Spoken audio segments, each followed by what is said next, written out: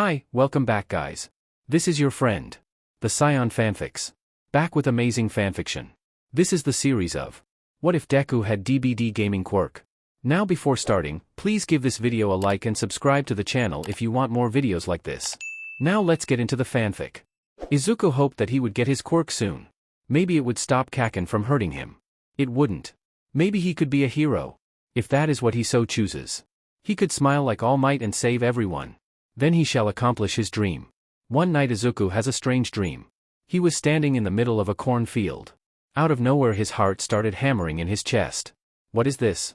In the right corner of his vision there is a strange symbol, a square turned diagonally in the shape of a diamond. The square was a faded green with a white mark on the border and a cat in the middle in a scared position, back arched, hair on end and tail standing straight up. Before Izuku could make sense of what was going on, the mark lit up a brighter green and Izuku heard a chainsaw being revved behind him. Izuku gasped awake in a cold sweat. The 4-year-old boy looked around and saw that he was in his room. It must have been a nightmare. Then he noticed that odd symbol was still there in the corner of his vision. No matter where he looked it would stay in the same place. He tried to touch it and a strange panel opened up in front of him. On the panel it had a picture of the symbol, 3 more empty slots in the same shape as the symbol, above that there was a square with 2 smaller squares next to it, and finally a hexagon on the right of the smaller squares. Above the symbol and empty slots there was the word, perks. Likewise above the squares there were the words, item and add-ons. Finally above the hexagon there was the word, offering. Under the perks area there was the symbol but smaller with more empty slots in 3 columns with rows of 5. Above this was, inventory perks. He clicked on the symbol in the inventory perks area and it read, Spine chill, an unnatural tingle warns you of impending doom. Get notified when the killer is looking directly in your direction and standing within a range of 36 meters. While spine chill is active, skill check trigger odds are increased by 10% with success zones reduced by 10%. While spine chill is active, your repair, healing, sabotage, unhooking, vaulting, cleansing, exit gate opening, and chest searching speeds are increased by 246%. The 4 and 6 were a dark purple and dark red respectively. Izuku was confused. Killer? Who was the killer? Did it mean villains? And what was with all of the things that were increased?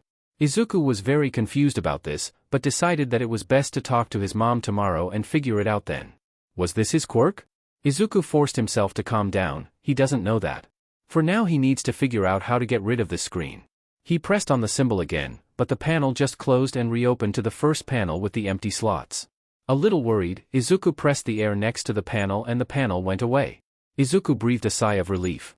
He couldn't be a hero if most of his vision was blocked by an odd screen. Izuku laid down and went back to sleep, this time without a dream. When Izuku woke up he saw that the symbol for spine chill was still there.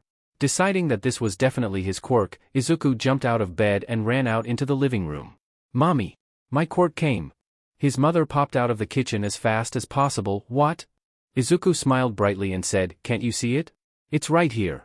He pressed spine chill, the panel popping up in front of him again, blocking his mother from view. No sweetie, what are you talking about? Inko walked over and kneeled next to her son and looked at him in concern. Izuku looked confused for a second, closing out of the panel and looking at the floor. Then Izuku snapped his fingers and smiled, Only I can see it. Inko sat on her heels next to her son, Can you explain it? Izuku nodded and told her of spine chill, the panel, and spine chill's description. Inko looked concerned about the description, Who's this killer? Izuku shrugged, Well whoever it is I'll know when they're looking at me, then I can run away. Izuku smiled brightly at his mother. Inko was concerned about this killer, but she decided that if there was going to be one, at least Izuku knew when they were nearby. Well, let's set up an appointment with the quirk registry for as soon as possible, maybe they'll know more about it. Inko said, standing up and walking into the kitchen. Izuku beamed and ran into the kitchen after his mother, Can Kaken come over too? I want to tell him about my quirk. Inko smiled and nodded, sending a text to Mitsuki while she was on hold with the quirk registry. Izuku ran around the house thinking of everything he could do with this quirk. Maybe he really could be a hero. Katsuki and his mother arrived a few minutes later and Katsuki stalked over to Izuku and said, Deku, show me your quirk. Come on. He pulled Izuku to Izuku's room as Mitsuki went into the kitchen to talk with Inko. Once in Izuku's room Katsuki sat down on his bed with a scowl. Now, show me. Izuku looked sheepish. I can't show you, only I can see it. Katsuki scowled and stood up. Don't lie Deku, show me. Izuku backed up and repeated, I am the only one who can see it. It's this little dash. Izuku couldn't say anything more as Katsuki let loose a small explosion right near Izuku's head. I said. Show me. As Izuku trembled, he felt a tingle run down his spine and felt his heart rate skyrocket. He looked at Spine Chill, seeing that it was lit up. Mommy! He cried in fear. Katsuki leaped back in surprise and scowled. Inko burst through the door and asked, "What's wrong, baby?" Inko slid over to Izuku's side and grabbed his shoulder. "It's my quirk. Whoever the killer is, they're looking at me." Inko's face paled. She ran out of the room and locked the door to the outside, grabbed her phone and dragged Mitsuki into Izuku's room. "Can you tell how close they are, Izuku?" Inko asked, dialing 110 and getting ready to hit call. "I don't know." "Wait." My heart started pounding when they looked at me. "Maybe my heartbeat gets stronger when they're close." Inko was shaking. "Are they close?" Izuku nodded and opened his door. "Where are you going, Izuku?" Inko asked. "I'm going to find out which direction they are in by using my heartbeat." Inko nodded and followed him, telling Mitsuki and Katsuki to stay in Izuku's room despite Katsuki's protests. As Izuku got farther away from his room, his heartbeat started to calm down. Instead of thundering in his chest, it was just beating hard. Izuku looked confused. If he stood in front of his door, Spine Chill was active, but if he moved in any other direction it deactivated. "They're near my room," he said to his mom, walking back into his room, feeling his heart rate skyrocket again. Izuku started to walk around his room, but as he got farther from the middle where Mitsuki and Katsuki sat, his heartbeat would lessen. Suddenly Izuku had an idea. "Auntie Mitsuki, look at the door," he said. Mitsuki looked at the door in confusion. "Now you Kaken," Katsuki huffed, but did it anyway. When he looked away, Spine Chill deactivated. Izuku felt that he knew what was going on. "Now look at me, Kaken." Katsuki was scowling now, clearly angry. When he was glaring at Izuku, Spine Chill activated. Now Izuku was sure of it. Izuku turned around. "Now look away, Kaken." Spine Chill deactivated. "Now Auntie Mitsuki, count to a random number and tell Kaken to look at me without me knowing." After about 30 seconds Spine Chill reactivated. "Kaken is looking at me." "How do you know that, sweetie?" Inko asked. Izuku turned back around. "I think that when my quirk says, killer, it just means someone who it has perceived as a threat to my safety. Kaken let off an explosion near me, so maybe my quirk thought that he was a threat and activated." Inko looked relieved and put her phone down. "Is that what your quirk is telling you?" Izuku nodded. "When I'm near Kaken my heartbeat goes really fast and when he looks at me Spine Chill lights up." Inko and Mitsuki breathed a sigh of relief, before Katsuki leaps out of his mother's arms and stalks over to Izuku. "Stupid quirk. I'm only a threat to villains." Katsuki sat there scowling at Izuku, who shrugged and said, "It's still active. Sorry Kaken, maybe it'll go away later?" Katsuki huffed angrily before stalking over to his mother. "Come on, old hag, let's get out of here." Katsuki stomped his way out of the room, being followed by a concerned Mitsuki. "I'm glad you got your quirk, Izuku. I hope that you can find a good use for it." The farther away Katsuki got from Izuku, the calmer Izuku's heartbeat got before his heart was completely back to normal. Then Izuku saw some more symbols on the left side of his vision. These were red circles with the words, Boldness, Max, and Chase, Max, next to them. Izuku tried tapping on it, but nothing happened. When he opened the panel using Spine Chill there weren't any changes. This was disheartening, but he decided that he would figure it out later. For the rest of the day Izuku wrote all of the ideas for using his quirk that he could think of. The night after Izuku got his quirk he had another dream. This time he was in what appeared to be an old slaughtering house. There were dead pigs hanging from the ceiling, large red lockers of some kind, and a set of stairs that led down into darkness. There was also a large set of open doors leading to what looked like a cornfield. When he looked at where Spine Chill was, this time there was another perk to the left and below the darkened Spine Chill. This one was also green, but permanently the light green that Spine Chill was when active, and was a picture of a stretched out arm being bandaged by a hand. This new symbol also had the odd white mark that was present on the side of Spine Chill. Before Izuku could press on it to see what it did, his heart started beating hard. "Kaken, are you out there?" Izuku called out to the cornfield. Spine Chill activated. Then Izuku heard the sound of a chainsaw revving coming from the cornfield and knew it wasn't Katsuki. Izuku once again was awoken to a cold sweat and sat up. This time it was already morning. Izuku saw that the new symbol was still next to Spine Chill. Clicking on it brought up the panel once again. He saw that the new symbol had filled in the empty slot next to Spine Chill in the Perks area and the Inventory Perks area. Izuku clicked on it and like Spine Chill the panel had a picture of the symbol as well as the description. Self-care unlocks the ability to heal yourself without a medkit at 50% of the normal healing speed. Increases the efficiency of medkit self-heal by 10, 15, 20%. The 15 was purple and the 20 was red, just like with Spine Chill. Izuku was immensely happy with this however, because this had the ability to be incredibly handy for healing himself and others. Izuku ran out and told his mother of this new revelation and she said that she was very happy for him. Izuku smiled largely and ran to his room to get his notebook. Inko let out a sigh. Good thing that they were going to see a quirk specialist tomorrow, maybe then this would all make more sense. After having breakfast, Inko and Izuku went to the park to play. Izuku's heart started pumping and he looked around, but couldn't see Katsuki anywhere. That's when Spine Chill activated. Izuku looked around and finally saw a man staring at him a little ways down the path. When the man saw him looking, he smiled and walked over. Izuku started backing up before turning around and starting to run, but before he could get very far he fell and skinned his knee.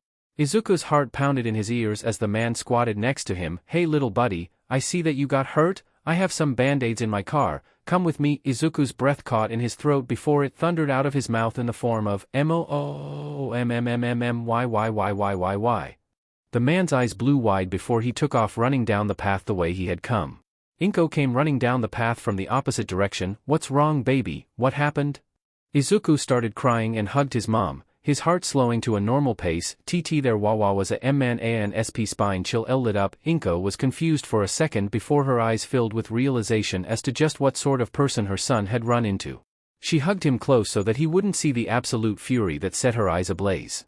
Honey, do you remember what the man looked like? She felt Izuku nod into her chest and pulled out her phone. As Inko gave the report of the incident and the description of the man to the police, a man in a beige trench coat walked over and kneeled next to Izuku. Young man, is what your mom saying the truth? Izuku looked over at the man and nodded shakily. The man sighed sadly and stuck his hand out to Izuku. I'm Detective Tsukachi, what's your name? Izuku shook hands with the detective. Midoriya Izuku. Midoriya Izuku, huh? The detective smiled. Well Midoriya, you were very brave today, good job. Izuku smiled brightly at the detective. Oh. Midoriya, you look hurt, do you want a band-aid? Izuku looked at his knees and saw that they were red and still bleeding lightly. That's when Izuku remembered his new perk. Nope. I want to test something out. The detective looked confused as Izuku tapped on self-care. All of a sudden, a roll of bandages appeared in Izuku's hand, shocking both of them. Izuku felt the urge to start bandaging his knees, so he started wrapping the bandages around his right knee. After he had gotten his knee completely covered, he switched to his other knee and bandaged that too. Once he was done he had the urge to drop the bandages, and when he did they disappeared. That's some quirk you got there, said the detective. Izuku smiled happily. He liked his quirk. Inko walked over to the two and smiled. Thank you for patching up my son, officer. The detective stood up and stretched out his hand. I'm actually a detective, and I didn't do anything. Inko looked confused before remembering Izuku's new perk. You did that, Izuku? Izuku nodded happily and gave her a hug. Yep. My quirk is awesome. Inko smiled and picked up her son, and after thanking the detective for watching him, they set off for home. When they returned home, Izuku took off his bandages to see that his knees were completely healed. Izuku was overjoyed by this and wrote everything down in his notebook. He had a lot of ideas on how to be an awesome hero. When Inko came in to check on him, she found him asleep on his notebook, so she tucked him into bed and turned off the lights. Once again Izuku had a dream. This time he was inside some sort of shack with those red lockers again. It had two doorways, one led out to an area with walls and more corn, while the other led out to some trees and a large can on fire. In the doorway leading to the corn there was a large wooden plank that Izuku felt like he should throw down when in danger. Finally there was a window leading out to a large black brick wall. Izuku looked at his perks and saw yet another perk, this one sitting directly across from self-care, and to the right and under Spine Chill. Similar to his other perks, this one was light green with a white marking on it. This perk's image was two white sneaker-clad feet running. Just like his earlier dreams, before Izuku could discover what this perk does, he heard a chainsaw. This time though, it was coming towards him. Spine Chill lit up. Izuku woke up again, this time used to it. He immediately clicked on the new perk, bringing up the panel where he clicked on it again. The description read, Sprint Burst. When starting to run, break into a sprint at 150% of your normal running speed for a maximum of 3 seconds. Causes the exhausted status effect for 60-50-40 seconds. Sprint Bust cannot be used when exhausted. You do not recover from exhaustion while running.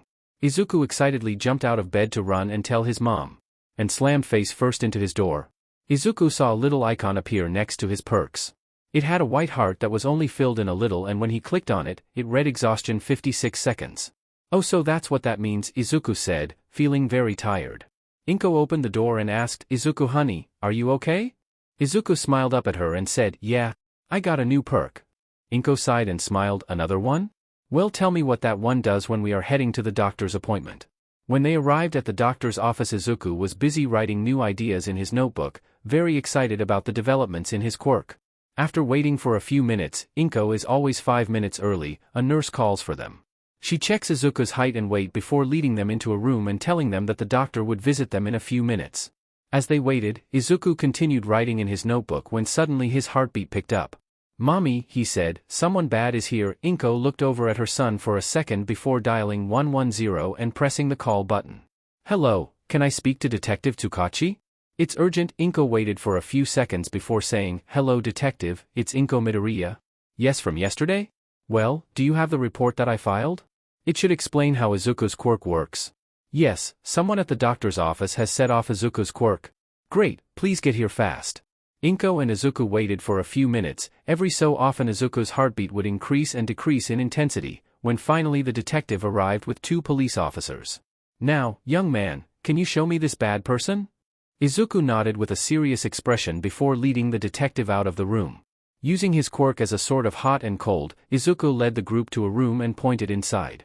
The detective knocked on the door and said, we are coming in. One of the officers opened the door and let the others enter. In the room there was a young patient girl, no more than 4 years old with white hair, a doctor with a large mustache, and a nurse with a ponytail. Which one, Midoriya? The detective asked. Everyone turn around, Izuku said. The group of 3 looked confused, but the officer that had held the door open said, please face the wall. The group of 3 turned around, still obviously confused. Doctor, look at me please. The doctor turned around and looked at Izuku, nothing. This is ridiculous, the doctor said, what are we dash? Please turn back around sir, the officer said. The doctor let out a huff, but turned around again. Little girl, look at me please. The girl turned around and asked calmly, what's going on? Izuku shook his head, nothing again, turned back around. Nurse, please look at me. The nurse didn't move. Ma'am, please look over here. The nurse turns around and glares at Izuku. Spine chill activates. It's her, Izuku says. Sorry ma'am, you're under arrest, the detective says and gestures to the police officers who begin to walk towards the nurse. The nurse's eyes blow wide and she takes a step back before yelling, I'm not going to jail. The nurse's fingers change to needles and she jabbed them at the officers, don't come any closer. The doctor ran over to the opposite side of the room, leaving the young girl to fend for herself. The girl looks over at the nurse without fear. The nurse is about to lunge at the girl when all of a sudden the nurse's needle fingers are yanked into a nearby counter where they get stuck. The police officers grab the nurse and put her in quirk-resistant cuffs. Ms. Kruger, you are under arrest. The girl looks over at the doctor and says, that was my quirk, I can move things with my mind. The doctor nods and sheepishly walks back over to his patient. Well, now we are going to have to find out what that nurse did to upset your quirk, Midoriya, Detective Tsukachi said, scratching the back of his head. Well, the doctor said, we have had patients complain of drowsiness and loss of memory whenever she deals with them alone.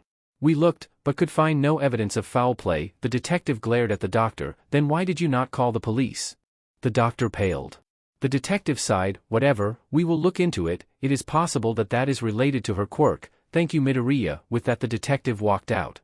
Izuku and his mother returned to their room where their doctor was waiting for them. They ran through some tests. They had Izuku run and timed how long it took for exhaustion to run out. They gave Izuku small cuts and had him heal himself to see how it worked.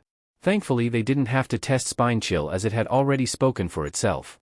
They tried having Izuku open his panel and sticking things through it. The items they stuck through disrupted the panel, but Izuku could still manipulate it.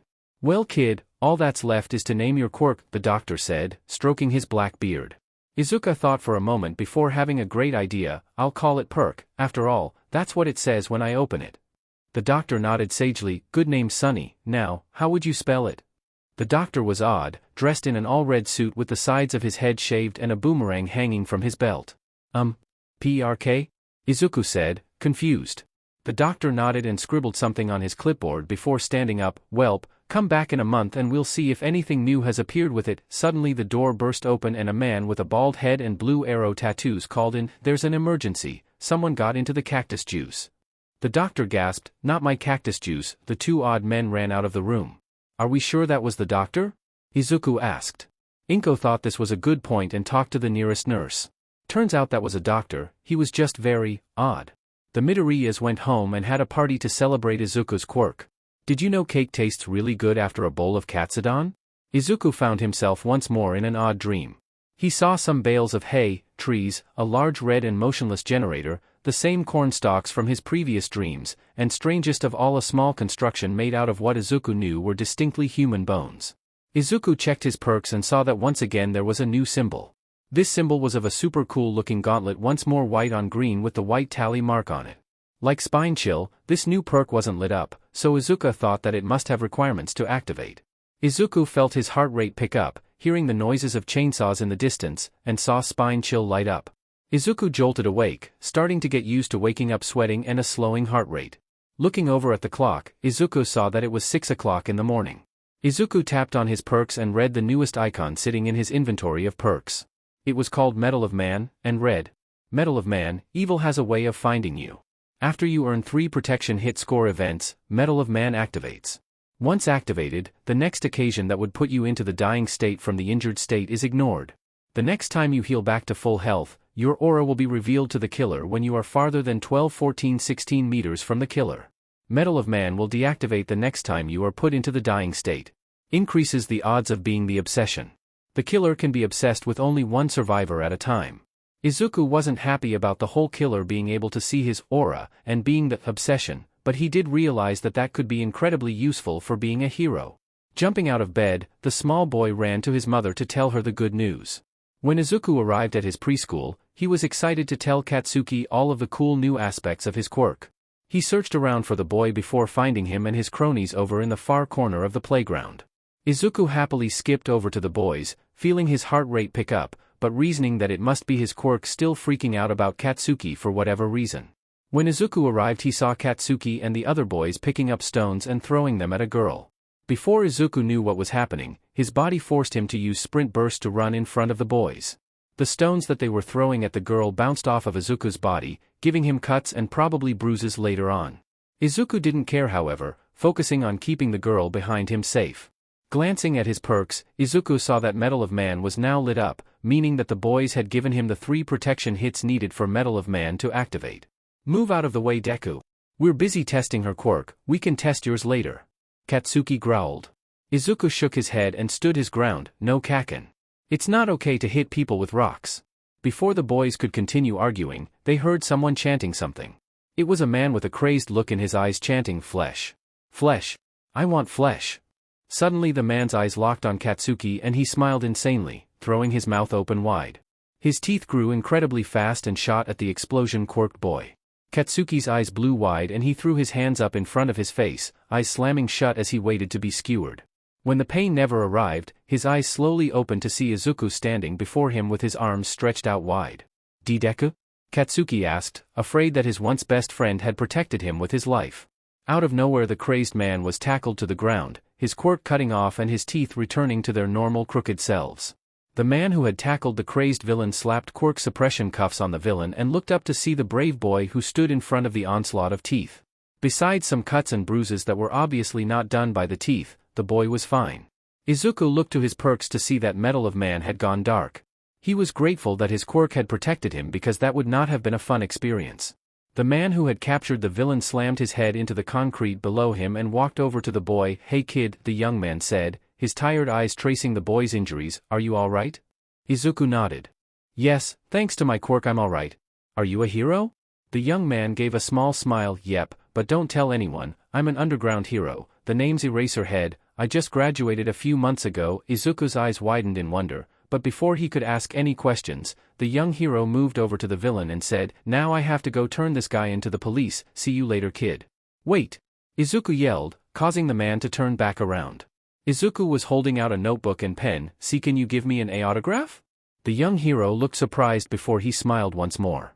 He walked back over to the boy and signed the notebook, to my first and only fan, Eraserhead. With a small rustle of Izuku's hair, the hero was off to the police station with a smile that he tried desperately to hide behind the gray scarf that hung around his neck. Izuku stood there in a daze staring at his notebook as Katsuki said something about not needing your shitty help and the girl he had protected blandly saying, thank you for helping me. Izuku was too busy being amazed at getting his first autograph from a hero. Not only that, but it was the first autograph that the hero had ever signed apparently. This was going to be his prized possession for the rest of his life. Inko understandably freaked out when she heard about the attack at the preschool and was grateful to Izuku's quirk that it saved him and everyone else from getting hurt, even if she was suspicious of how it came to activate.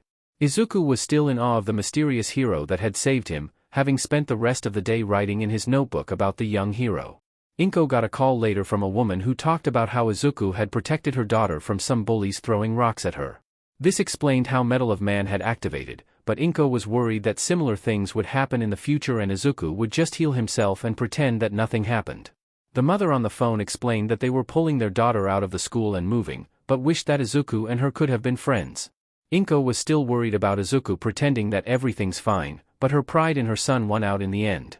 She ended up making Katsudon for the third time in 4 days, not that Izuku was going to complain.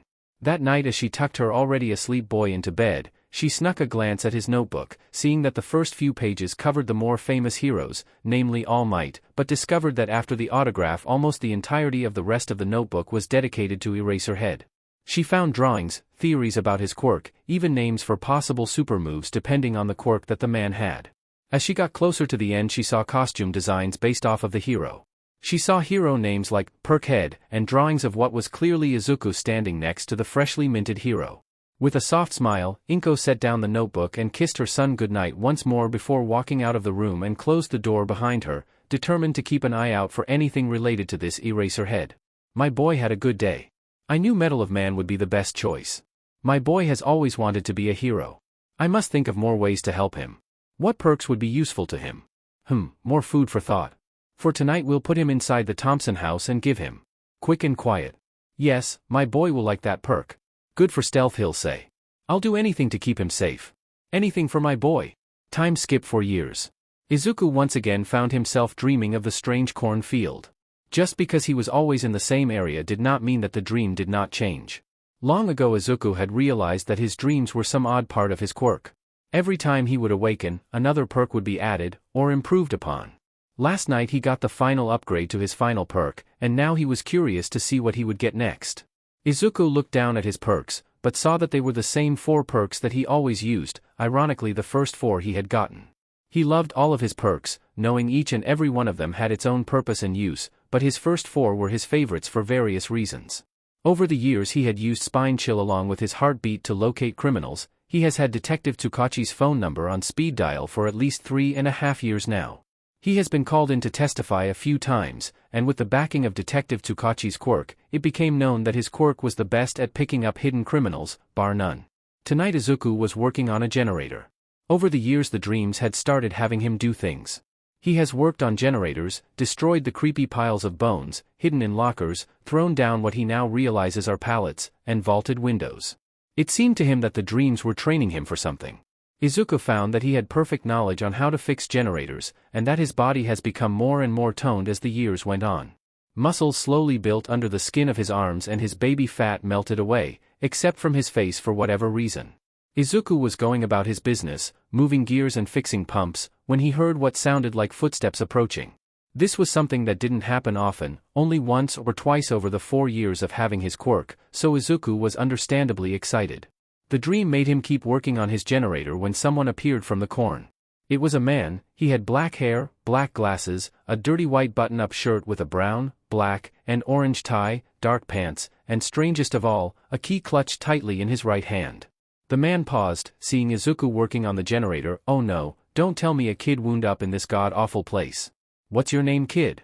The man slid in next to Izuku on the generator and started working on it, much to Izuku's surprise. I'm Izuku Midoriya. What's your name? The man sighed, looking around while working. Dwight Fairfield at your service, kid. Now tell me, how did a kid like you dash? A chainsaw revved in the background, Izuku's heartbeat picking up. Dwight's eyes blew wide. Never mind that now. Here, kid, if you find the hatch, don't hesitate to get the F out of here.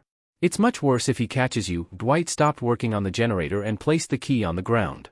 It has an add-on so that you keep it even if you use it, and one so that if you get caught, well, let's hope that you don't get caught. I'll take his attention. Please get out of here, kid, for all of our sakes.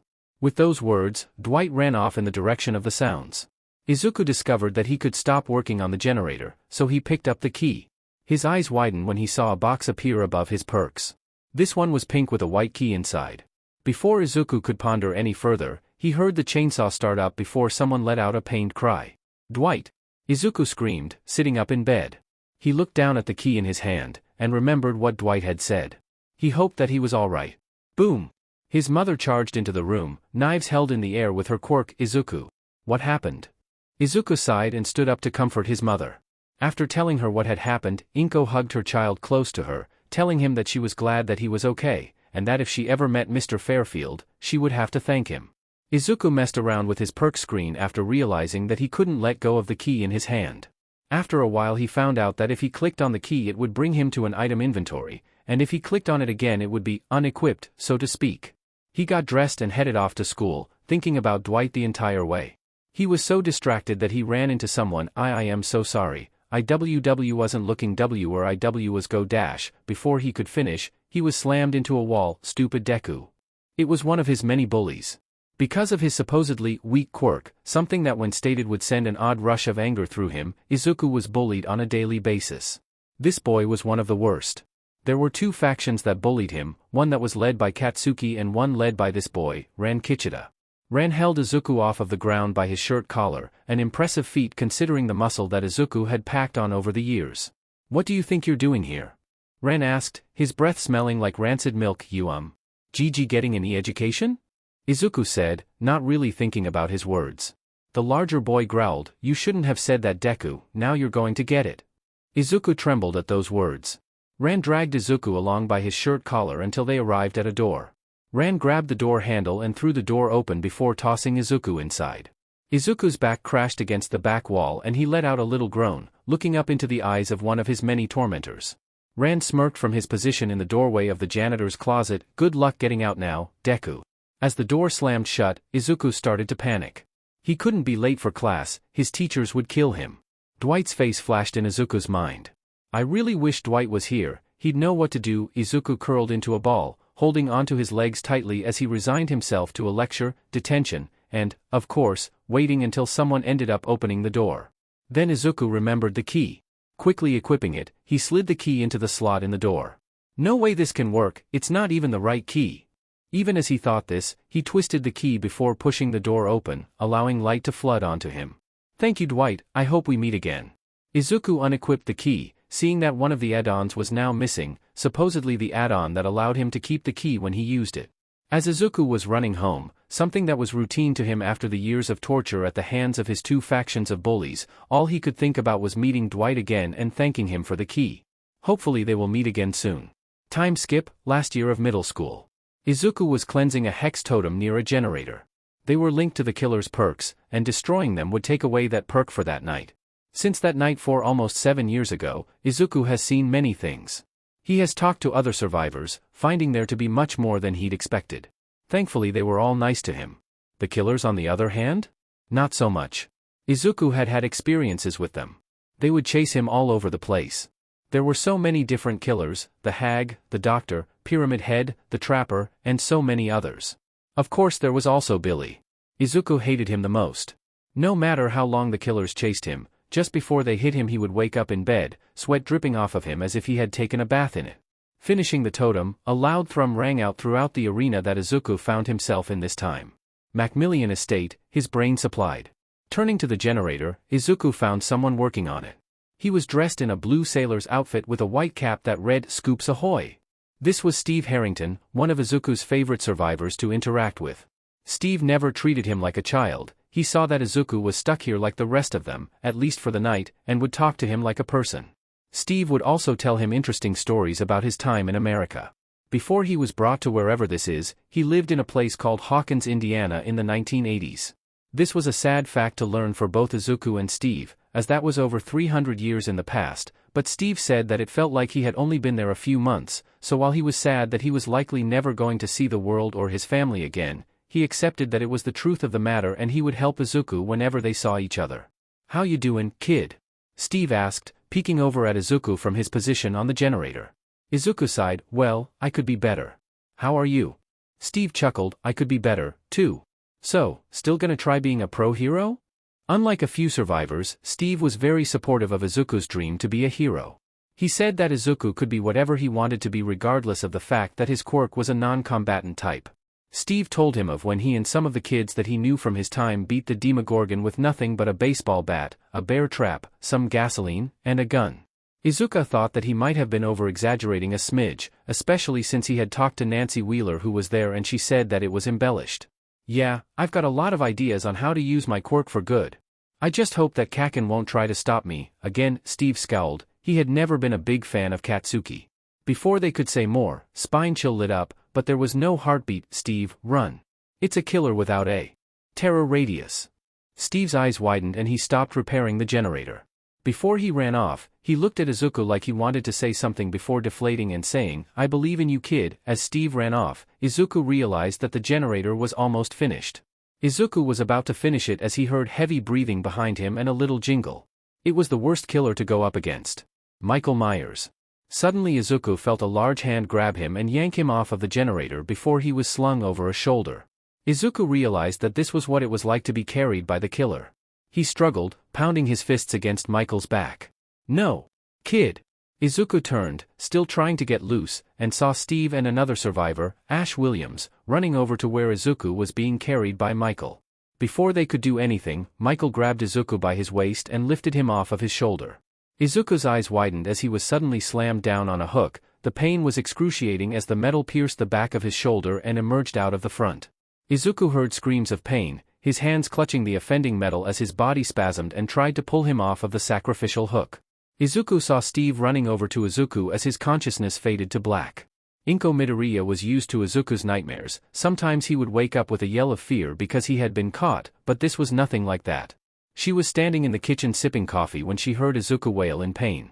Her mug smashed on the floor as she wrenched Izuku's door open to see him clutching his shoulder and curled up in the fetal position. Inko rushed to her son's side and pulled him into a hug, tears streaming from their eyes as she held him close and whispered to him that everything would be alright. School. Izuku was exhausted. Not only did he actually get caught this time, he got hooked. And as if that wasn't enough, Rant's faction had been messing with him all day. Izuku was so done with this that he barely heard the teacher call him out on wanting to go to UA. "Thanks, Teach." The class laughed at him, but he noticed that Katsuki had stood up. "Deku," he snarled, slamming his hands onto the desk, "I told you, your quirk is useless for being a hero. You'll just die and force everybody else to pick up the slack." Izuku shrunk back into his chair. I can take care of myself," Katsuki growled. "Prove it." This was when their teacher decided to half-heartedly speak up. Now boys, settle down. "No fighting," Katsuki growled once more before pushing himself off of Izuku's desk and stomping back to his own to finish out the class. It was funny, Izuku could stand in the face of massive killers the size of All Might and hardly flinch, but whenever his Katsuki activated Spine Chill he acted like a scared child. The bell rang before Izuku was fully packed up, so he had to scramble to shove his papers and notebooks into his backpack and leave. He was reaching for a notebook labeled Hero Analysis for the Future number 13 when Katsuki snatched a different notebook off of his desk. Perk Combinations number 4? Katsuki read aloud before flipping through a few pages and staring at the contents. "This is just like your quirk, Deku, useless for hero work." Katsuki slapped his hands together with the notebook between them. He let off an explosion, charring the book before he tossed it out of the window. "Do something different with your life, Deku. Heroes don't run away like you do." With these words, Katsuki and his followers left the classroom. Izuku found his burned notebook in a koi fish pond being eaten by its inhabitants. After fishing it out, Izuku started his trek home. How could his day get any worse? A villain attack, of course. Izuku was passing under a bridge when his heartbeat picked up and he heard a rumble. Izuku looked behind him to see some disgusting jello-like substance slipping out of a storm grate. Izuku started to walk faster, not knowing where the killer was and as such not wanting to waste his sprint burst. Out of nowhere Izuku felt a long tendril snake around his waist. Before he could fully comprehend that that was a bad sign, he was engulfed by the nasty sludge. "Thanks, kid, I was needing a medium-sized suit to get away from that cursed hero." Izuku struggled, flashes of being hooked left him panicked and sobbing. "Shoo, it's alright, kid, I heard death wasn't bad for those who weren't evil. Maybe you'll even enjoy it." The villain sounded just the slightest bit remorseful, but Izuku couldn't hear him anyways. Izuku felt his consciousness fading and knew that this would be his end. Then he felt more than heard an aggressive voice, "Not my boy." Izuku felt a weight in his left hand as his right grabbed at something. With a yank or two, Izuku felt the thing in his hands roar to life. Izuku was JRK right and left, the item whipping him around in a jerky sort of dance. The tar around him fled from him as he was dragged forward by the life-saving tool. As quickly as it had started, the roaring device sputtered to a stop. Izuku breathed heavily, now a few feet from the villain. When he looked down, Izuku saw something that shocked him to his core. It was Leatherface's chainsaw in his hands. Before Izuku or the villain could recover from the shock of Izuku's spontaneous weapon summoning, the sewer grate popped off and a hulking figure crawled out. No! He can't be here yet. The villain yelled, lunging at Izuku in one last desperate attempt. Izuku revved the chainsaw, but before he could fully activate it, a booming voice rang out, "Fear not, for I am here." The figure leaned back and threw their fist forwards, the air pressure enough to splatter the villain and throw Izuku into the wall behind him. When Izuku came to, he felt a hand lightly tapping at his face and an emptiness in his hands. "Hello, my boy? Are you all right?" Izuku's eyes snapped open, seeing the massive figure of All Might himself leaning above him. "All Might?" Izuku cried, scrambling back a little bit. All Might let out a booming laugh. "Yes, it is I." Izuku stuttered, trying to ask for an autograph before looking next to him and seeing his hero analysis notebook open to All Might's signature. Izuku scooped up his notebook and bowed, a few tears streaming down his face. All Might laughed again. "What is your name, kiddo?" Izuku sputtered out, "I Izuku M. Midoriya SSSS-. All Might sweat dropped at the young fanboy, mentally viewing him as a scratched record.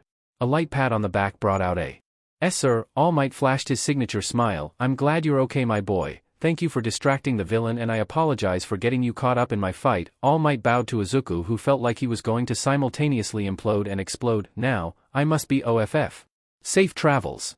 All Might dropped into a deep crouch, and before Izuku could really comprehend the matter, he was dangling from All Might's pants a few hundred feet in the air. All Might landed on a nearby building, and after dislodging a frightened Izuku, made to leap again when Izuku cried out, "All Might, can I be a hero with a useless quirk?"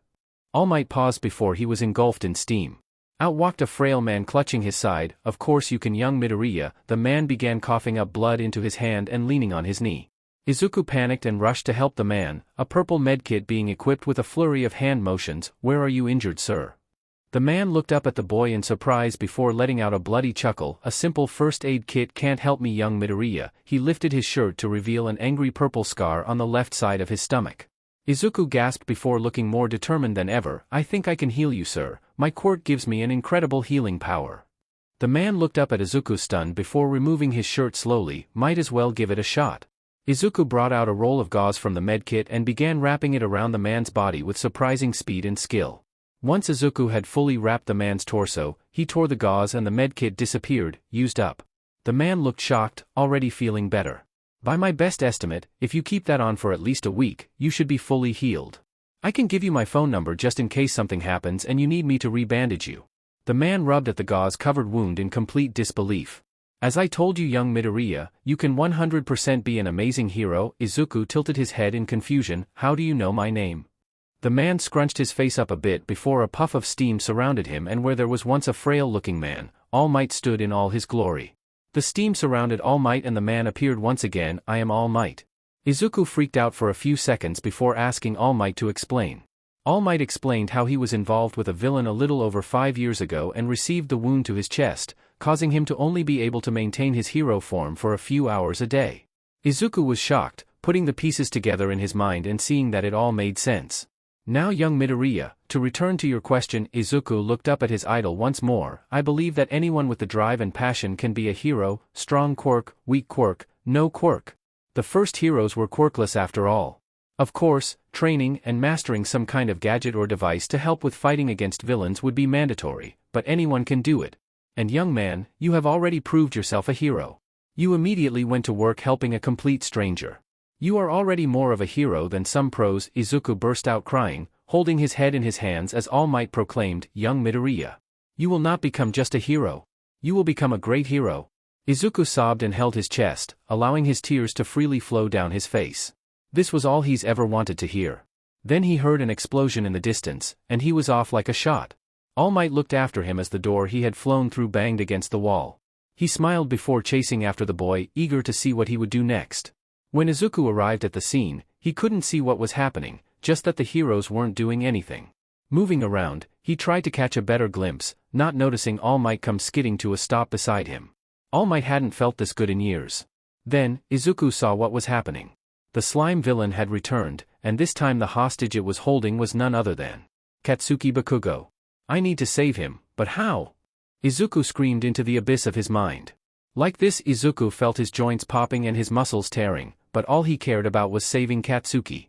Izuku was moving before he knew it, now much taller and heavier than any of the people around him. Izuku was guided by a feeling in the back of his mind. His hands were held down at his sides facing the villain, he was hunched forwards, and his face was split into 5 sections with jagged teeth. He let out a mighty hiss before he lunged forwards. His long gray arms shot out and dug into the sludge, grabbing Katsuki into a sort of hug before he pulled himself back. Everything was dead silent. The sludge villain began to back away, forming gooey tendrils and lashing out at Izuku with them. They missed as Izuku pulled Katsuki and himself away from the villain, his head once again opening to let out a mighty roar, spittle flying everywhere. Just then, All Might emerged from the crowd in his hero form. "Leave him and run, young Midoriya, I'll handle this." Izuku listened to his hero and ran off, his feet pounding at the concrete as he sped off. He heard All Might's voice boom with a "Derut Smaz." Izuku found a safe space and allowed his body to return to normal, not seeing the small bar at the bottom of his vision about 1/5 full. He sprinted home, not sure what to think about transforming into the Demogorgon. Time skip night time. That night, Izuku's dream was different. In a very bad way. He stalked through Macmillan Estate, not in control of his body. He was taller now, more muscular. His breathing was heavy, and there was a knife clutched in his hand. He spotted a boy working on a generator. His power activated as he watched the boy, evil within reaching level 2 before he surged forward and grabbed the boy off of the generator. The boy banged his arms and legs against Izuku, but Izuku was much stronger than the boy. His body moved towards a hook, Izuku trying desperately to stop and to let the boy go. He finally reached the hook, grabbing the boy by the waist and hoisting him up, before brutally slamming him down onto the hook. The boy howled in pain as Izuku looked at him hanging on the hook, seeing his own face staring back at him. Izuku's killer files. The Shape, aka Michael Myers. Michael is a no-terror radius killer, meaning that a survivor's heartbeat will not pick up when he is near unless he is in Tier 3, see later notes for more details. Michael's power is called Evil Within. Michael can activate his power to stalk survivors. The more survivors he stalks, and for longer, the higher tier he reaches. Upon reaching his final tier, Tier 3, he may instantly down a survivor. Downing a survivor is when a killer hits a survivor 2 times, when at full health, rendering them only able to crawl and recover until they are hooked or healed by another survivor. Strategy: use Spine Chill, see Perk Book, to identify when Michael is looking in your direction. If it lights up, hide where he cannot see you. Try not to allow him to see you at all costs. The Cannibal, aka Leatherface, aka Bubba. Bubba's power is that he has a chainsaw. When he starts up his chainsaw, he moves slightly quicker and swings it erratically. If he hits a survivor during this, he will instantly down them. See the Shape for details about downing. If he still has charge on his chainsaw, he can continue to swing it, allowing him to down multiple survivors at once. There is a small cooldown between uses of the chainsaw. Strategy: cause Leatherface to run into an obstacle while using his chainsaw, this will cause him to stop and be unable to walk anywhere while the chainsaw is still active. Warning: this will not stop his chainsaw, and if you get too close, you may still be downed. The Demogorgon has 2 powers at its disposal. The first is a simple lunge. It can prepare to lunge at a survivor, and is slower while doing so. The second power it possesses are tears into what is referred to as the Upside Down by survivors Steve Harrington and Nancy Wheeler who have extensive experiences with it. These tears allow the Demogorgon to travel at incredible speeds from one tier to another and are invisible to survivors until used. When emerging from the tear, the Demogorgon temporarily has no terror radius. This usually only lasts a few seconds, but can be dangerous. Strategy: destroy any tear that you come across, and if you see the Demogorgon readying to lunge, start to zigzag, as it can only travel in a straight line when lunging. Spine Chill, see Perk Book, is recommended in case you miss a tear. Time skip day of the entrance exam. Izuku was Leatherface tonight. Ever since the slime villain incident, Izuku no longer dreamt of being a survivor. No, now he was the killer. He found that he was not in control of his actions throughout the night, his body moving on its own. In the first few weeks the dreams taught him how to use the killers and their powers. Izuku downed 2 survivors. His body picked up Detective Tap and began its trek to a nearby hook. No matter how much Izuku struggled, Leatherface just kept walking. Finally he made it to the hook. Leatherface pulled Tap off of his shoulder, and with a mighty heave threw the poor detective right onto a hook. It was that moment every night that Izuku woke up, tears and sweat dripping off his face. Izuku hated this side of his quirk, but he knew that he could use it for good. If only during the day. Izuku could now turn into 21 unique killers. He could also use their power while looking like himself. This all came at a price though. Izuku had no idea what it was, but there was a bar at the bottom of his vision whenever he used his killer powers. Turning into one killer was a flat rate and he guessed that he could do it about 10 times before the bar filled up. Using the killer's powers as himself charged him a small amount for each time he used it, but he could do it for much longer. Plus he wasn't in the body of some sort of mass serial killer. Izuku arrived at UA, gazing up at its gates in wonder. Not even the horrors of his quirk could spoil his mood. Deku. Well, that might do it. Katsuki thundered his way over to Izuku before leaning in his face. Get out of here with your weak but quirk nerd, you'll only get yourself killed. Katsuki stomped off, leaving Izuku by himself at the gates, his mood thoroughly ruined. I've been killed every night for the past 6 years, he grumbled, before walking in to take his exam. What he didn't notice was a gray head of hair watching the encounter. Izuku breezed through the test, his years of thinking up ways to be a hero with his quirk having trained his brain to be fast and precise at thinking through problems. Unfortunately, Katsuki was seated next to him in the auditorium. Present Mike explained the rules of the exam and the point system. The only problem was that a blue-haired boy stood up and yelled about there being 4 robots instead of 3. Mike told the students that it was worth 0 points, and thus should just be left alone. As Izuku mentally brought up his list of killers that would be best suited for the exam, he noticed some commotion to his left. Are you trying to distract that boy? He was clearly concentrating. It was the blue-haired boy, Whoopi. Izuku saw that he was berating a gray-haired girl around his height. No, that wouldn't do at all. Izuku marched his way over to the two and cleared his throat, stopping the conversation. I will assume that you were talking about me? At Blue Boy's nod he continued, well, how do you know she was even coming over to me? Blue Boy stiffened, the only one being distracting here is you, and not only here, but also in the presentation. You need to calm down and allow people to speak. Everyone around them was staring at Izuku and Blue Boy in shock when Present Mick's voice rang out, S-T-A-A-R-T. Izuku smiled, welp, that's my cue. He took off towards the gates of the mini-city in a run. His bones popped and grew, his body swelling like a balloon as spectral armor appeared around him. When he passed through the gate, his transformation was finished. He was well over 7 feet tall now, and larger than All Might in terms of muscle. He was dressed in light samurai armor with a red demon mask on his face, long bushy white hair, and was holding a large katana in his right hand. He was the ONI. Coming across his first robot, he swung the sword before it could react, instantly cleaving it in two. His left hand stretched out, red orbs flying from the defeated robot body into his palm. He continued through the exam, slicing through robots like a 1,000-degree knife through butter. He had stopped and dropped his transformation to heal other examinees that he saw that looked like they were in some trouble, but otherwise he was racking up points quickly. It was then that the small city rumbled. Izuku turned his masked head towards the noise and saw what could only have been the 0-pointer. It was much larger than he had anticipated. The other students funneled past him, running towards the exit when he heard it. A voice rang out in pain, and he could see the red orbs that appeared whenever he was the Oni and someone was injured.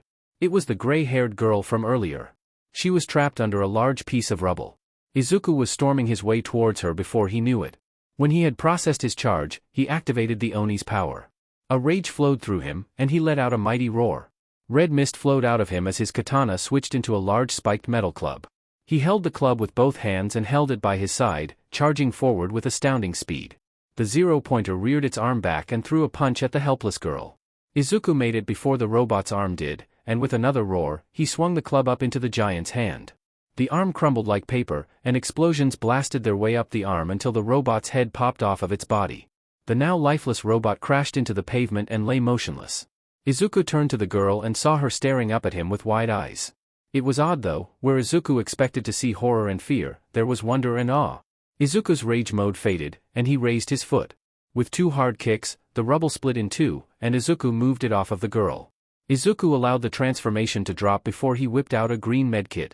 He gently grabbed the girl's ankle and began wrapping it in the gauze that he pulled from the medkit. Sorry if I scared you, my killer forms are all pretty frightening. The girl stared at him for a few seconds before replying, nay, you were most valiant.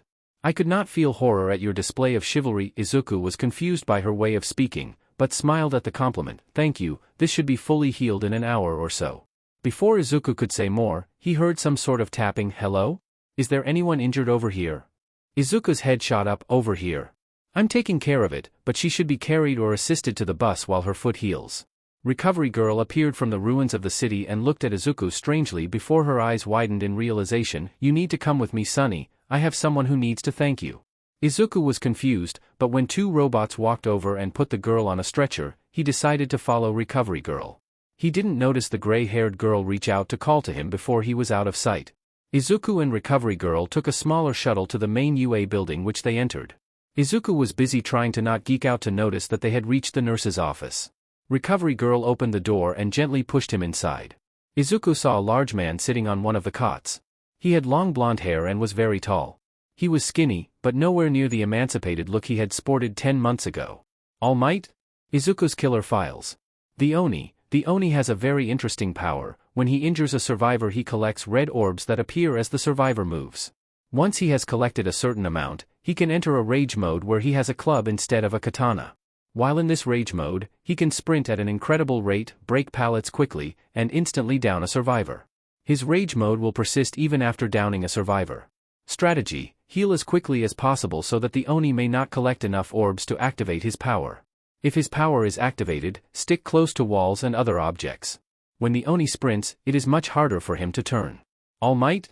Izuku was very confused as to what the symbol of peace was doing at UA in Recovery Girl's office. Hello young Midoriya, All Might smiled, his voice deep like it was in his hero form, but it wasn't as booming as it usually was. How have you been, my boy? Izuku was doing his best not to freak out. I've been alright, All Might, but why are you here? All Might and Recovery Girl looked at each other before All Might spoke again. My boy, do you understand what you did for me? Izuku was scared at first, but upon seeing the smiles of the two pros, he relaxed. I don't, All Might. I'm sorry. All Might merely chuckled before getting out of his seat. Young Midoriya, you have done what no one else in the world could. You healed me, allowing me to continue being a hero. That means that every life that I have saved and will save from that day forward were also saved by you. For this, you have my eternal gratitude. With this, All Might got on his knees and touched his head to the floor at Izuku's feet.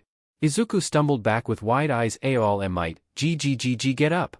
Why you see can't kneel TT to someone L like me. All Might sat on his heels. My boy, you are my hero. I am expressing how thankful I am. People have done this for me hundreds of times, and I can only do this much for all of the people who will be thankful to you without ever knowing it. Izuku was reeling. Recovery Girl offered him a seat and he gladly collapsed into it. All Might got off of the floor and sat down on the cot once more. Young Midoriya, can we ask you for one more favor? Izuku nodded so fast that Recovery Girl was wondering if he was missing a vertebrae in his neck. We would like to run experiments on the gauze that you used to heal me. Do you have any left? Izuku nodded and equipped a purple medkit. My quirk generates as much as I need, but I don't think that this will work. Izuku pulled out a little bit of gauze and cut it off before handing it to Recovery Girl. She took it from him and hobbled over to a microscope nearby, but before she could slip the gauze under it, the gauze disintegrated in her hand. She sighed. Seems like you were right, dear, drat. Izuku felt bad, but he did warn them.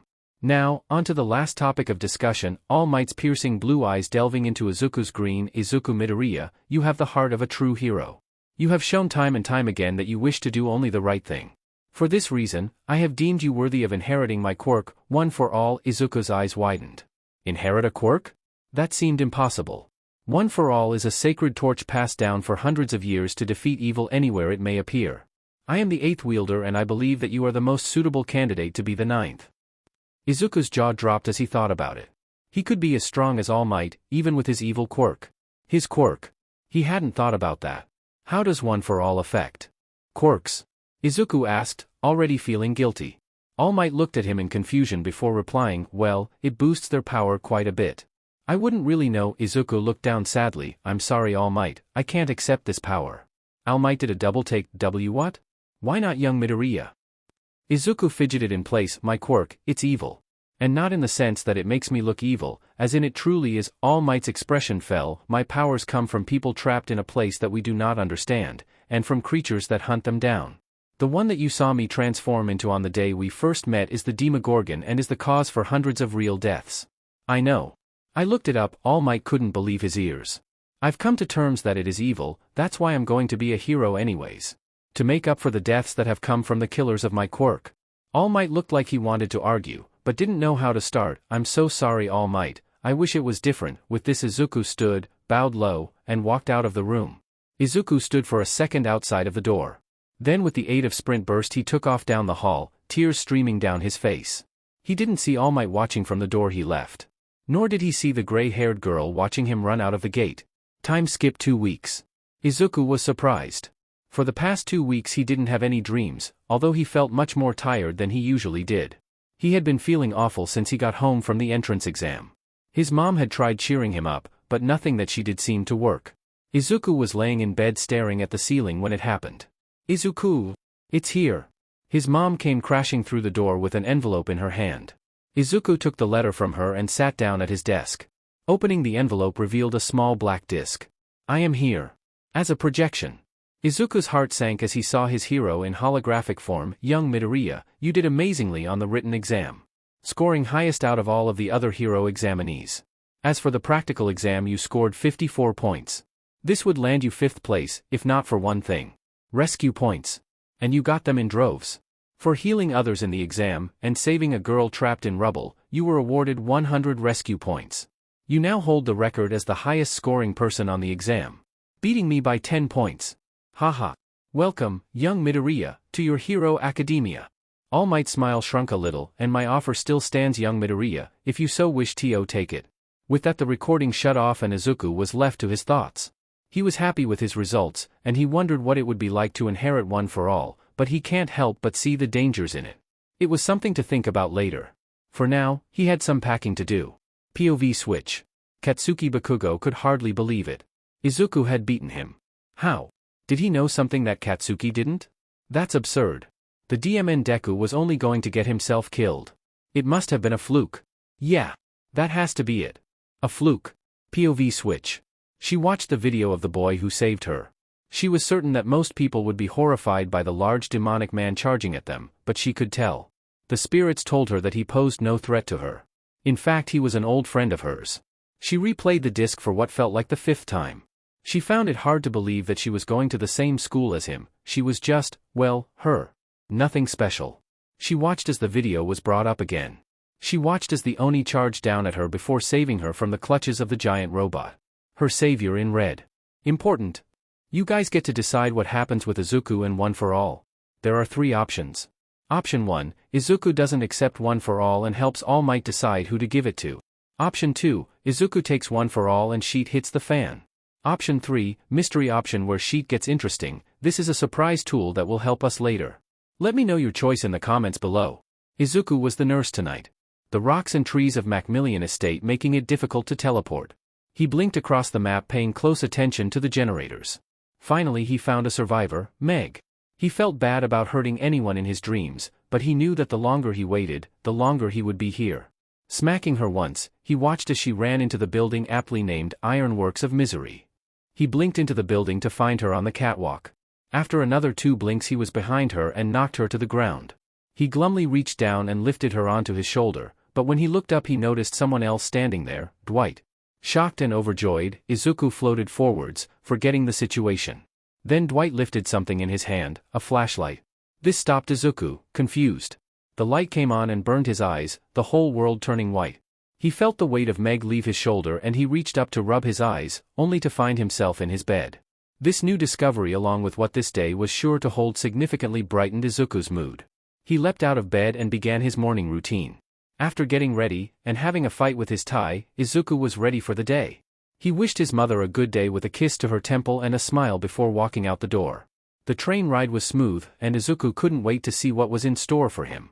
He skipped through the gates and down the halls of UA, his eyes staring in wonder at the halls of hero trainees. His heartbeat picked up, meaning that it was likely that Katsuki was around, but he hoped that he was in Class 1B and that it was just close by. He reached the door of his classroom and was given quite a shock. It was huge. Probably to support students that were the size of the Oni or other large killers. He slid open the door to find something that dampened his mood. There was the blue-haired boy from the entrance exam and Katsuki. Damn it. The blue-haired boy noticed him standing there and quickly approached him. My name is Tenya Ida from Sumai Academy. Izuku cut him off with an unenthused smile. I heard. Hey there Kaken, Katsuki growled in his seat. It's you, a faint voice spoke from his left. He turned to see an oddly familiar head of gray hair. Oh hey. You're that girl from the exam. Are you alright? Izuku was about to continue when he heard a voice grumble from below them. If you're here to make friends then you can get out. Looking down, Izuku found a yellow caterpillar with a face. While Ida looked shocked and slightly fearful, and the gray girl looked disgusted, Izuku didn't react. He had seen much worse. It took all of you 8 seconds, yo, quiet down, a villain could have killed 10 people by then. Work on it. The caterpillar rightened itself, and unzipped, allowing the form of a man to escape it. I'm your homeroom teacher, Shoyuta Aizawa. Put these on and meet me outside in 10 minutes, he set down gym uniforms and with that the hobo left the room. Izuku calmly grabbed his uniform and began his trek to the locker rooms. He reached the locker room and was already removing his shirt when Katsuki burst in, closely followed by other students. Izuku finished changing and left the chaotic room, arriving outside to see their teacher standing there expectantly. When Izuku arrived, Aizawa raised an eyebrow.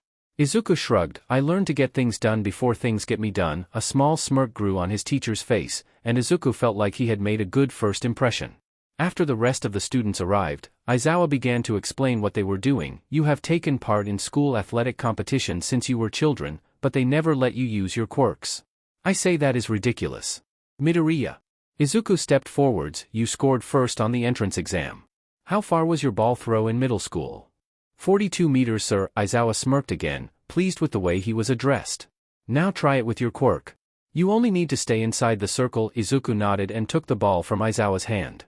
He stepped into the circle and took a deep breath. Throwing the ball up in the air as high as he could, he activated the Oni's power. Red mist floated off of him as the Oni's club appeared in his hands. The ball reached its peak and came back towards him. He wound back and struck the ball with all of his might, launching the ball with a loud crack and a shockwave.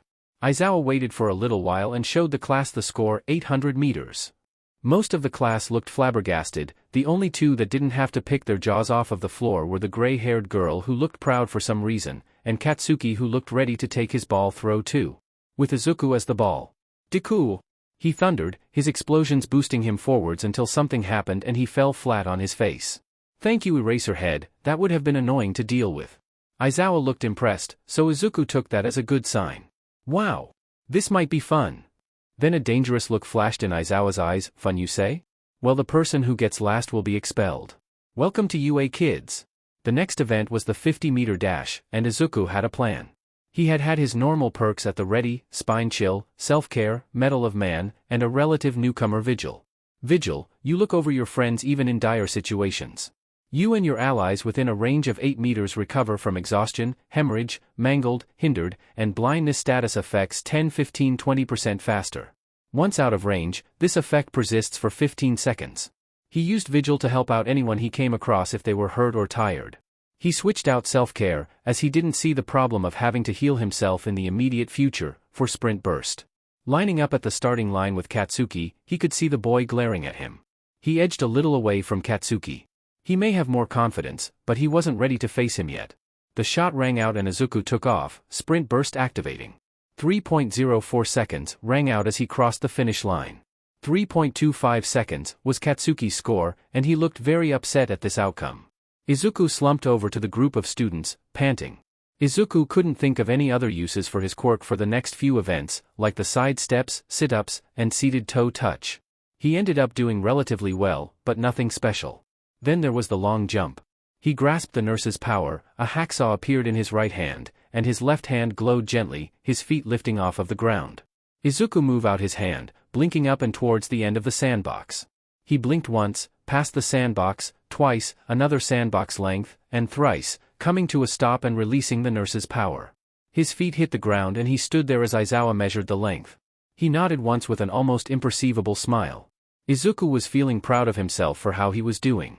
There weren't any problems until one test. Grip strength. Everyone did their best, some getting ridiculous scores, namely a girl with black hair who could create anything, and a masked boy with 6 arms. Izuku looked down at the meter that measured his killer usage. It wasn't even 1/4 full, so he decided it was safe to push himself a little bit. The class stopped what they were doing when they heard grotesque snaps and pops. 20 heads whipped around to see a horrifying sight. Standing there was a large gray creature with long spindly limbs, and a face like a flower bud. The petals of the disgusting flower opened, revealing a sharp-toothed maw. The creature brought one of the grip strength measurers up to its oddly shaped head and chomped down on it aggressively. It sat for a few seconds before dropping the poor reader. The numbers on it flashed, 999, before it sputtered and died. Izuku had just finished testing out the strength of the Demagoran's jaws when he heard a cacophony of sounds. First there was horrified screaming, then guttural war cries, followed by the pounding of feet and roar of explosions. He turned to the noise, ready to take action when several things hit him. Literally.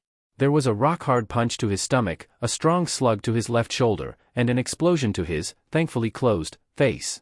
He tumbled backwards, rolling back a few meters before digging his claws into the dirt. He stood up on his hind legs as he saw 3 people glaring at him, quirks at the ready. First he saw Kaken, explosions popping in his hands, next he saw the red-haired boy whose skin now looked like stone, and finally there was the big-lipped boy who looked a little out of it.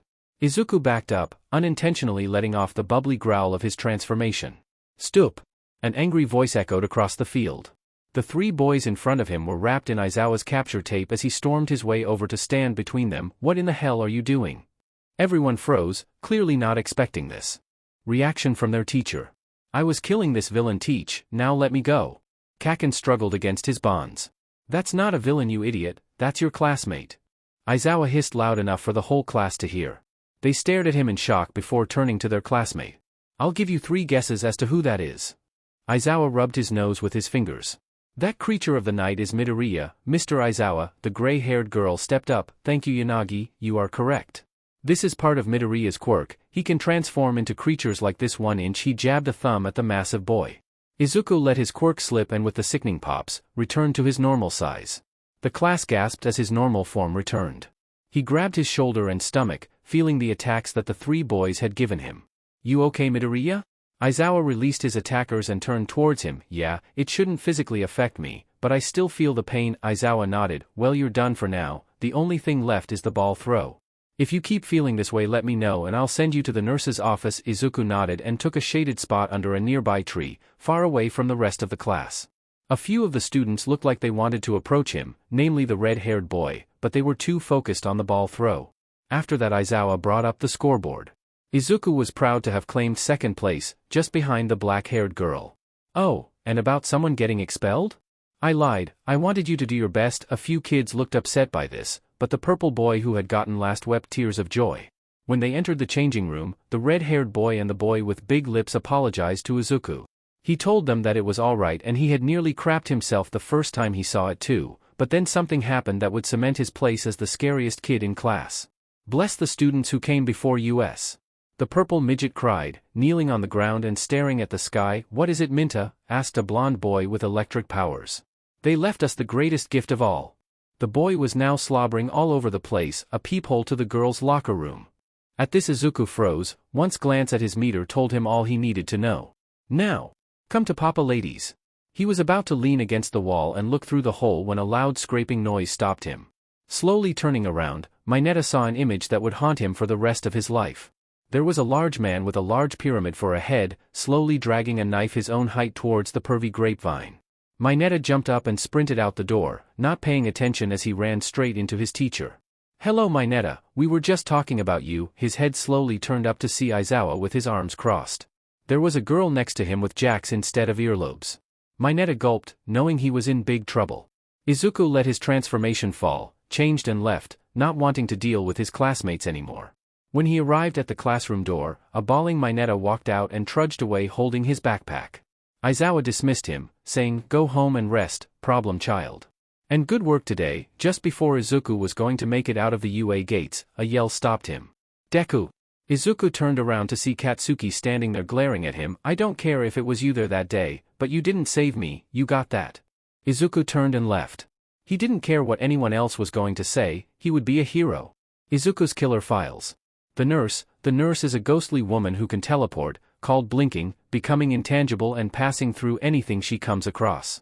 After blinking, she hunches over and breathes heavily for a few seconds before being able to move and blink again.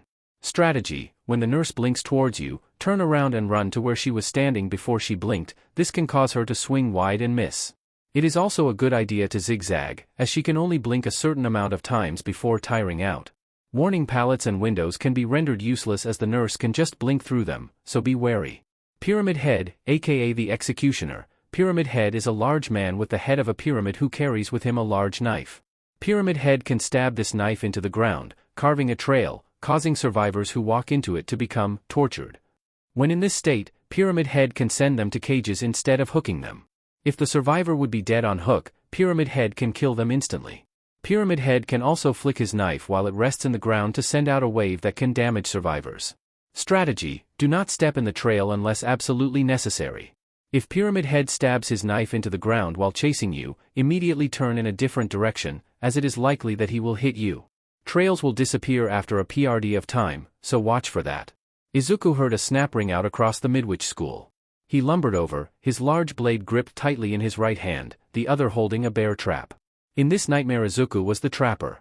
He was hoping that he could get this night over with as fast as possible. He wanted to get to school. After finding that the poor survivor was a nice girl named Kate, Izuku picked her up out of the trap and started his sorrowful trek over to the nearest hook. Izuku sat up slowly, used to being the killer by now, even if he hated it. He climbed out of bed and walked over to where his uniform hung. After getting dressed, Izuku made himself some breakfast, kissed his mother goodbye, and walked out of the door. He sat on the train to UA while looking at the Daily Hero News when someone stood in front of him. Normally he would ignore everyone else on the train, but the person in front of him spoke. "Finally, I have the great opportunity to talk to you." Izuku looked up to see the gray-haired girl from his class. "Oh. I am sorry, I never see caught your name." Izuku cringed a little at his stutter. He thought that he had gotten rid of that for the most part. The girl sat next to him. "My parents have graced me with the name Reiko Yanagi, and yours has given you the name Izuku Midoriya, am I correct?" Izuku nodded, slightly confused at the girl's manner of speech. "Do why you need something?" "I merely wish to give you my gratitude for rescuing me from a most horrible fate," Yanagi replied. Well, that's just what he heroes do, alright?" Yanagi's normally emotionless face looked shocked for a brief second before she nodded. They sat in silence for a while, Izuku too socially inept to start a conversation with an admittedly beautiful girl. Just as Yanagi seemed about to say something, they arrived at their destination. This killed any potential conversation, and they walked to UA in silence. As they arrived outside of their classroom, Yanagi had gathered some courage and asked, "May I have the pleasure of being seated with you at the meal of midday?" Izuku gave her a confused look, but nodded. "Sure, it would be great to have a friend to sit with." Yanagi's blank face grew a small blush. "Me, a companion to you?" Izuku's heart sank. "I understand if you don't want to be my friend, my quirk is pretty horrifying." Yanagi shook her head. "No. I mean simply, what have I done to deserve to be a companion of yours? I have yet to prove that I am worthy of such an honor." Izuku chuckled. "You don't need to accomplish something to be my friend. I would love to be your friend, and friends eat lunch together, right?" Yanagi's mouth hung open a little before she nodded with a small smile. "You have my many thanks, oh brave hero." Izuku giggled and opened the door. "Well, we don't want to be late, do we, oh princess?" The blush that had faded from her face returned with a vengeance, and she wore a small giddy smile all the way to her seat. As Izuku went through his first full day of classes, he noticed that besides the heroes that taught the class, of which he got every autograph, the classes were pretty normal.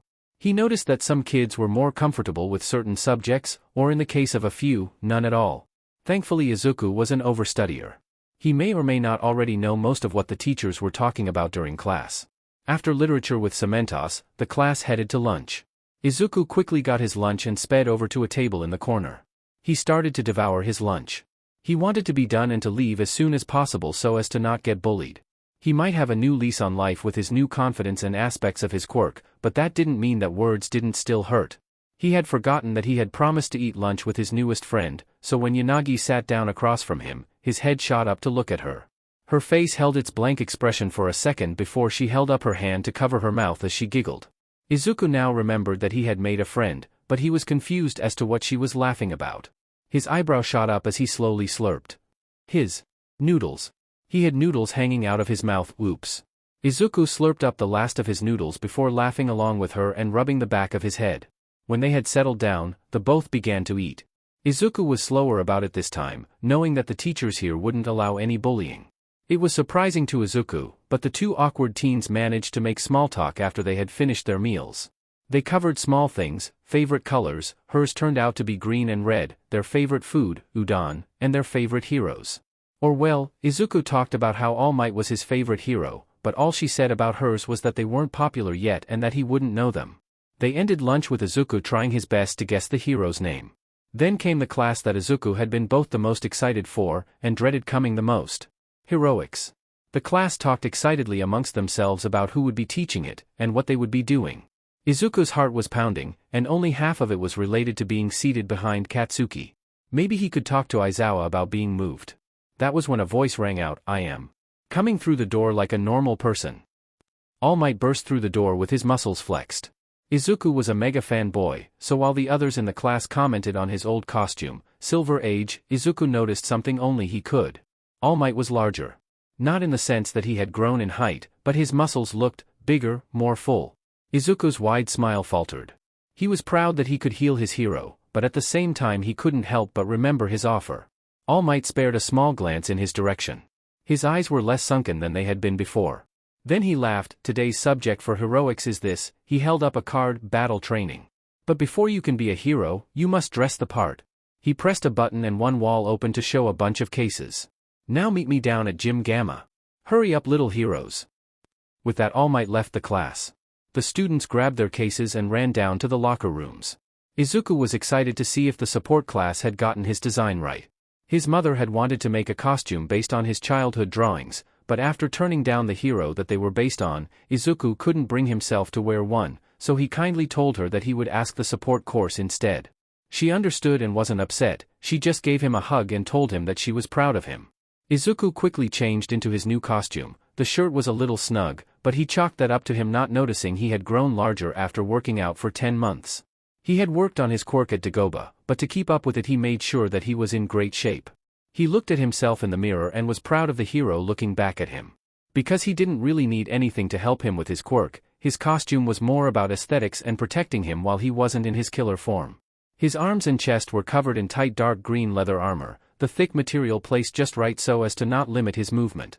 He wore black cargo pants, the pockets filled with various things that he felt would help him or others.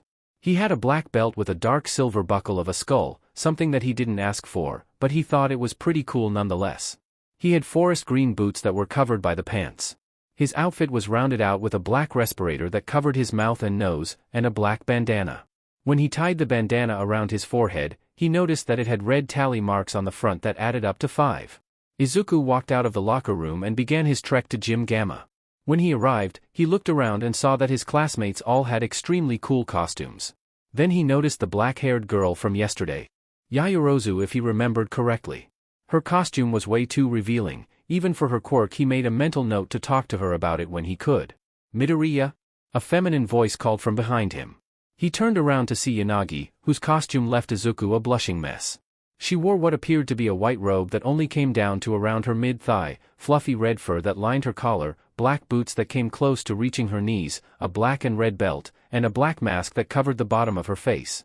The amount of skin that she was showing was causing Izuku's face to melt.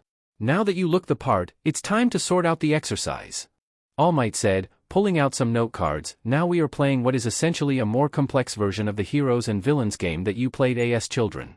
The difference is that now you have a way to win. The hero team needs to touch the foe bomb, or capture the villains.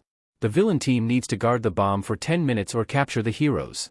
The teams will be decided by lots to represent the randomness of the real world." The class nodded, and lined up to draw from a box that All Might pulled from behind his podium. Izuku looked around and saw that his card matched Yanagi's. She wore a small smile, and they stood next to each other as All Might brought out 2 more boxes. "These shall decide which teams will face OFF against each other." He reached into the villains box and pulled out a ball. "Team A will be villains."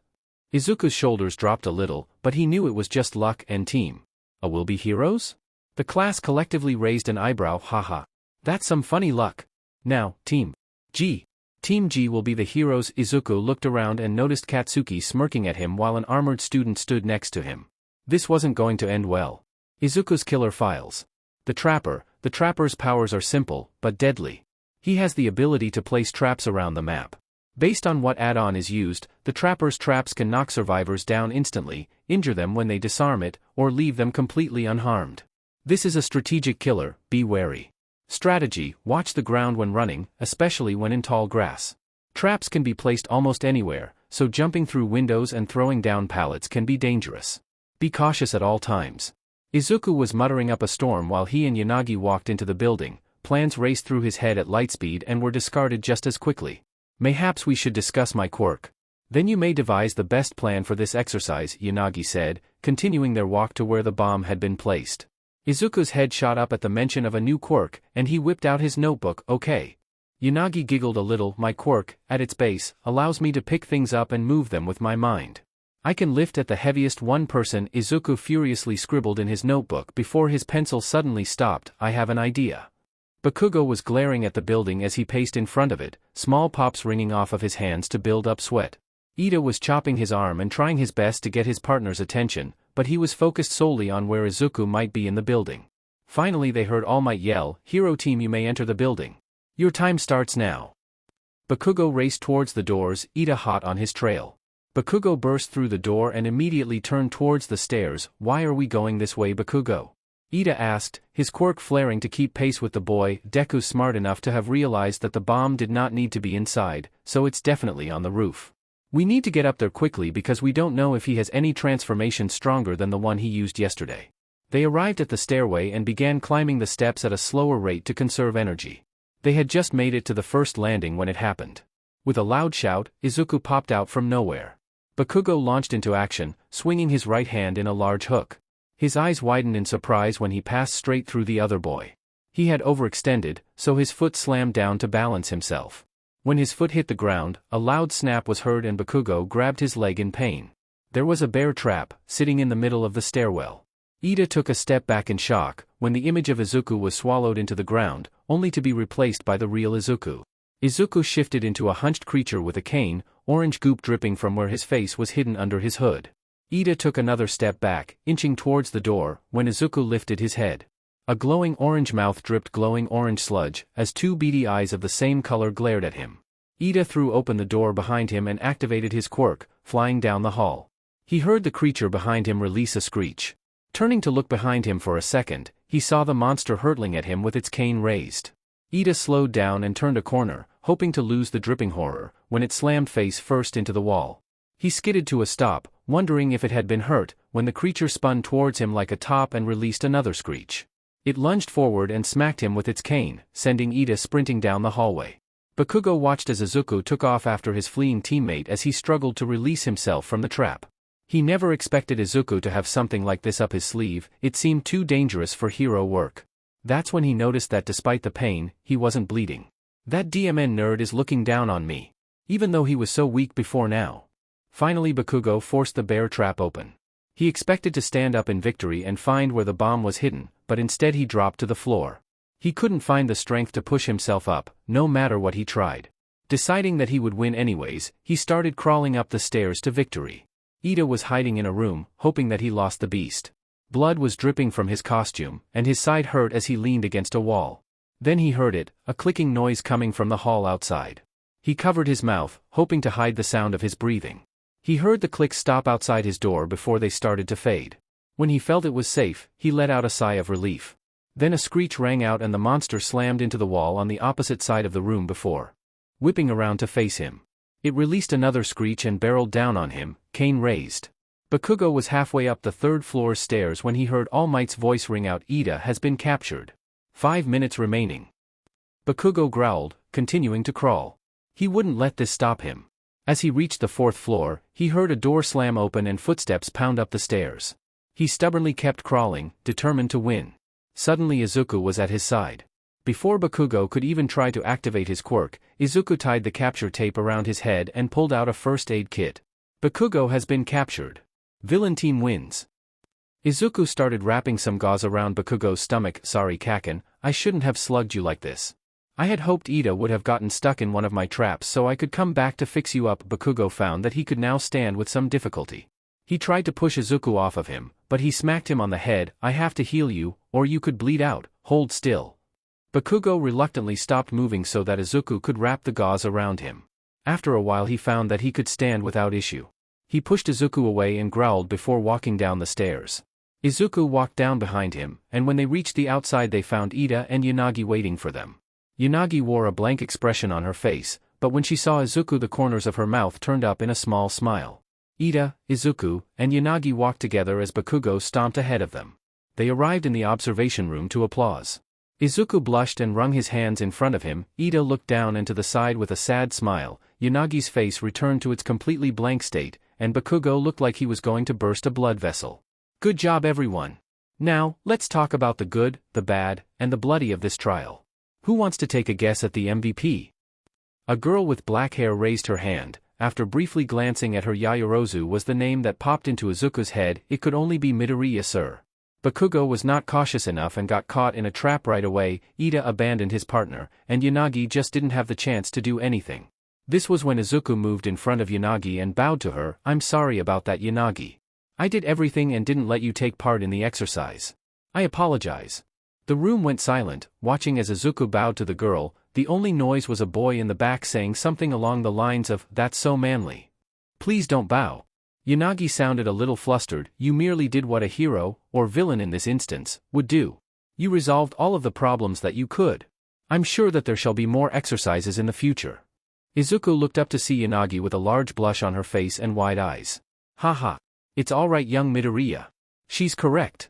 You did perfectly fine. Besides, you had a plan, did you not? Why don't you explain young Yanagi's part in it? Izuku shot up and nodded. Well, I was thinking that they wouldn't fall for that trick, so when they reached the top floor Yanagi would float the bomb to the ground and I would defend her while she would pull the enemies into my pre-laid traps around the roof. All Might nodded. That sounds like a great plan. It would have played to your strengths and surprised the enemy team. Well done, everyone. There is much to learn from this battle and I hope that everyone took something to heart. Now for the next battle. The rest of the battles went smoothly, almost everyone being able to show off their quirks, which Izuku was more than happy to write about. Bakugo stayed by himself in a corner, but Yanagi and Ida were happy to stand with Izuku and talk about what he was writing, and about his quirk. Izuku told them about the add-ons that he had used. Ida told him that he played his role as a villain, and that he had truly terrified Ida, something that would be handy for deterring real villains. Izuku decided to take that as a compliment. After everyone took their turn, the class changed and went back to class. Aizawa reminded them to do the homework and told them that they could go home. As Izuku walked out of the classroom, Yanagi and Ida rushed to keep up with him. Midoriya, we should walk to the train station together. Ida said with a chopping arm. Sure Ida, that sounds like a good idea. Izuku and his new friends walked towards the train station chatting happily. They didn't notice the blonde watching them with a glare. Izuku's killer files. The hag is an emancipated corpse of an old woman. She has jagged claws that she uses to injured survivors. The hag can place symbols on the ground that are tripped when a survivor runs past. This causes an image of the hag to appear. The hag can then teleport to the triggered trap and hit the survivor if they are close enough. Strategy: crouch walk in places where you suspect there might be a trap. Traps will not be triggered while crouching. If you have a flashlight, then you can destroy the trap by shining the flashlight on it.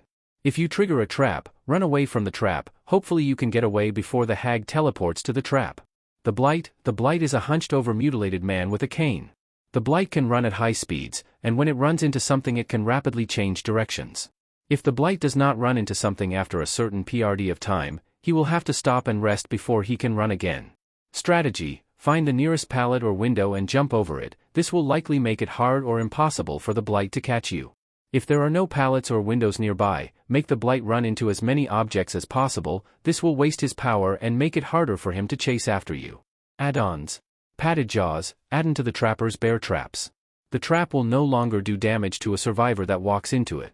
Honing Stone, add into the trapper's bear traps. If a survivor is caught in a trap, they will be downed upon being freed. Izuku's bell rang out as he found the injured Jeff and became visible once more. Jeff tried to run, but it was much too late. Izuku swung his bone mallet and knocked Jeff to the ground. He silently lifted up the poor man and carried him over to the nearest hook. After awakening, Izuku hugged his legs close. He had been a killer in his dreams for over 10 months now, but that doesn't mean that he was used to it. Some nights were worse than others, and the Wraith is one of the killers he is least adverse to being, but that doesn't make it any easier. Time skip. Izuku felt his heartbeat pick up as he neared UA. Yanagi watched in confusion as he stopped and peered around. Midoriya, is there something about this Moro that bothers you? Izuku spotted Bakugo, and calmed down. It must just be him. I'm fine, Yanagi, thanks for asking. When they turned the corner, they saw a large group of people crowding the gate and harassing the students. They saw Ida chopping his hand as he answered someone's question. Izuku groaned internally, but kept walking. When Izuku and Yanagi reached the group, some of the people turned to them. Izuku now recognized them as hero news reporters and wished that there was another entrance. The nearest reporters started shoving their microphones in the teens' faces, asking them questions about having All Might as a teacher. We're general studies students, Izuku deadpanned. Immediately the reporters turned away from them and began asking other approaching students. They passed through the gate with no more problems, and Izuku could see that Bakugo was stalking off ahead of them. Why did you provide them with such false information, Midoriya? Izuku rubbed his nose and sighed, I just want to get to class, besides it would have SCKED if we got separated. Izuku missed Unagi's small blush and smile when he saw that spine chill lit up. Izuku's head snapped to where Bakugo was, but he was walking into the building. He turned and looked at the chaotic group behind him, fear piercing his heart. He saw Aizawa coming from the building and ran up to him. Mr. Aizawa, he cried. Aizawa stopped and gave him a tired glare. There's a villain in that group. Aizawa scowled. How do you know? It's part of my quirk, sir. I can tell when there is a villain nearby. My heart rate picks up, if they're near, and one of my perks lights up when they look at me. Aizawa looked doubtful, but nodded. Then go talk to the principal, I'll keep an eye out on the gate. You won't be punished for arriving late to class. Izuku nodded seriously before running off into the building, leaving a wide-eyed Unagi behind him. Izuku rushed through the halls, heading towards the principal's office, when he ran into All Might. Young Midoriya? What is wrong, my boy? Izuku gazed up at the hero. I have to get to the principal. Mr. Aizawa told me to talk to him about a villain at the front gate. All Might's eyes widened, revealing glowing blue pupils. Then I should go help out. No. There is a rabid group of reporters at the gates trying to see you. They'll start a riot. Can you help me get to the principal's office? He'll know what to do. All Might's smile grew. Of course, young Midoriya. He scooped the boy into his arms and raced off to the office. He gently placed Izuku in front of the door and knocked. Principal, there is a situation. The door opened and they entered the room. What seems to be the problem, Mr. Midoriya? Nedzu asked, sipping his tea. There's a villain in the group of reporters, sir. My quirk tells me when there is a villain nearby. Nedzu just nodded and stood up. Detective Tsukachi told me when I saw that you had helped the police on record. I'll handle this. Thank you for bringing this to our attention. You may head off to class. All Might, if you will. All Might leaned over and picked up the chimera, gently setting him on his shoulder. Have a good day, young Midoriya. And with that the hero and principal disappeared down the corridor. Izuku sighed and made his way to his class. When he entered the classroom, everyone turned to look at him. Ida started his robotic chopping. Midoriya. A hero student should never be late to anything. Aizawa interrupted him before he could continue. Midoriya was informing the principal that his quirk sensed a villain close to the school. Principal Nedzu and All Might are taking care of it now. Ida bowed to Izuku and shouted a quick apology before turning back to Aizawa. Izuku chuckled awkwardly and sat at his desk. He noticed that Unagi was staring at him, and he waved at her slightly. She just kept staring at him as if looking at him in a new light. Time skip. At the end of Midnight's class, she received a call on the class phone, and hummed in agreement with the person on the other end. The bell rang for lunch and Midnight called out, Can someone take these papers to the teacher's lounge? Principal Nedzu needs me at the gates. Izuku raised his hand. I will. Midnight smiled and winked at him before handed him the papers. Thanks, Midoriya. Izuku blushed, but grabbed the papers and marched down the hall. He got lost very quickly, not having been to the teacher's lounge before. But after getting pointed in the right direction by a nice upperclassman, Izuku heads off in the right direction. Before he got to the final turn, an alarm blared around him. Warning. Level 3 emergency. Warning. Level 3 emergency. Izuku's heart rate picked up. He quickly switched out Vigil for a perk called Premonition. Premonition, get an auditory warning when looking in the direction of the killer in a 45-degree cone within a range of 36 meters. Premonition has a cooldown of 60-45-30 seconds each time it activates. Premonition trumps any of the killer's stealth abilities. Izuku looked towards the teacher's lounge, and Premonition activated. Izuku scowled and felt the Wraith's bell and mallet appear in his hands. The bell rang out ominously as he cloaked himself and raced towards the lounge. When he arrived at the door, he saw a man in a black hoodie close the door and run down the hall. Still invisible, Izuku flew after him. The man was fast, so Izuku quickly equipped the fastest add-on he had for the Wraith, and picked up speed to sprint beside the figure. Soon they arrived outside, and Izuku followed him to the gate. The man checked his phone before stepping out of the school. He watched as the man left through the destroyed gate, and entered a portal that opened and closed so fast that Izuku thought he had imagined it for a second. Izuku ran through the halls of the school, desperate to find the principal.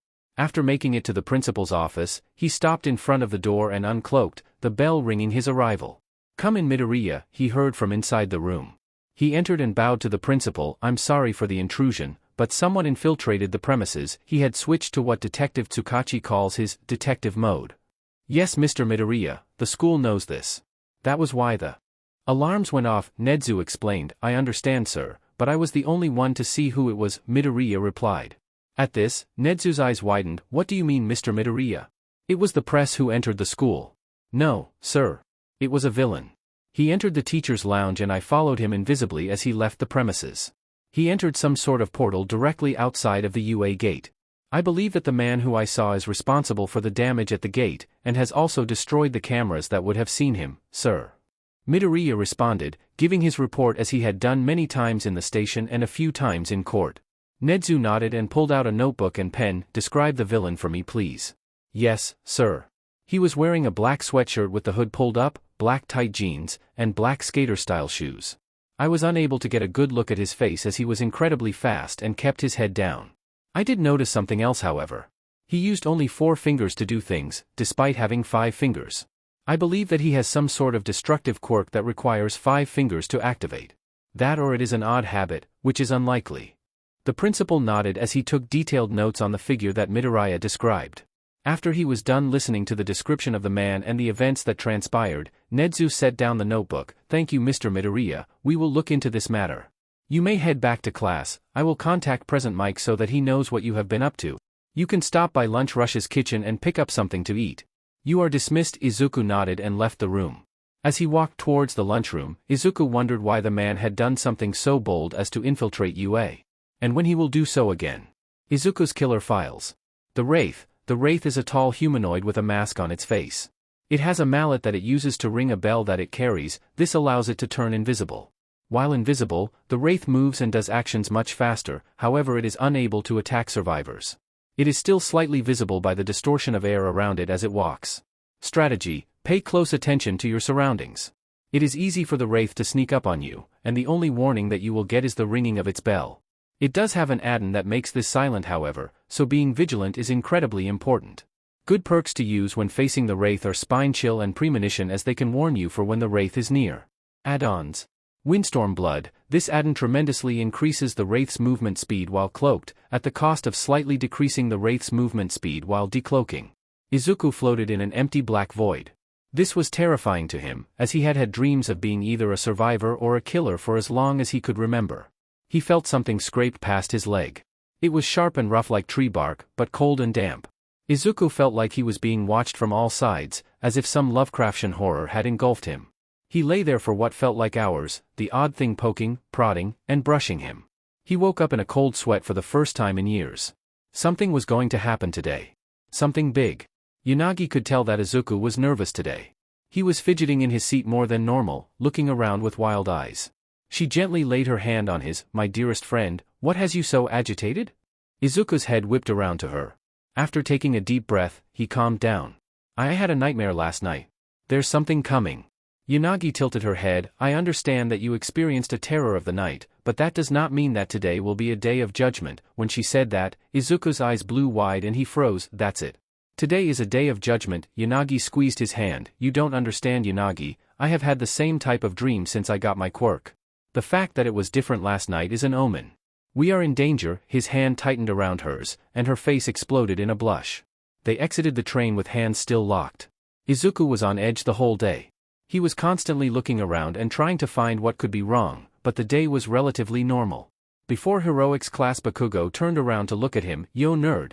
Whatever is going on with you, you need to get your sheet together. Izuku stopped moving, staring at Bakugo in surprise. Was he checking up on him? And since when did he not trigger his heartbeat or spine chill? Alright everyone, it's time for your heroics class, Aizawa said, slouching into the room. Get your costumes and go down to the buses. With that he immediately turned and left the room. Most of the kids chuckled at his actions, but Izuku raced to get his case. If there was going to be an emergency, then he was going to be prepared. To the buses. I just realized I never had a chapter where they picked a president facepalm. I'm so sorry guys, just assume that the events happen like they do in canon minus Izuku being there to see Ida do the emergency exit thing. Again, I'm so sorry. Ida blew a whistle that he got from somewhere, and had everyone get with a partner for their seats. Yanagi immediately latched onto Izuku's arm, blushing at the muscles that she felt under his costume. After getting on the bus, the kids realized that the bus was laid out differently. Izuku patted Ida's shoulder as they all sat down. Midoriya, I'm pretty blunt about what I say. Izuku nodded at this, not noticing Yanagi's slight scowl at the girl. I was wondering how many transformations you have, Karo. Izuku gave a half smile. I have about 21, but I feel like there are more that I haven't seen yet. The problem with them is that they are evil. At this the bus went quiet, staring at him. They are murderers and psychopaths. Some are even famous. That was when Ashido interrupted. Like who?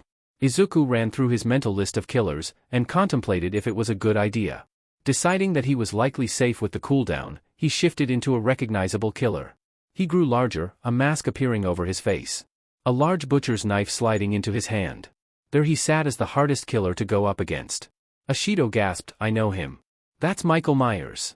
The class shuddered as Izuku slowly turned to look at her, his breathing audible through his mask. Izuku dropped the transformation, the class relaxing. As I was saying, they are evil. I can only hope to use them for good. Yanagi gently grasped his arm again. You have already done an outstanding job, Midoriya. Kirishima nodded, yeah. Plus that's super flashy. My quirk is not super great in terms of visuals. Izuku shook his head. I think that your quirk will draw lots of attention. You will be the impenetrable shield of the hero world. Kirishima smiled wide. Thanks bro. You're super manly. That was when they pulled up to a large building. Alright, everyone get off, Aizawa grumbled from the driver's seat. The class funneled into the building, looking around with wide eyes. This is the Unforeseen Simulation Joint, or USJ for short, said a spacesuit-wearing hero. That's 13 the rescue hero. Izuku exclaimed, I'm glad that I have fans. The hero giggled. Aizawa walked up to the pro and whispered, where's All Might? I thought that his time was getting better. 13 nodded. He was called away on a mission. He won't be coming today. Izuku barely picked up this conversation, and he freaked out a little. Yanagi placed a hand on his shoulder and he took a deep breath. That was when he noticed it. He could feel his heartbeat more than he normally should be able to. Eraserhead, we need to leave right now.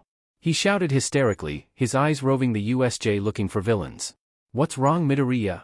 That's when he spotted a purple mist in the middle of the courtyard. Villains, he shouted, pointing at a hand emerging from the purple cloud. Aizawa whipped around and saw the villains. He's right.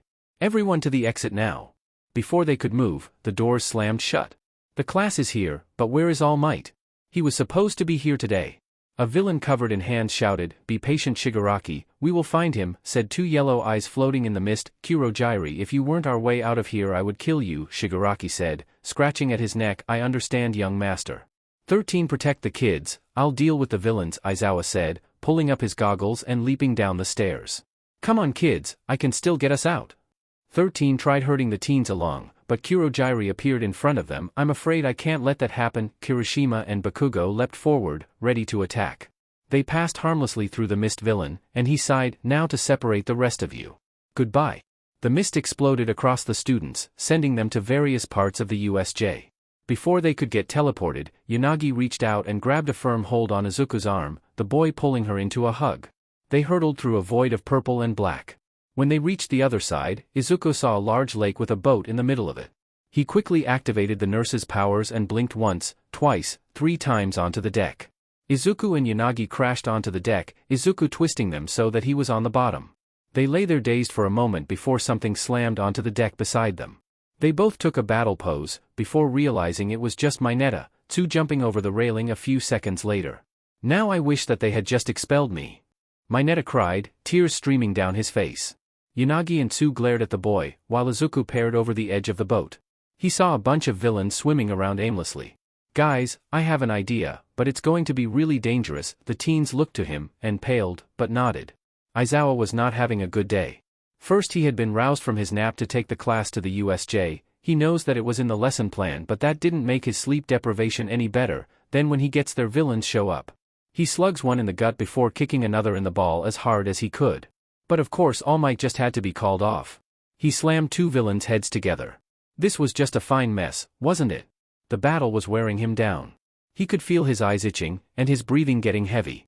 You're slowing down, Eraser, Shigaraki said. Too bad, too, you haven't even made it to the boss fight yet. He finished off the last of the small fry for now and turned to the last 2 villains. Shigaraki raced towards him, hands at the ready. Aizawa made to elbow the man in the face, but he grabbed his elbow. Aizawa activated his quirk and watched the villain, trying to pull his elbow out of the man's grip. You're really cool, you know that, Eraser? Too bad that you have to die here. He couldn't take it, and he blinked. His arm lit up with pain. He jumped away from the laughing villain and saw that the skin on his elbow had peeled away, leaving the muscle and nerves exposed. Ah, that was fun. Now I think that it's time to end this. Nomu, take care of Eraserhead for me. The black-bird-headed villain suddenly appeared in front of Aizawa and slammed him into the ground. Aizawa felt his skull crack on the ground, and multiple bones snap. He definitely had a concussion. This day couldn't get any worse. Maybe he shouldn't have thought that. After Izuku had explained his plan, Young I vehemently disagreed. That is far too reckless. I will not stand to see such heedless actions. Izuku smiled sadly. That's too bad. He then threw Mineta at the girl. She quickly used her quirk to stop him before turning up to ask why he did that, only to find him gone. They ran over to the side of the boat to see Izuku crash into the water. Several villains gave cheers of excitement, rushing towards him. Then the water appeared to fizzle with electricity, the villains screaming and clutching their heads. They began to swim away as fast as they could. A few in groups would randomly scream again before swimming harder. That was when Tsu grabbed the two other heroes in training and jumped for shore as planned. When they made it, they saw Izuku trudging through the water towards them soaking wet. Sorry Yanagi, I had to make sure that you couldn't use your quirk on me. She huffed and smacked his arm. Just do not ever repeat that horrid misdemeanor. Izuku chuckled. I'll do my best. That was when the teens heard a scream echo from the courtyard. They spun to watch as their teacher was pinned to the ground aggressively by one of the villains. Shigaraki scratched at his neck. Well, if All Might won't be coming, then I guess I'll take my anger out on some kids. He looked over at them, Izuku's spine chill activating full force. Why not that one right there? Izuku followed his gaze to Yanagi, and scowled. Not on his watch. Shigaraki raced towards them, and everyone was surprised when Izuku climbed out of the water to meet him. Midoriya. Why you said dash, Yanagi began. I said that I'd do my best. And right now, my best involves saving you guys. After all, I'm much scarier than any villain. Right, Izuku's body cracked and groaned. He grew taller, reaching at least 7 feet tall. Hi's shoulders widened. His outfit turned into a lab coat with no sleeves, an odd metal headgear materializing on his now bald head. Finally a large spiked metal club appeared in his right hand. The doctor was here, and he wasn't here to play. Yanagi's eyes watered, and she held out a hand whispering, not to me. Shigaraki kept running despite this, unafraid of the hero's transformation. Oh, how that would change. The doctor held up his left hand, electricity jumping between his fingers. He moved out his hand, sending the electricity pulsing through the ground towards the villain. It surged through Shigaraki, halting him in his tracks as he grabbed his head and let loose a strangled shout. The doctor advanced, another shock readied. He released it, causing the man in front of him to scream once more. Nomu. Help! Shigaraki cried, falling to the ground on his butt, scooching away from the advancing killer. Once more the doctor summoned electricity, releasing it just as the Nomu appeared in front of him. Shigaraki screamed again as the doctor was backhanded across the USJ. Izuku lay in a pained heap on the steps. He wasn't injured, but he felt like he was hit by a truck. Glancing at his bar as he stood up, he noticed that it was 2-3 full. He didn't have time to think about that now. He shifted back into the doctor, readying another shock. The Nomu appeared in front of him, swinging its fist like a wrecking ball. The doctor grabbed the fist, and sent the shock directly into the Nomu. It paused for a second before slugging him straight in the gut. Izuku slouched over, winded. He quickly shifted back into the doctor before the Nomu slammed him into the ground. Izuku groaned, shifting into the doctor once more as he lunged out of the way. The Nomu's foot crashed into the ground right where he had been laying. He swung his club, smashing it across the Nomu's skull. The Nomu's head whipped downwards with the strike before snapping up to meet him. With a punch to the chest, Izuku was sent flying into a tree by the lake. As he sat up, he noticed that the bar was almost full. He couldn't even call upon the power of a killer without completing it. He glanced to his right and saw Yanagi, Tsu, and Mineta watching him with fear in their eyes. Not fear towards him, but fear for him. Standing up once more, he grit his teeth. What is the school's motto again? Oh right, go beyond. Plus ultra. He reached for the doctor, but couldn't find him there. He couldn't find any of the killers in fact. There was only one thing waiting for him. He grabbed the rough, sharp thing and pulled with all his might. Shigaraki watched as that thing was tossed around by the Nomu. For a second he was relieved, then it appeared next to him. He scrambled away, holding up his hands. His heartbeat raced. He was sweating buckets. Then it disappeared. He looked back towards the Nomu, and saw something that would haunt him for the rest of his life. Where the doctor had crashed into the tree, there were 3 large black tendrils erupting from the floor. Each was as thick as the Nomu was wide, and they were long enough to scrape the rafters. They swung to and fro like blind worms popping out of the soil. Then they halted, swinging to point at the Nomu. In the center of the tentacles, the boy stood. His eyes were pitch black in his pale face. His once green hair was as black as night. His fingers now dark claws. A scowl was deep set in his face. His open-mouthed frown revealed gleaming, jagged, white teeth backdropped by an endless, hungry void. The entity howled. It was here to feed. The Nomu rushed it again, but it was batted away by the tendril on the left. The Nomu was flung into the stairs, leaving a large crater. It started to climb out of the hole when another tendril hooked it through the shoulder, flinging it across the courtyard. The Nomu rose up again, charging at the monster. The two tendrils on its sides hooked through the sides of the Nomu's chest, tearing it in two. The Nomu's body stitched itself back together before it was slammed into the ground by the tendril behind the creature. Suddenly the ground behind the Nomu cracked. Out of the ground grew a tall red pole.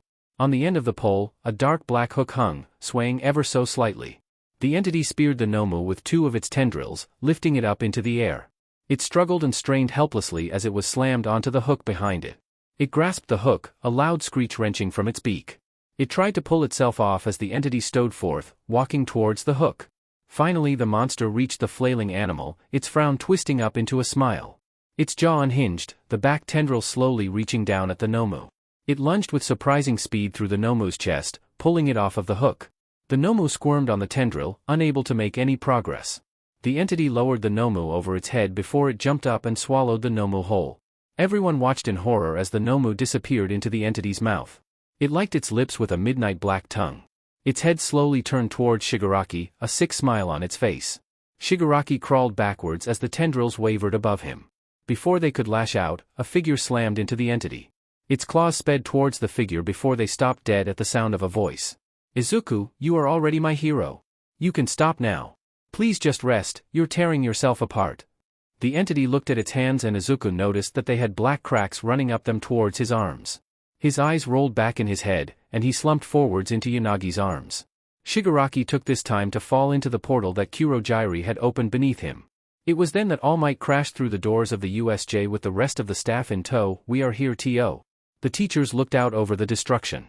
Yanagi looked up at the sound of his voice. Izuku's head was in her lap, and she gently massaged his head. Midoriya has already saved most of us, All Might, but Mr. Aizawa need medical attention. As the teachers rushed through the USJ, rounding up students and villains alike, Yanagi stayed with Izuku as he was transported to Recovery Girl's office. In the ambulance, she held his hand and whispered softly, "Do not fret, my hero, I will make certain that you are all right." A single tear rolled down her cheek. Izuku's killer files. Michael Myers, aka The Shape. Michael Myers is a large man from the movie series, Halloween. There he terrorizes people by stalking and killing them with his large kitchen knife. His power allows him to stalk survivors and gain a boost for each tier level. Once he reaches tier 3, he can instantly down any survivor. There are add-ons that allow him to have an infinite tier 3, or kill a survivor once he reaches tier 3. He is the most dangerous killer. Strategy. He is one of the reasons that Spine Chill is an essential perk for all survivors. Make sure to look around to make sure that he is not stalking you, and if he is try to block his vision. Whatever you do, do not allow him to reach tier 3, you never know how dangerous he will be once he does. The Doctor is a large man with a spiked club. He can shock survivors to make them scream and hallucinate images of himself, or of fake palettes. This results in the insanity level going up. If you reach tier 3 you cannot perform actions such as healing, cleansing, or repairing until you snap out of it. You can do this by crouching and holding your head. There are two types of shocking, one where he shocks in a large circle around himself. This can be used once every few minutes. The other type is a straight line that only takes a few seconds to recharge. Strategy. If you know that the Doctor is about to shock you, you can climb into a locker to avoid the shock.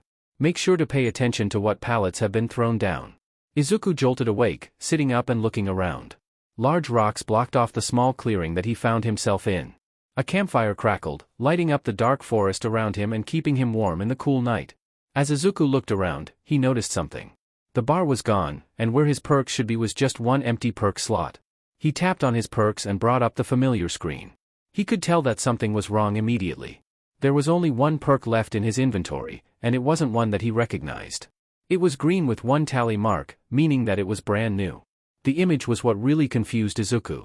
It was of him running with a backpack on. He tapped on the perk, placing it in the empty slot. Then he read the description. Heroic motivation, you are naturally drawn to helping people in need, or, your body moved on its own. For every protection hit you take, gain a stack up to 8 stacks. After gaining 4 stacks and saving someone from the hook, You have the ability to heal other survivors 1 health state 15-30-50% faster. After gaining 8 stacks you are able to heal 1 survivor to full health instantly. After gaining 8 stacks you gain the broken status effect for the rest for the game. Izuku stared at the perk. It was incredible, but how did it know that phrase? Before he could contemplate any longer, he heard a rustling come from behind him. He jumped to his feet, and reached for a killer, but he found none. Confused, he looked down at his hands. The rustling got louder and Izuku picked up a stone roughly the size of a baseball. Who's there? Wow kid. Relax. It's just me. Steve emerged from the foliage, stepping into the clearing. Steve. Izuku shouted, dropping his stone and running to the man and throwing his arms around him. Steve hugged him back fiercely. Where have you been, kid? It's been, well, I don't really know how long 'cause time is weird here, but it's been way too long. Izuku pulled away slightly. You'll never believe me. Steven laughed and rustled his hair. Try me. They sat at the fire, and Izuku explained everything. The other survivors all knew that Izuku would switch between the real world in the day, and this one at night. Steve listened intently as Izuku described the way his quirk had evolved, allowing him to turn into the killers, and forcing him to hunt them down at night. So you're saying that sometimes it was you hooking us? Izuku nodded sadly. I wasn't in control. Steve let out a breath and ran his fingers through his hair. Did you ever hook me? Izuku looked up at the man for a second before looking away and nodding with tears in his eyes.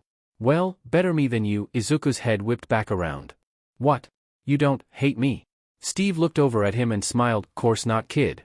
It's not like you wanted to do it. The tears in Izuku's eyes overflowed, and he latched onto the man, sobbing his heart out. Steve just held him, rocking and humming a soothing tune. After a while Izuku calmed down, pulling away and wiping his tears. Sorry, he sniffed. Steve just chuckled. Hey, we all need a good cry sometimes. Steve placed his hand on Izuku's shoulder. I'm always here for you, kid. Izuku beamed. They heard more rustling, and Izuku tensed. Steve squeezed his shoulder. It's okay, kid, the killers don't bother us here. Izuku relaxed, taking a deep breath, and watching the trees. Soon, a man emerged from the forest, blinking at the bright light of the fire. Hey Ash, how are you doing? Steve asked, reclining on his hands. I've seen better days, Ash grumbled. Hey Izuku, been a while. Izuku nodded, waving at the man. He lifted his hand in greeting and sat down with a groan. Steve and Izuku talked quietly for a while as Ash slept. After discussing the recent events that lead to Izuku being here, they heard a twig snap. Ash, time to get up buddy, Steve said, standing and pulling Izuku to his feet. Ash sputtered and stretched. Let's get this over with. Izuku looked around in confusion. What's happening? The last survivor for this round is coming, Ash said, popping his back and slouching. Izuku watched intently as another man emerged from the darkness. His glasses reflected the firelight, and his white shirt seemed to shine in the night. Izuku, is that you?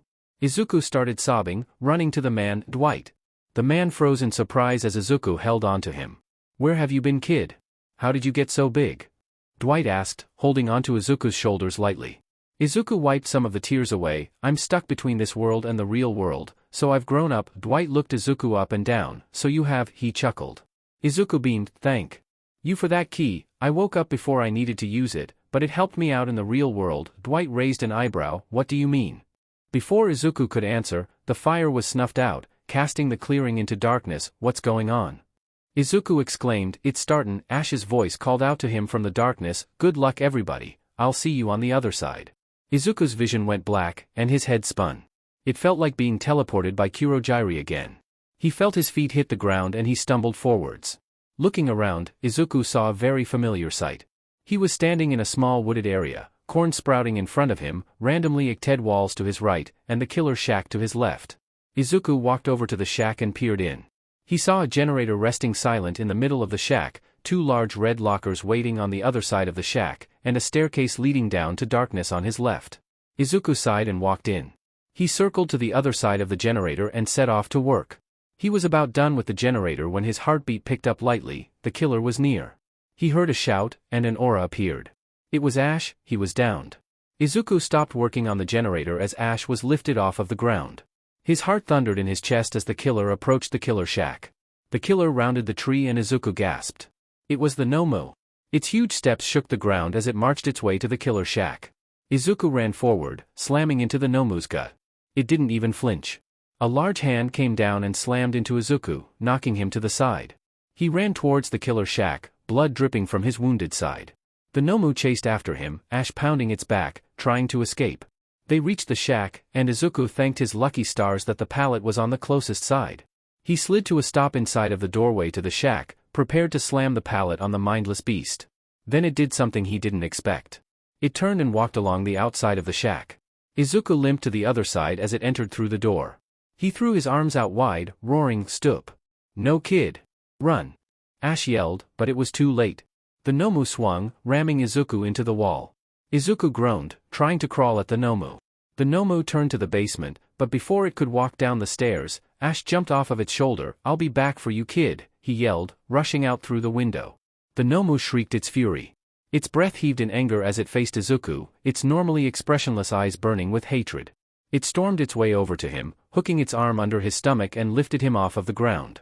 Its feet caused the steps to mmm in pain as it strode down them. Izuku struggled and writhed on its shoulder, but he knew it was no use.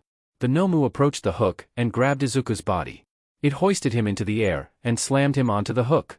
Izuku's eye blew wide and he wailed in agony as the hook pierced his shoulder. The Nomu calmly walked upstairs as Izuku hung there, panting and groaning. He should have woken up by now. This wasn't the way that it should go. Izuku croaked and ummed on the hook, his legs swinging slightly. He heard the Nomu kick the generator and quick footsteps pound down the stairs. Steve raced around the corner. "Don't worry, kid, I've got borrowed time." The information for borrowed time sped through Izuku's head. Borrowed time: you are fueled by an unexpected energy when saving an ally from a hook within the killer's terror radius. After unhooking an ally within the killer's terror radius, for 15 seconds, any damage taken that would put the unhooked survivor will instead inflict the deep wound statue effect. The survivor has 10, 15, 20 to mend themselves. If the survivor takes any damage while affected by deep wound, or if the timer ends, the unhooked survivor is immediately put into the dying state. Izuku could see the Nomu come around the corner as Steve pulled him off of the hook. The Nomu moved to swat Steve, but Izuku threw himself in front of it. The blow struck Izuku, causing Izuku to cry out. Steve grabbed his hand and yanked him out of the basement. As they reached the top, the generator in the shack, and one across the map roared to life. "Let's go, kid. I said I'd be back for you, didn't I?" Ash said with a laugh. "I'll take him from here." The Nomu howled as it arrived at the top of the stairs, and Ash howled back, laughing confidently. Steve and Izuku sped through the door as Ash pulled out a flashlight and aimed it at the Nomu's eyes. The Nomu growled and swung at Ash, missing him by a few feet and slamming its hand into the activated generator. Izuku and Steve raced across the map, brushing corn stalks out of their way as they ran towards a large 2-story house. They ran upstairs. They stopped in a small loft. It had 2 lockers flanking a window that led outside, and a doorway that led into another room with more lockers and a big hole in the floor that led to a room downstairs. "Come here, kid, let's get you patched up." Steve pulled out some gauze from thin air and started mending Izuku. After a few seconds, Izuku didn't feel like passing out anymore, even if he was still bleeding. After another few seconds he felt as good as new. He took a peek at his perk and saw that it already had 3 stacks. "Thanks, Steve," the man in question nodded and ruffled Izuku's hair. "Course, kid, now do you know anything about this new killer? I've never seen anything like this thing before." Izuku rubbed the back of his head. "You remember when I was describing how I got here? You fought that thing?" Steve exclaimed. "Steve, be quiet." Dwight hissed, running up the stairs. "It's close." As he said that, the Nomu burst through the window. It beamed straight for Steve with a massive fist, but Izuku pushed him out of the way. He flew over the railing and fell down the stairs. He turned to run back up them when he saw Dwight and Steve sprinting down the stairs. "Run! Run!" Dwight shouted, pushing Izuku to get him moving. Izuku ran out of the building, sprinting towards one of the groups of walls. He looked back to see Dwight and Steve running into the corn, the Nomu hot on their heels. Izuku turned around and kept running. "I need a medkit. Or Ash." A generator in the corn activated. "Medkitted is then," he grumbled. As he stumbled along, he saw a large tree with stone walls around it. Smiling, he limped his way over to it. Let's see. It's over here sometimes." He mumbled. "There." He dropped to his knees at a box, and began fiddling with the lock. After a few seconds, he got it open. Closing his eyes, he mumbled a silent prayer to the universe. He opened one eye and smiled. There was a nice shiny purple medkit in the chest. He sat down and pulled the gauze across his chest. It was slow going, but eventually he felt able to get up with no difficulty. He ran to the walls that he had been heading towards after leaving the house, and found a generator there. It had been started, but didn't look like it had been worked on much. Izuku crouched and began repairing it. He lamented the loss of his other perks. Spine chill and self-care would be nice to have right now, but he had a job to do. He had just finished the generator when a scream rang out. He looked up to see Steve on the ground. He took off, running towards where Steve had been downed. Steve cried out as he was hooked in the middle of the cornfields, his body flailing and trying to get off. Izuku sprinted through the cornfields, his heartbeat picking up more and more as he drew near Steve. He finally could see Steve on the hook and the Nomu. It was squatting in front of the elder teen, watching him intensely with its glazed eyes. Izuku saw Ash on the other side of the hook. He held up his flashlight and pointed it towards the Nomu, flicking his head towards Steve. Izuku nodded, understanding his meaning. Ash ran out in front of the Nomu, flashing the light into its eyes. The Nomu stood, screeching and covering its eyes. It swung blindly, searching for the offending survivor.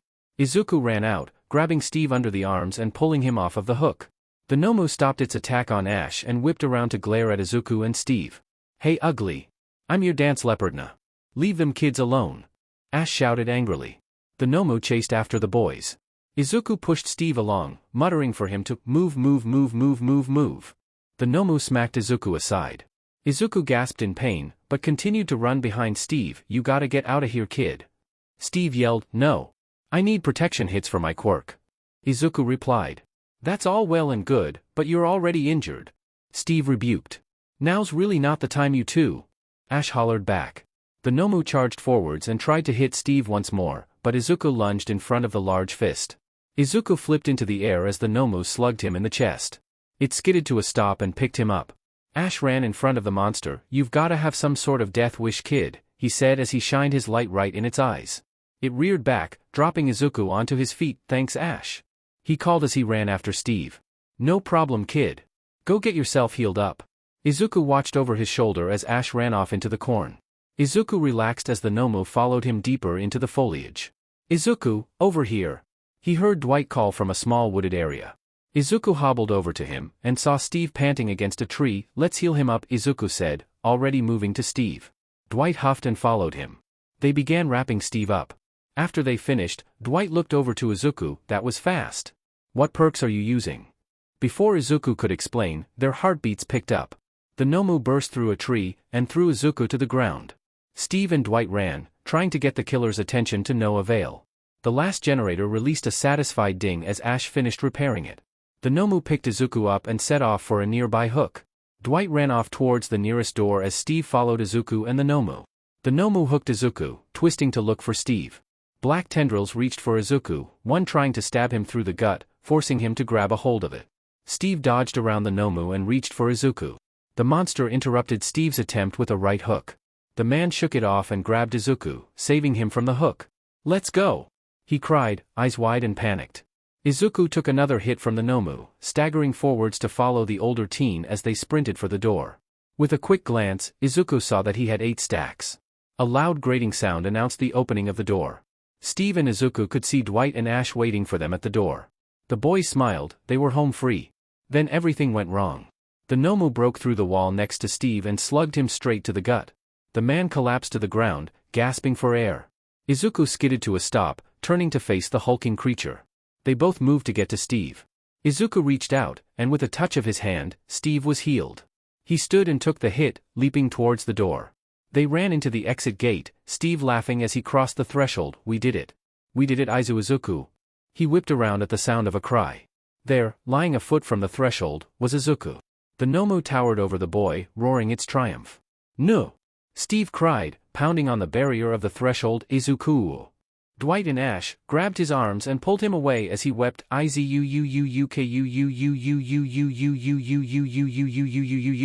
Izuku groaned in pain as the Nomu picked him up. He reached for his friends, watching as they reluctantly left, unable to save him. Izuku knew that only pain was to come, but at the same time he was content. He had saved his friends just like a real hero. As the Nomu hooked Izuku, he closed his eyes, accepting his fate. The tendril reached down, reared back, and speared the boy, lifting his lifeless body towards the sky. ERRORCANNOTSACRIFICERESTOR. ING. Yanagi watched as Izuku slept peacefully in the hospital bed, his now black hair spilled out across the pillows. She had been here with his mother all night, and now all day. She was worried that he wouldn't wake up. She grabbed his hand, his skin cold and his now long black nails entrancing her. Suddenly the heart monitor, which had been beeping steadily for over 24 hours now, flatlined.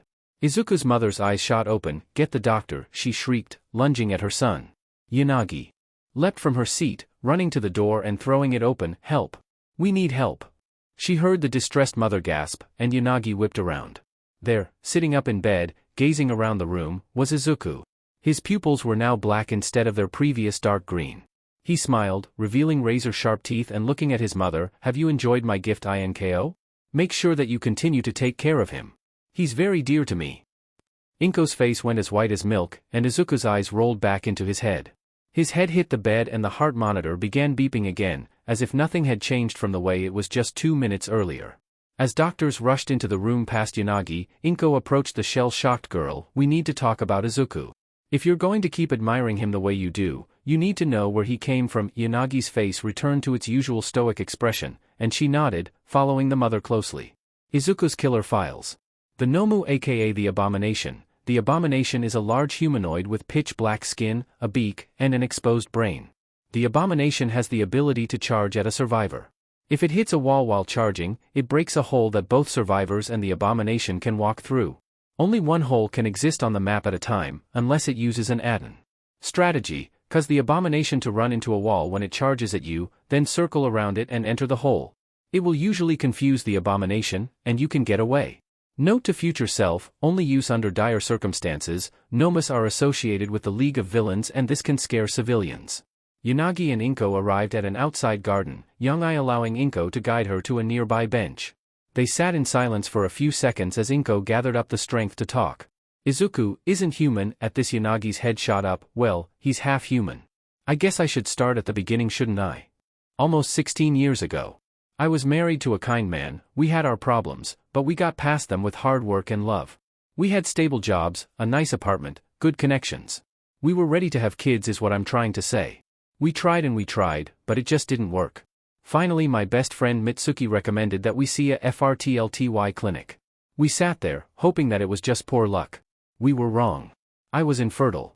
There were multiple things wrong with my womb that would make it impossible for me to get PRGNNT and carry a baby. This caused a lot of conflict between us, and eventually we decided to split up. He wasn't cruel, and I don't hate him. It just wasn't meant to be. I won't say that the only thing I've ever wanted to be is a mother, but it was a part of my life that I was looking forward to. I lay there in our now empty bed, and cried my heart out. Finally I fell asleep. I woke up in a clearing. It was dark, the remnants of a fire smoked on the ground, and trees rose in the darkness all around me. That was when I heard it. Hundreds of voices whispered through the forest. They said that they held pity for me, that they had always wanted children too. They told me that we could help each other. They would give me a baby, and I would have to protect it until it was ready to fight for itself. I thought that it was a dream, so of course I agreed. From the darkness large tentacle-like things stretched towards me. They grabbed my arms and legs and held me in the air. I woke up feeling sore, but I had thought that I slept wrong. It wasn't until a little under a month later that I realized I was PRGNNT. The doctor told me that it was literally impossible, and that they would have to take care of it. I told them over my dead body. For 9 months I kept myself in the best shape possible. My best friend and her husband did their best to make sure that I was taken care of, but she was also PRGNNT. When I was in my final months and they were too busy, things would arrive at my doorstep. I thought that it was just my ex-husband. I had told him that I was PRGNNT, and he had promised to help in any way he could. It wasn't until Izuku was born and Hisashi was holding him that I realized. I had never asked him for help. I remembered the dream, and I knew. He wasn't entirely human. For the first few months I was weary, I would feed him and take care of him, but I was always cautious. Finally I realized, even if he wasn't entirely human, he was still my baby. From that day on I promised that I would raise him to be good. I didn't know if the entity that gave him to me was evil or good, but I knew that Izuku would be the purest child on the planet. I was right, he was. He would go out of his way to help anyone and everyone. Then his Quirk came in. I was horrified. What sort of power would my child have? As it grew I realized it wasn't really a quirk. He is some sort of eldritch being and that is the way his powers manifested. At the time it seemed that they were all pure. They were for the defense of himself and others. I was relieved, and at the same time nervous about what could come next. For 10 years I thought that everything was fine, his power was just small boosts that he could use to be a hero. Maybe the entity was the good side of the eldritch beings and Izuku would be its avatar of justice. Then he activated the other half of his powers. I realized that no, the entity was not good, it was just making sure that its demigod son was mature enough to handle its presence. Present day. Inko gazed up at the window leading to her son's room. I still love him, he's still my son. I'm just worried that this thing will consume him.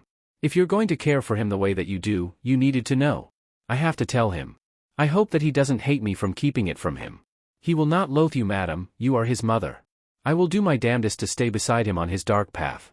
I will remind him of your unwavering love, and he shall see that you cannot be held accountable, Yanagi said, gently laying a hand on Inko's arm.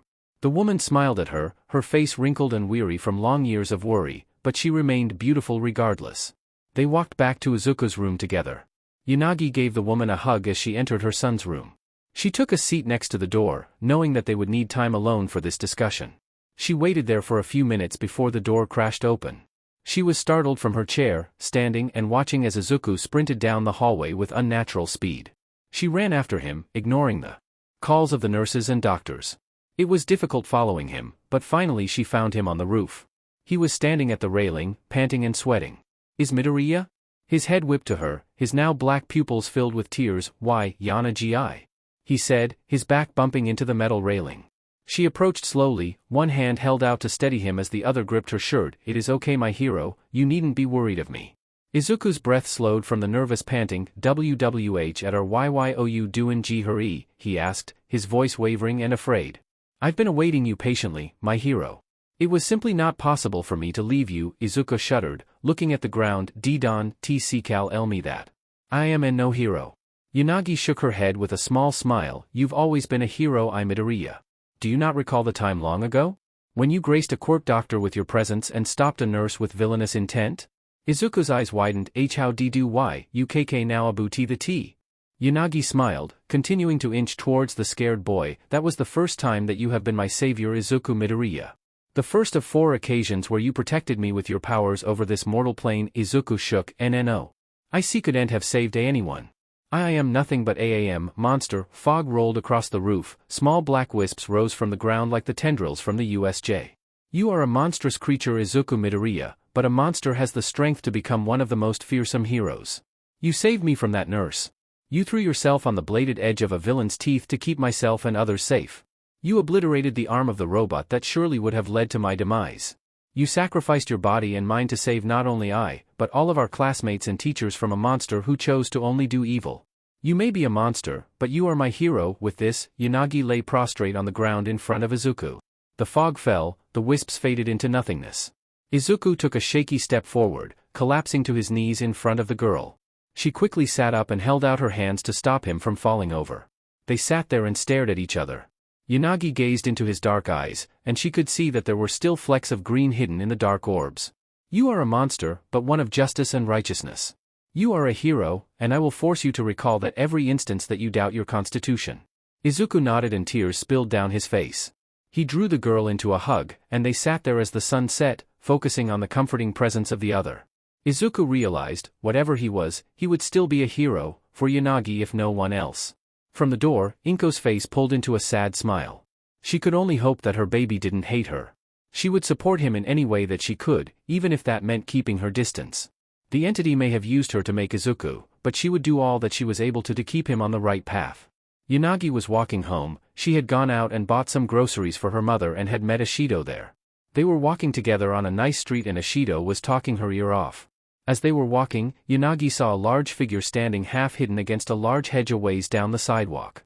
She slowed down and narrowed her eyes to get a better look at them, but they stepped behind the bush and out of sight. What is it, Yanagi? Ashido said, bouncing in front of her. Yanagi looked down at the strange girl before looking up at the bush. There's someone hiding in the shadow of that shrubbery. Ashido looked at the bush and tilted her head. She scowled and stormed over to the hedge and whipped around it. Hey creep. She stood there for a second before she turned to Yanagi and smiled. Yanagi dear, he wants to talk to you. Yanagi tilted her head, starting to walk towards her classmate. He wants to take you out tonight, Ashido said with a smirk. Yanagi frowned and jogged over to where Ashido was, looking around the corner. No one was there when she reached the pink girl. Someone was just peering at us from the darkness of this bush. I witnessed it, she said in confusion. Ashido smiled. Poor Yanagi, scared him away. Yanagi frowned again. She could have sworn she saw someone. Ashido led their way forward, still teasing the ghost girl. They didn't see the large man step out from behind the other side of the bush. His heavy breathing rattled from behind his mask. He slipped behind the bush again, disappearing from sight. Time skip.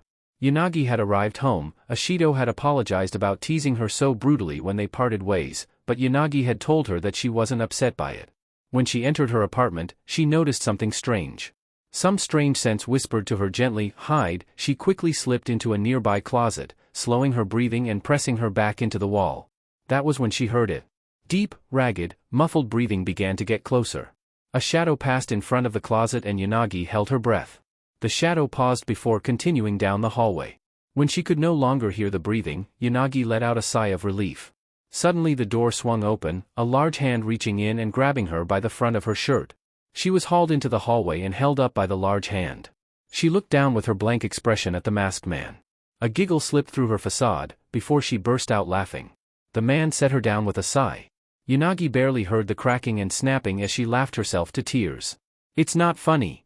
Izuku whined as he shifted out of his Michael form. "It's supposed to be scary. Why can I never get you?"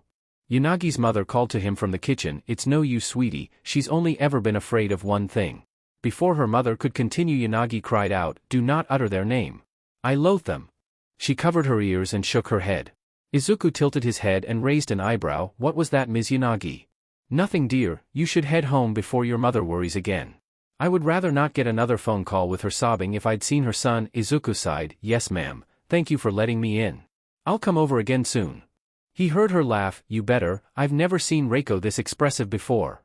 Izuku smiled as he closed the door and waved goodbye to his friend, a warm feeling in his heart. Time skipped to the next day at school. Izuku was still mopey that he couldn't scare Yanagi. Kuda walked over to him, the shy giant twiddling his fingers. "WW what's WW wrong, Midoriya?" The boy stuttered. Izuku looked up in surprise. The boy rarely spoke. Nothing, Kuda, just a little down in the dumps." The rocky boy frowned a little. "WW would seeing cute animals help?" Izuku smiled at the boy and nodded. "Sure." Kuda got out his phone and began swiping at pictures, showing them to Izuku. He cooed and smiled at the adorable pictures. "Are these all your pets?" Kuda nodded and swiped to the next picture. "Aw, look at his fluffy ears."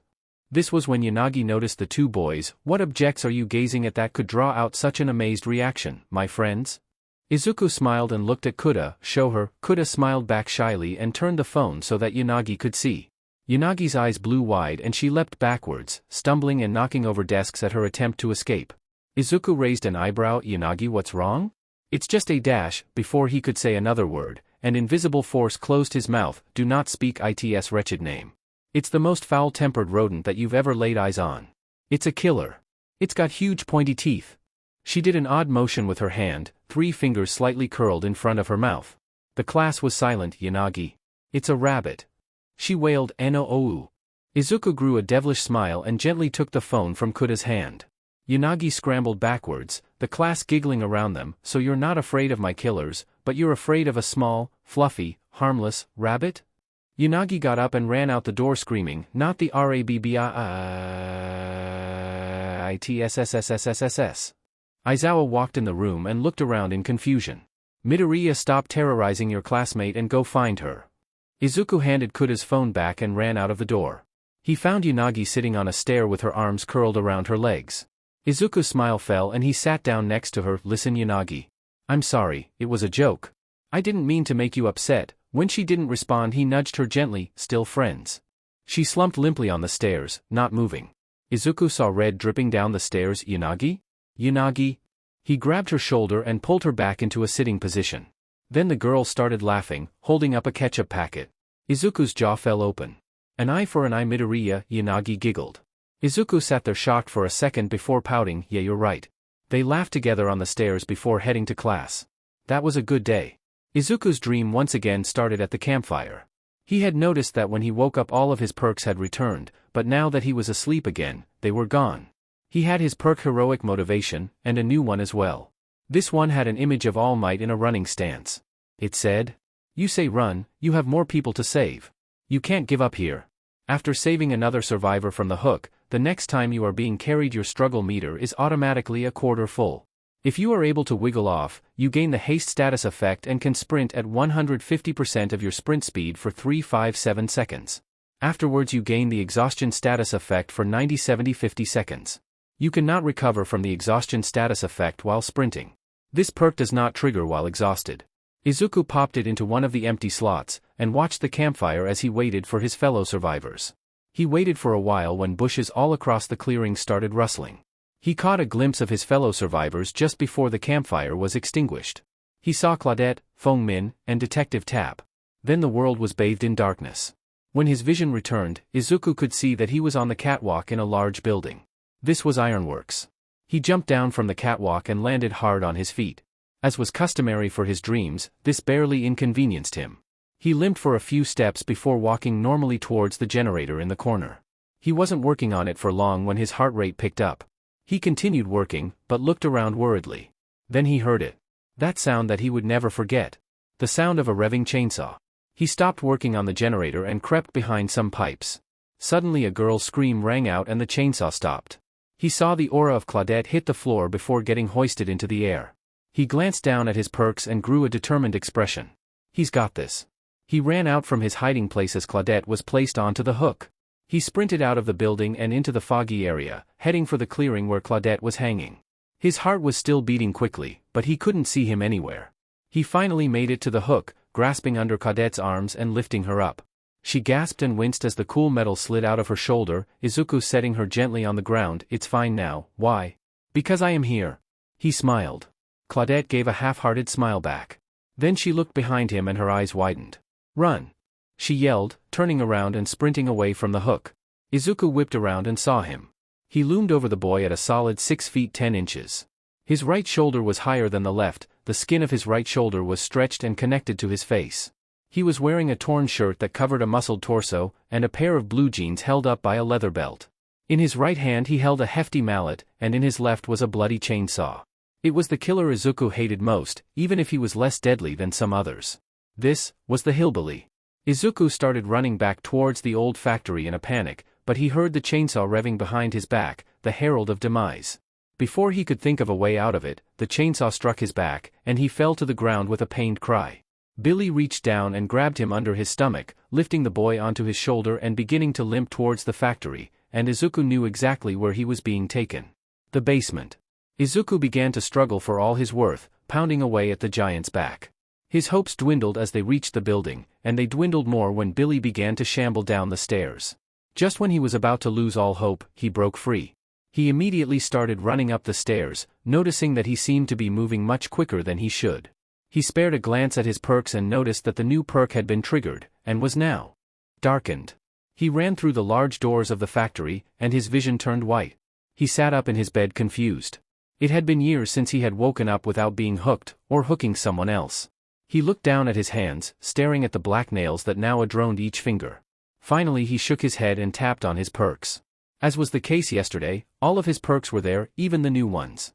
He closed the perk window and got out of bed. Today was going to be an interesting day. As was the new norm, he met Yanagi at the train station and together they walked to class. The day passed by pretty usually until lunch rolled around.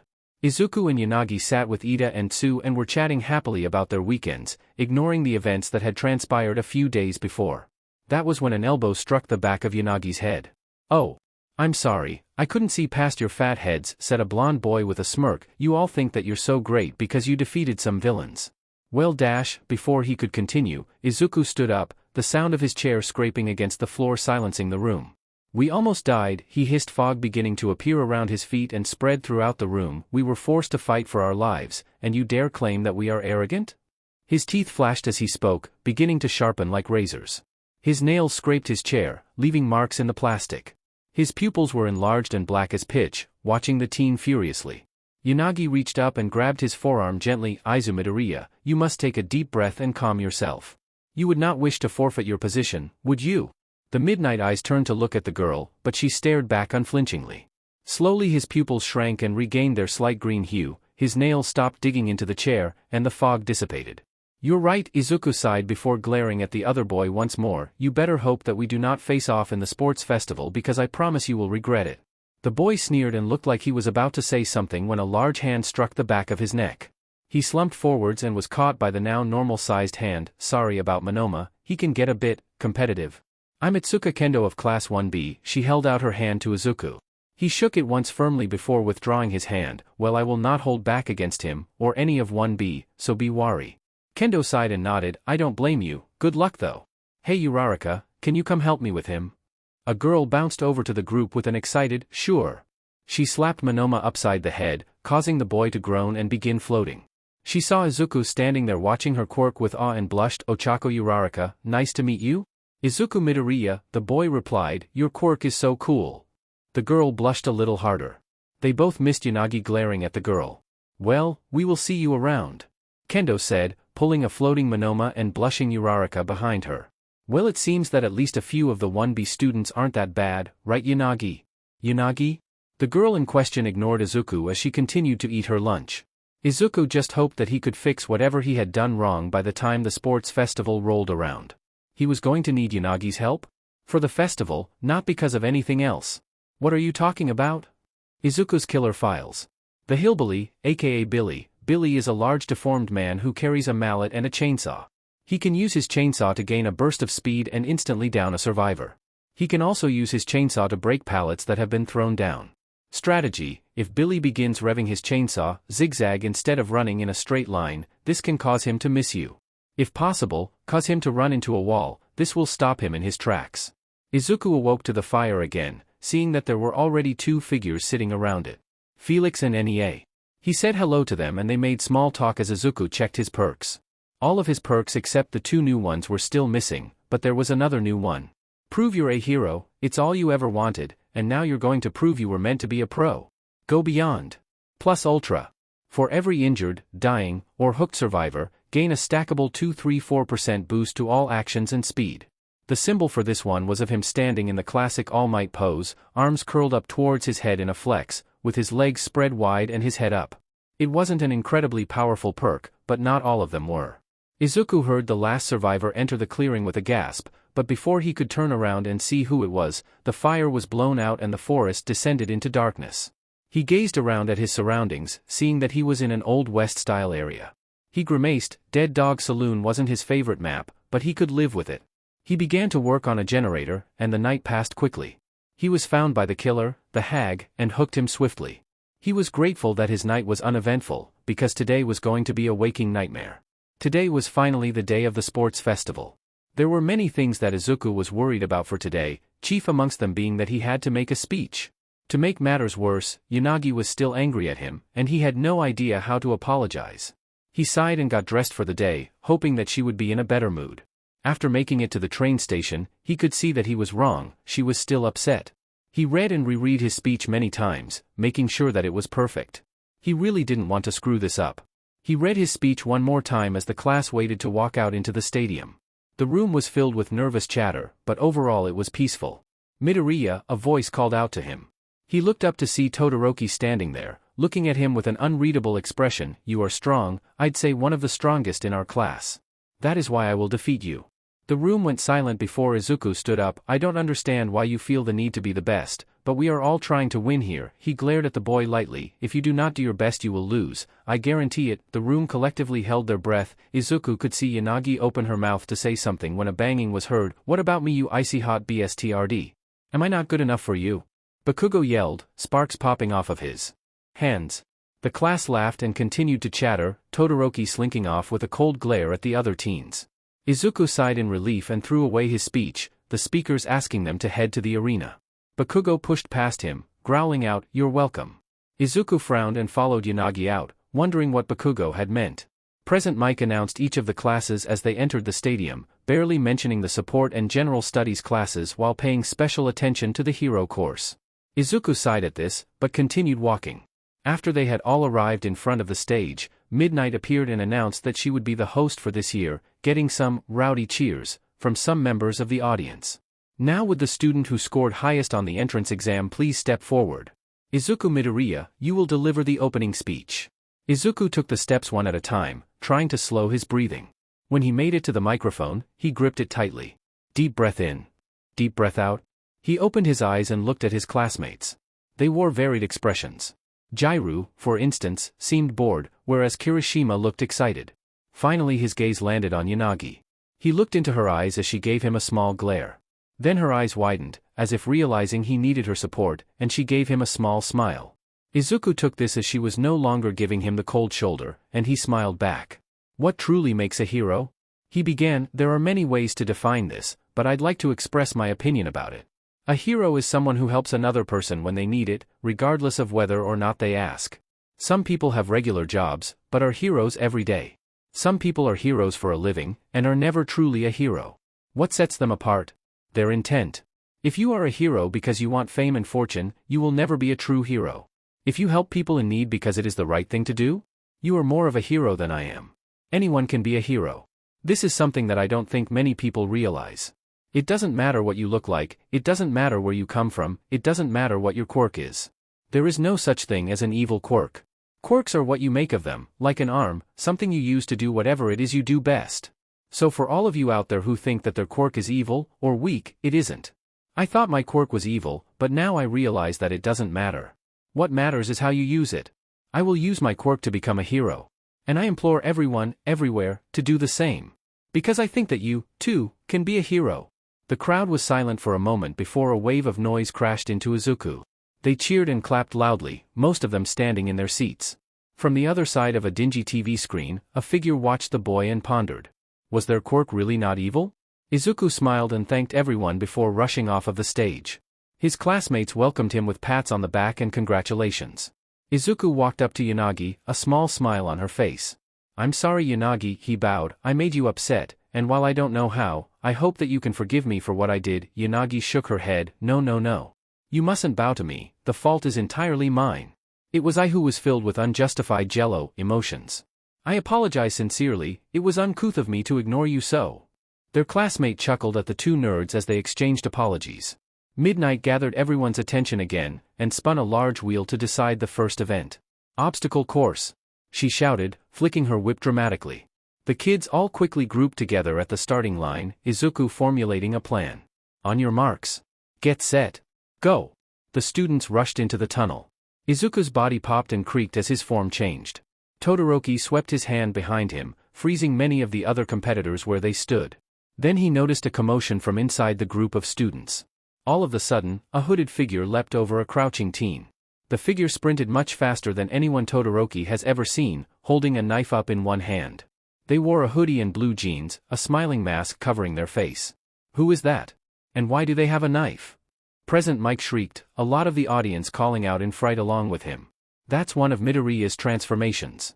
That one is called Legion, Aizawa responded lazily, there's nothing to be worried about. The spectators breathed a sigh of relief as they watched Izuku rush out in front of the rest of the students. Izuku finally reached the end of his sprint, grunting and standing up straight. He strode forwards at a pace that was like a brisk jog for most people. He watched as the bar filled up to tell him his power was ready again.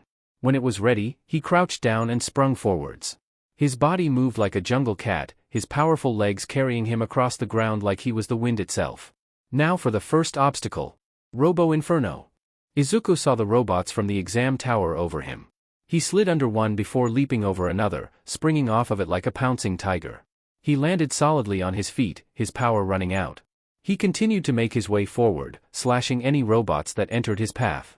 Just as he reached the 0 pointers, his power bar was filled, and he flew past them.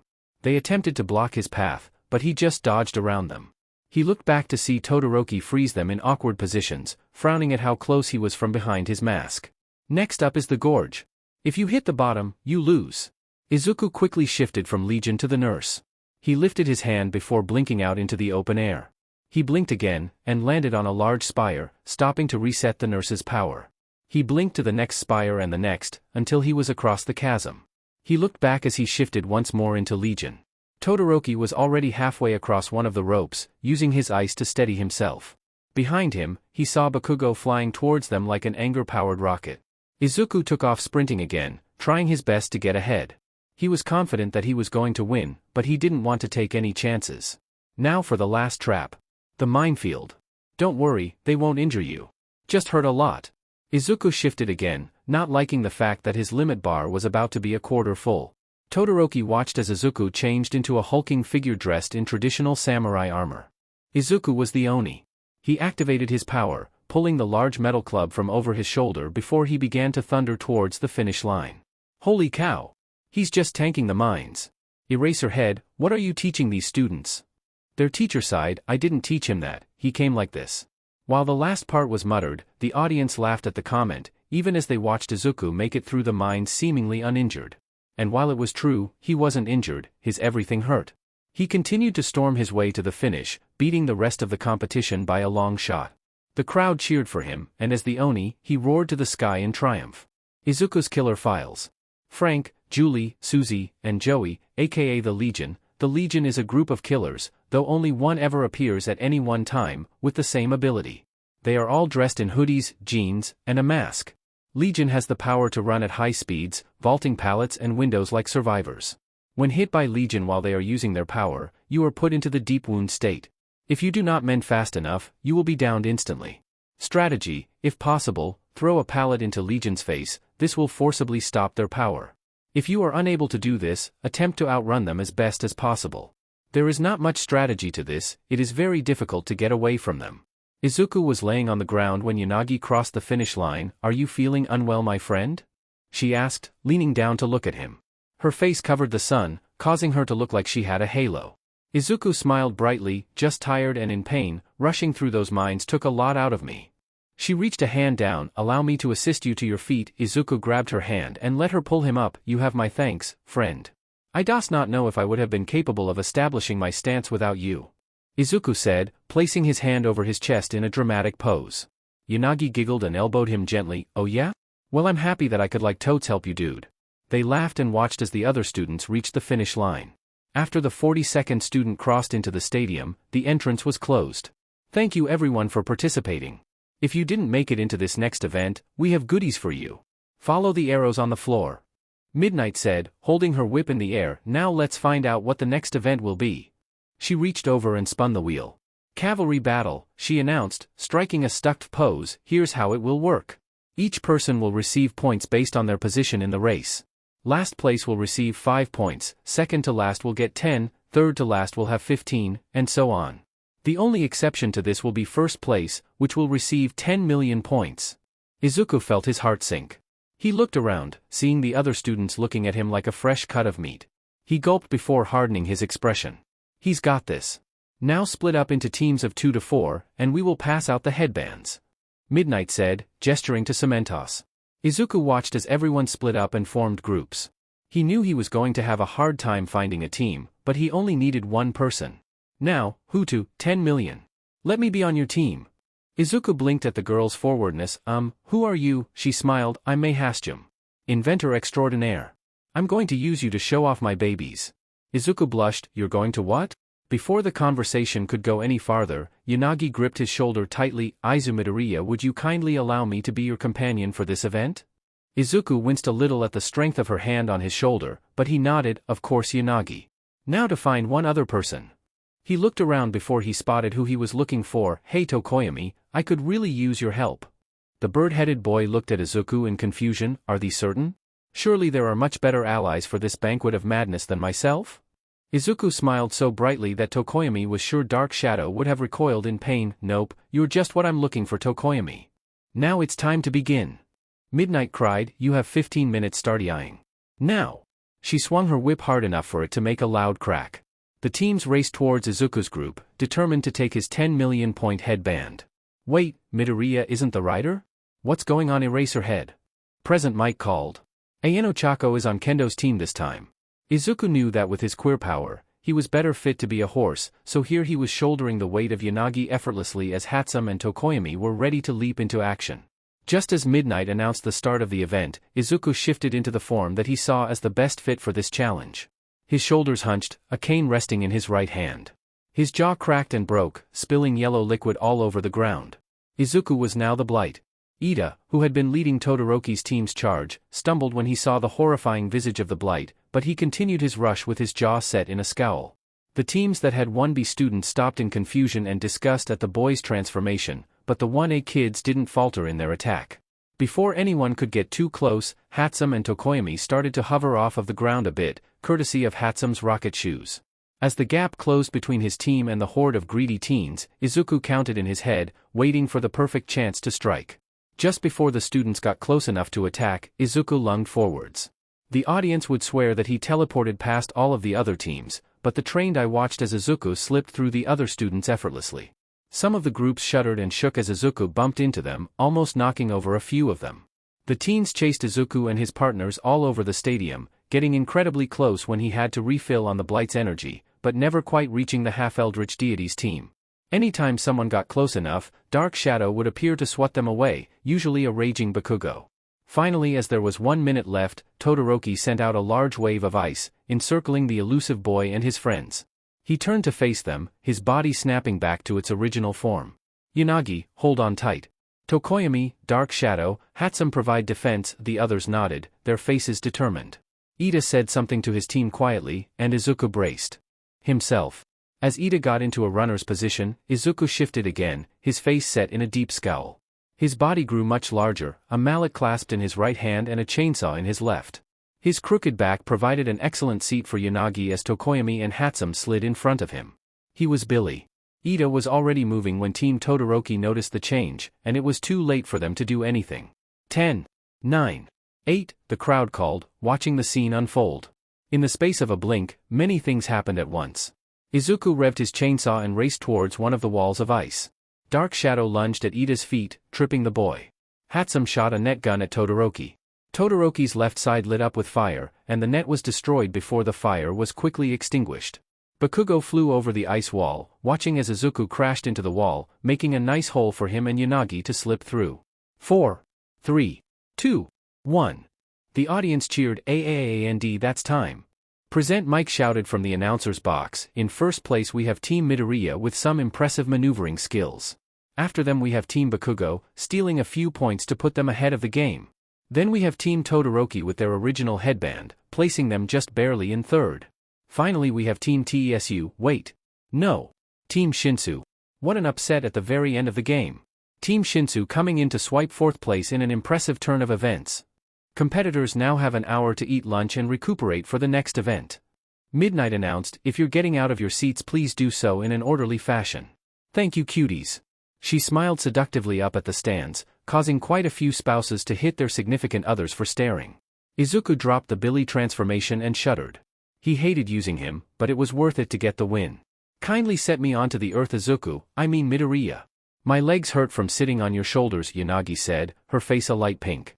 Izuku gripped her waist and hoisted her over his head to set her in front of him. "Sorry Yanagi, I doubt that my shoulders are the most comfortable." Yanagi didn't turn around as she robotically walked forwards. "It is quite all right. I am just going to inquire about food. Yes, food that I will then eat. Please do not look for me. I will be perfectly fine and normal and not Eris, I mean nothing." "I said nothing." Izuku watched as she walked out of the stadium. "I hope she's okay, oh well." Before he could follow the rest of the crowd, Todoroki laid a hand on his shoulder. "I need to talk to you." "Follow me." Izuku lifted an eyebrow and grumbled a little about how he didn't say please, but followed the boy anyways. After some walking, they reached a deserted hallway. The boys each leaned up against a wall, staring at the other with a mix of emotions. "You made me break my promise, I used his fire," Todoroki finally said, causing Izuku to scoff. "No, Hatsum made you use your fire by shooting a net at you. What does it matter anyways?" The other teen glared at him. "It was your plan that led to that event. Have you heard of Quirk marriages, Midoriya?" Todoroki related his life story. How his father met his mom, how they had kids because of his father's twisted idea of a perfect quirk, how he was born of it, and how his mom had gone crazy from it all, leading him to swear to never use his father's fire. "Yet you made me use it, even if indirectly." The boy watched Izuku as he processed all of this. Finally he seemed to come to a conclusion. "Todoroki, I hear what you're saying, but if that is really your mindset then you only have two choices ahead of you." The teen raised an eyebrow in a rare show of emotion. "You can either learn to get past your trauma and use your fire, or you can give up your spot in the hero course and pursue a career in another field." Todoroki looked shocked. Did he really just say that? That may sound harsh, but it is the truth. If you limit yourself, you and others will get seriously hurt, and that is not something I can look past. Let me tell you something, Todoroki. I am not completely human. My father was a monster, and my mother was infertile, yet here I am. I had to deal with the fact that my powers come from a place of evil. I decided to use them for good in the end. If you cannot do the same, then you have no place as a hero." Izuku glared at the boy. "You don't become a hero for yourself, Todoroki, you become a hero for others. If you let someone get hurt because you cannot move past yourself and be a hero, then I will come for you." Fog rolled in around their legs, and Todoroki's heterochromatic eyes met Izuku's now black pupils, "And when I catch you, you will see what a true monster is." Todoroki stood still, his racing heartbeat calming the farther Izuku got from him. Izuku reached the end of the hall and stopped. "The same goes for you, Bakugo," his black eyes peering into the darkness where Bakugo was resting against a wall. "If you cannot get over your own pride, I will drag you to hell if it is the last thing I do." He walked off towards the cafeteria, hoping that Yanagi had saved him a seat.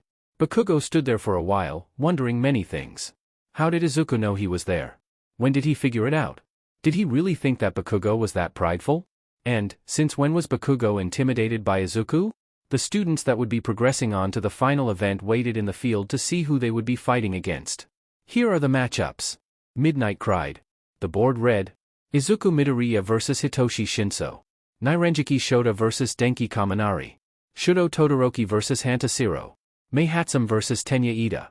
Yuga Aoyama vs Mina Ashido. Momo Yayorozu vs Fumikage Tokoyami.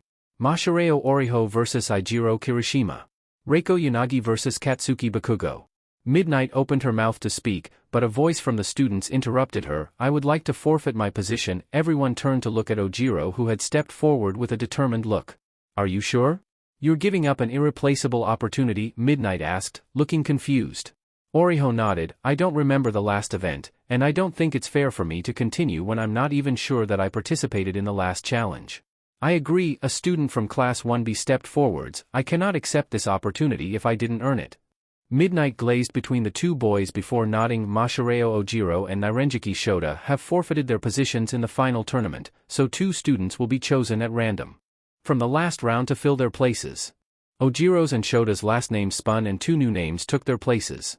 Izuku smirked. Filling in for Mashireo Ojiro is Tetsutetsu vs Ijiro Kirishima.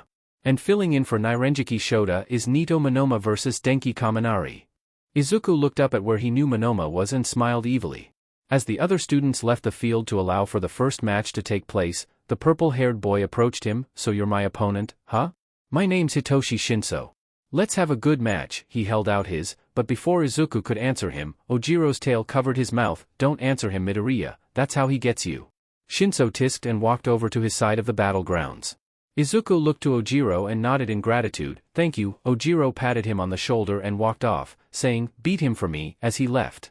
Izuku took his position, and waited for the match to start. "Ready." Midnight called out, "Start." "Present," Mike yelled, the stadium watching them intensely.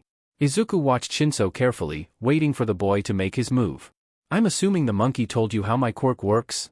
The lavender boy sighed.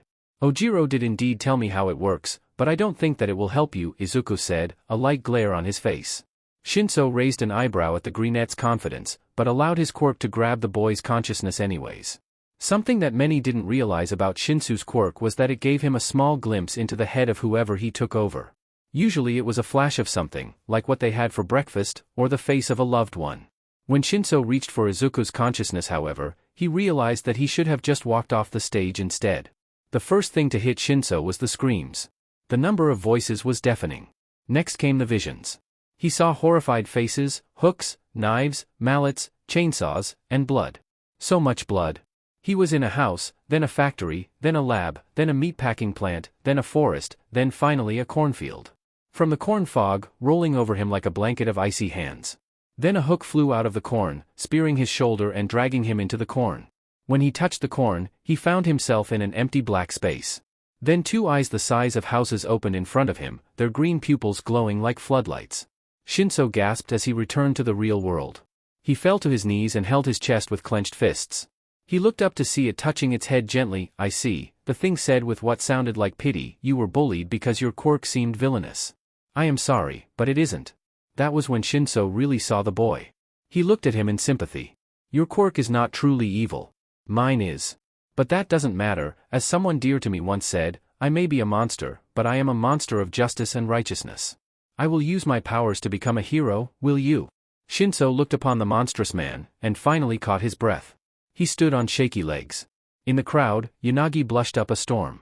The stadium had gone quiet when Shinso had fallen to his knees, so Izuku's words had rung out clearly across the field. She clutched her heart as the audience began whispering. She knew that she needed luck on her side to defeat Bakugo, and she had a feeling that she knew just where to get some. Shinso stared at his opponent. I'd rather not use my quirk on you again, and I know that without it I am not a match for you. Could you at least give me a cool send-off? Izuku's lips twitched into a small smile. I can do that, but I hope that you won't mind the nightmares that come along with it. Shinso gave him a lopsided smile. I don't sleep much and I have a feeling that I'll have nightmares from what I saw in your head. What's a little more horror on top of it? Izuku chuckled as fog rolled around his feet. That's fair. Well then, I hope that you get into our class. You're fun. Shinso blushed slightly, but watched with horrified curiosity as Izuku's body cracked and shifted. Where the green-haired boy once stood, an ugly man took his place. He was wearing a black fedora, black cargo shorts, and a red and black striped sweater. His face was a mess of scars. He raised his hand to lightly scratch at his face, and Shinso noticed the glove that he wore on his right hand. It had large knives that emerged from his fingers like tiger claws. He waved at Shinso, the knives making a hissing sound as they rubbed together. No way! Ashido yelled, almost deafening Yanagi. I know him. That's Freddy Krueger. The class stared with renewed interest. Yanagi watched Izuku carefully. This was one that she hadn't seen yet and she didn't want to miss it. Izuku stood still for a few seconds before rushing forwards. Shinso tensed and leapt to the side. Izuku swiped the air where he was just standing, tanking the punches to the gut as if they were nothing more than gusts of wind. Shinso looked up at the horrifying visage of Freddy Krueger as he raised an eyebrow and knew that he was screwed. Izuku slipped his claw-like knives into the front of Shinu's shirt and lifted him off of the ground. The boy kicked at him, hoping to dislodge himself, but before he could Izuku whipped his hand off to the side and threw him out of the ring. Hitoshi Shinso is out of bounds. Izuku Midoriya is the winner. Midnight called out, flicking her whip as the crowd cheered. It was a quick and uneventful match, but it was still interesting to watch. Izuku and Shinso left the field, and Izuku felt that he had made a new friend. See you around, you creep, Shinso said with a teasing smile. Izuku chuckled. You too, you freak. He punched the other boy in the shoulder gently and they went their separate ways. Izuku reached the box as the match between Monoma and Kaminari started. His class congratulated him hurriedly before turning their attention on the battle below. Izuku sat next to Yanagi who blushed. Splendid work Izuku. I mean Midoriya. Her blush deepened as he looked at her. You know Yanagi, you can call me Izuku if you want. I don't mind. Really? She asked, fidgeting in her seat. Yeah, you saved me from going insane. If anyone deserves to be able to call me by my given name it's you. His smile was so bright that Yanagi had to look away. Well then, as is customary, I insist that why you call me Reiko. Izuku. Izuku blushed and looked away. Oh okay Reiko. The two kids blushed even more so. Ashido smirked from the back. Oh yeah. They're in love? Kirishima raised an eyebrow. Really? I mean maybe they like each other, but love is a little much. Ashido scowled a little. I bet you 5,000 yen that they kiss by the end of the day. Kirishima rubbed his chin before sticking out his hand. You're on. They shook on it just as the match was called. Denki Kaminari is unable to continue. Nito Monoma wins. The match had been a shit show. Kaminari used his full power right off of the bat, but Monoma just turned into metal and waited until he shorted out. After that the cocky blonde tried to get his opponent out of the ring, but the moron kept dodging him. After a few minutes of fumbling, he finally threw the boy out of the ring. Izuku watched this and smirked. He was going to enjoy the next match. Izuku's killer files. Freddy Krueger, aka the Nightmare. Freddy's power is odd. All survivors will randomly fall asleep during the course of a round, but will wake up when hooked, when messing up a task, or by using a floating TV that appears somewhere on the map. While asleep, one of two things will ail them: fake pallets that will explode when thrown down, or pools of blood that will cause survivors to slow down and scream when walked over. Freddy also has the power to teleport to generators every so often, but survivors are warned of this beforehand as blood spurts out of the generator when this happens. Strategy: wake yourself up as soon as possible. This can be done through the methods above.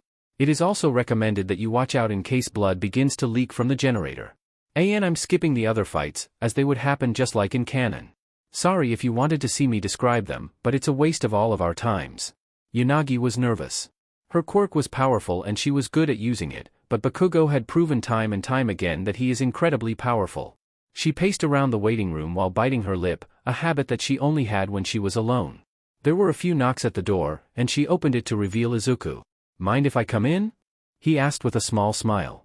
Yanagi nodded and let him into the room while she resumed pacing. She could feel his eyes on her as if she were being circled by a shark. A very hunky shark. You're going to do fine, you know that right? Yanagi looked up at the sound of his voice. The small smile he wore when entering was gone. Bakugo is strong, but he has his weaknesses. I won't tell them to you, I know that you wouldn't want them, but I assure you that if you look for them, you will find them. Yanagi watched as he stood from where he was resting against a desk and stalked over to her. The way the shadows seemed to cling to him matched with his black-green eyes entranced her. He stopped just in front of her and she noticed that he had grown a little, now about half an inch taller than her. But our quirks, his is infinitely more useful for aggressive tactics, and this situation demands of us nothing but our best. Izuku's eyes flitted, the green seemingly chased by the black. This may be true, but not all wars are won by strength alone. Use your strengths to your advantage, and his strengths against him. I know that you can do this, Yanagi was about to retort when the announcement for her to head to the field echoed through a nearby loudspeaker. Izuku grabbed her by the shoulders and pulled her into a quick hug. You've got this. With that he left. Bakugo looked at the girl across from him and frowned. He needed to show that Dmed nerd that he was as strong as he boasted he would be the #1 hero and nothing would stand in his way. He lowered into a fighting stance and waited. Start. Present, Mike cried from the announcer's box. Bakugo immediately blasted off towards his opponent. Yanagi held her ground, waiting for the perfect moment. The audience held their breath as Bakugo got closer and closer to Yanagi. Finally he got within range and spun to attack her. The explosion roared off of his hand, the smoke covering where Yanagi once stood. The spectators gasped, but suddenly Bakugo was pulled forwards into the smoke. Bakugo felt a leg catch his foot as he stumbled forwards. He fell to the ground and Yanagi pounced on him. The smoke cleared, and the stadium could see that Yanagi was sitting on Bakugo's back and had his hands held out to the sides with her knees on his shoulders. Cheers rang out through the stands, including one S section. Ida noticed that Izuku was still watching closely. It looks like it is Yanagi's win, yes? Izuku glanced at the boy and nodded. That is the way it looks. But Yanagi still has a fight on her hands. Yanagi allowed herself a small smile as she held down her competitor. Before she could say anything, however, a blast rocketed out from Bakugo's hand. The heat made her let go of his wrist, shaking her hand from the small burn that was certainly forming. Bakugo took advantage of this and turned his palm towards her. The second explosion knocked Yanagi from Bakugo's back and caused her to tumble across the ring. The audience let out a disappointed cry as Bakugo got to his feet. His face was blank as he charged at the girl again. Yanagi rolled over onto her back, and when Bakugo got close enough she pulled with her quirk. Bakugo felt himself get pulled forwards and stuck his hands out, letting off an explosion as Yanagi tried to kick both feet into his gut. Yanagi was blown back another few feet as Bakugo flipped onto his feet a few yards away. Bakugo ran towards the girl again as she struggled to her feet. She ducked under his outstretched hand, the explosion ruffling her hair. She tackled his legs, but he twisted in her grip and pushed off of her back. He rolled across the ground and swept her feet out from under her. He jumped onto her, holding his hand in front of her face. Yanagi glared at him as they huffed and puffed for breath. Finally she relented. I am forced to yield. Bakugo nodded and stood up. The crowd roared in disapproval before Aizawa spoke up. Bakugo had to attack her with such ferocity. If he hadn't he would have lost. Ida watched as Izuku stood slowly, his eyes shadowed by the angle of his face. The black-haired teen found Monoma resting against the wall outside of 1B's viewing area. The blonde looked up and smirked at him. It must SCK to see your girlfriend get beaten that badly, huh? Well, don't worry, I'll send you to the infirmary to see her soon enough. Izuku ignored him and continued down to the stadium. Izuku stood on his side of the ring and watched as the blonde-haired boy finally made it to the ring. Ready? Midnight cried, raising her whip up. Wait! Monoma exclaimed. He walked to the middle of the ring and stuck his hand out. That was uncalled for. Can we have a good fight? Izuku stalked towards the other teen and grabbed his hand, the strength of his grip causing Monoma to wince. You think that we are cocky for surviving what we did? Fine, then we'll see if you can stay that way. He let go of his victim's hand and walked back to his side. Present Mike was yelling something about sportsmanship when Monoma reached his area with a smirk. Start. Let's see what your quirk is like. Monoma cackled, reaching for the copy when he felt it. Nothing. He frowned and looked at the unimpressed boy on the other side of the arena. What are you? Finally Izuku cracked a sharp-toothed smile. I am a monster. Izuku's body swelled and rippled as he grew larger. His skin turned purple, and his brain became exposed. Present Mike stopped narrating, and Aizawa froze. 1A watched in horror as the Nomu stood tall and menacingly where Izuku once was. The audience chattered nervously at present mixed silence, which was something that never occurred. The Nomu strode towards Monoma, its footsteps shaking the ring. Monoma breathed out a wall from one of his copied quirks, but the Nomu broke through it like it was paper. He called Tetsu's quirk and hardened into steel. The Nomu's eyes just flashed in amusement. Before Monoma could move, he found himself flat on his stomach, the ground cracked around him. The Nomu grabbed him by his feet and threw him into the air. When he got close to the ground, the Nomu slapped him across the ring, stopping him from flying out of the other side with a fist to the stomach. Monoma could feel the punch through his metal skin, considering himself lucky that the denting would fix itself when he released the quirk. The crowd was deadly silent as the Nomu picked him up by his feet again and slammed him into the ground a few times, leaving imprints of his face on the ground. The monster lifted the metallic boy up to its face before slamming him into the ground a few more times. It threw him out of the ring, Tetsu's quirk failing after he was buried into the concrete of the wall. The Nomu cracked and shifted back into Izuku. He walked down the steps to a silent arena. As he passed by the boy stuck in the wall, he huffed, "Puny human." Midnight looked over to Cementos and the concrete man stared back at her. The staff had heard the story of the USJ and had recognized the transformation the second that it had appeared on stage. Nito Monoma is out of bounds. Izuku Midoriya is the winner. Izuku felt his heartbeat pick up and saw that spine chill lit up, something that hadn't happened since the USJ. Fog rolled around his legs and he prepared for a fight. When Endeavor appeared from around the corner, Izuku knew that he was in no danger. Not because there wasn't a villain nearby, but because this villain wouldn't attack him here. "What do you want, Todoroki?"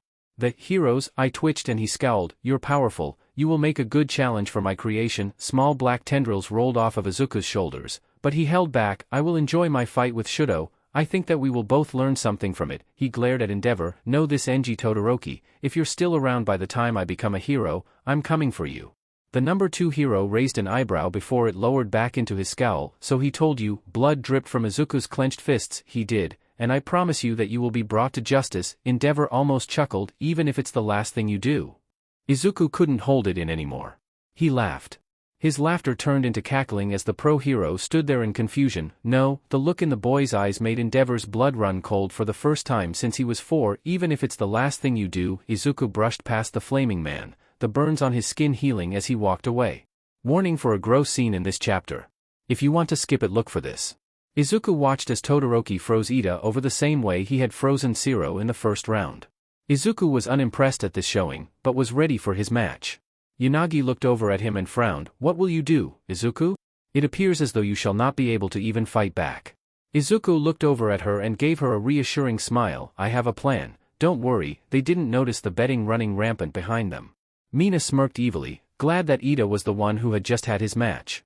About 1/3 of the students had placed bets on when the two would kiss, and Mina couldn't be happier. It was always fun to have some stakes. The class watched as Bakugo and Tokoyami took to the ring. "Who do you think will win, Midoriya?" Yaoyorozu asked, having left the area where the betting pool was taking place. She hoped that her intuition was right. Izuku sighed. "Unfortunately, it is almost impossible for Tokoyami to win. Dark shadow is weak to light, and Bakugo produces light constantly." Yaoyorozu and Yanagi nodded, and as the battle began they saw that he was right. Bakugo beat Tokoyami quickly, getting him pinned in less than 2 minutes. It was then that Izuku stood up. "Sorry ladies, I need to go get ready for my fight." Izuku walked down to the gate, prepared to fight when All Might arrived. The hero looked almost as good as he did in his prime. He was almost as large as Endeavor was and he didn't look strained at all. "Hello young Midoriya. I came to wish you luck." Izuku smiled at his hero. "Thank you All Might." The man chuckled a bit before his expression grew a bit more serious. "Young Midoriya, I just wanted you to know that my offer is still on the table." Izuku grimaced and looked away. "I know that you think your quirk is evil, but I know that you have what it takes to be the best hero of your generation, regardless of my quirk. I think that with it you could be the best of all time." However, All Might's large hand gripped his shoulder lightly. "There is no pressure, but think about it my boy. I believe in you." With that All Might left. Izuku felt as though the small hole in his heart had shrunk some at the hero's words, but he still wasn't sure. He would have to think on it. He then heard Present Might call for him and Todoroki to enter the field. With one look down the corridor, Izuku stepped into the light. And now for the first of the semi-final matches. Present Might cried, the audience feeding off of his energy, keeping a cool head throughout the festival, and locking the competition in the ice of his ire is Shudo Todoroki. The crowd roared as Todoroki walked into the arena and unleashing his monstrous spirit onto his foes. The student to strike fear into the hearts of villains everywhere. Izuku Midoriya. Izuku stalked his way onto the platform and watched his opponent carefully. One mistake could cost him dearly here. "Ready? Begin." Midnight yelled. Just like that, it was time to fight. Todoroki launched a large wave of ice at Izuku. The large glacier covered Izuku's whole side of the arena. The stadium grumbled in disappointment, but Todoroki was not so easily fooled. He was prepared to launch another attack when he saw him. Izuku was floating on the side of the iceberg. He must have used one of his transformation's powers to get up there. Before Todoroki could send his next attack, Izuku began to change. He grew taller, his hair thinning on top and growing out straight and wavy. His gut swelled and his clothes changed to a raggedy purple suit that seemed to just barely cover his stomach. His face turned pale white, blue and red outlining his lips, and he looked much older. In his right hand he held a large knife, and in his left he had a small purple bottle. Todoroki reared back and swept his hand forwards, ice quickly growing up the side of the glacier. Izuku hurled the bottle in his hand down at Todoroki, and it struck him directly in the chest. This caused his hand to go up sharply, the ice becoming more of a pillar than a wall. Purple gas surrounded Todoroki and he yelled out in pain. His vision swam and his nose burned. He stumbled and coughed. He felt 2 more bottles crash into him, the purple gas now completely obscuring his vision. You could stop this, Todoroki, if you used your fire. Izuku's voice resounded through the gas, warped and distorted. Todoroki yelled and threw a large wall of ice randomly in one direction. You will only weaken yourself by doing that, Todoroki. He felt a kick to the back of his left leg and he fell to the ground. His right hand whipped over to freeze the other boy, but he couldn't feel anything. The gas started to clear, but more bottles crashed into him. He screamed and shot ice out to find the teen. He was rapidly running out of time, frost starting to cover his arm and face.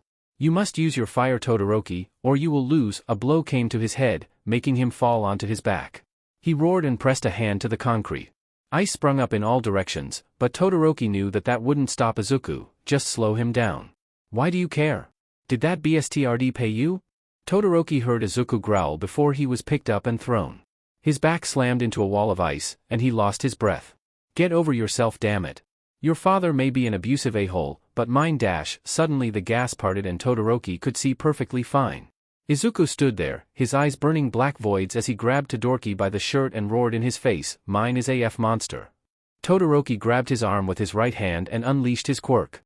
The ice quickly encased Izuku's left arm, but Todoroki was already shivering. He couldn't go on like this. If you don't believe me, Izuku snarled, pushing Todoroki back into the ice. The audience watched in horror as Izuku dislocated his shoulder and put his razor-sharp nails to it. Then let me show you.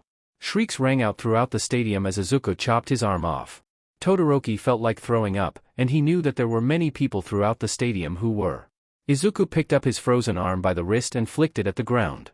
The ice on it shattered, and he swung it back up to his shoulder. It smacked the bleeding flesh there and somehow stuck to it.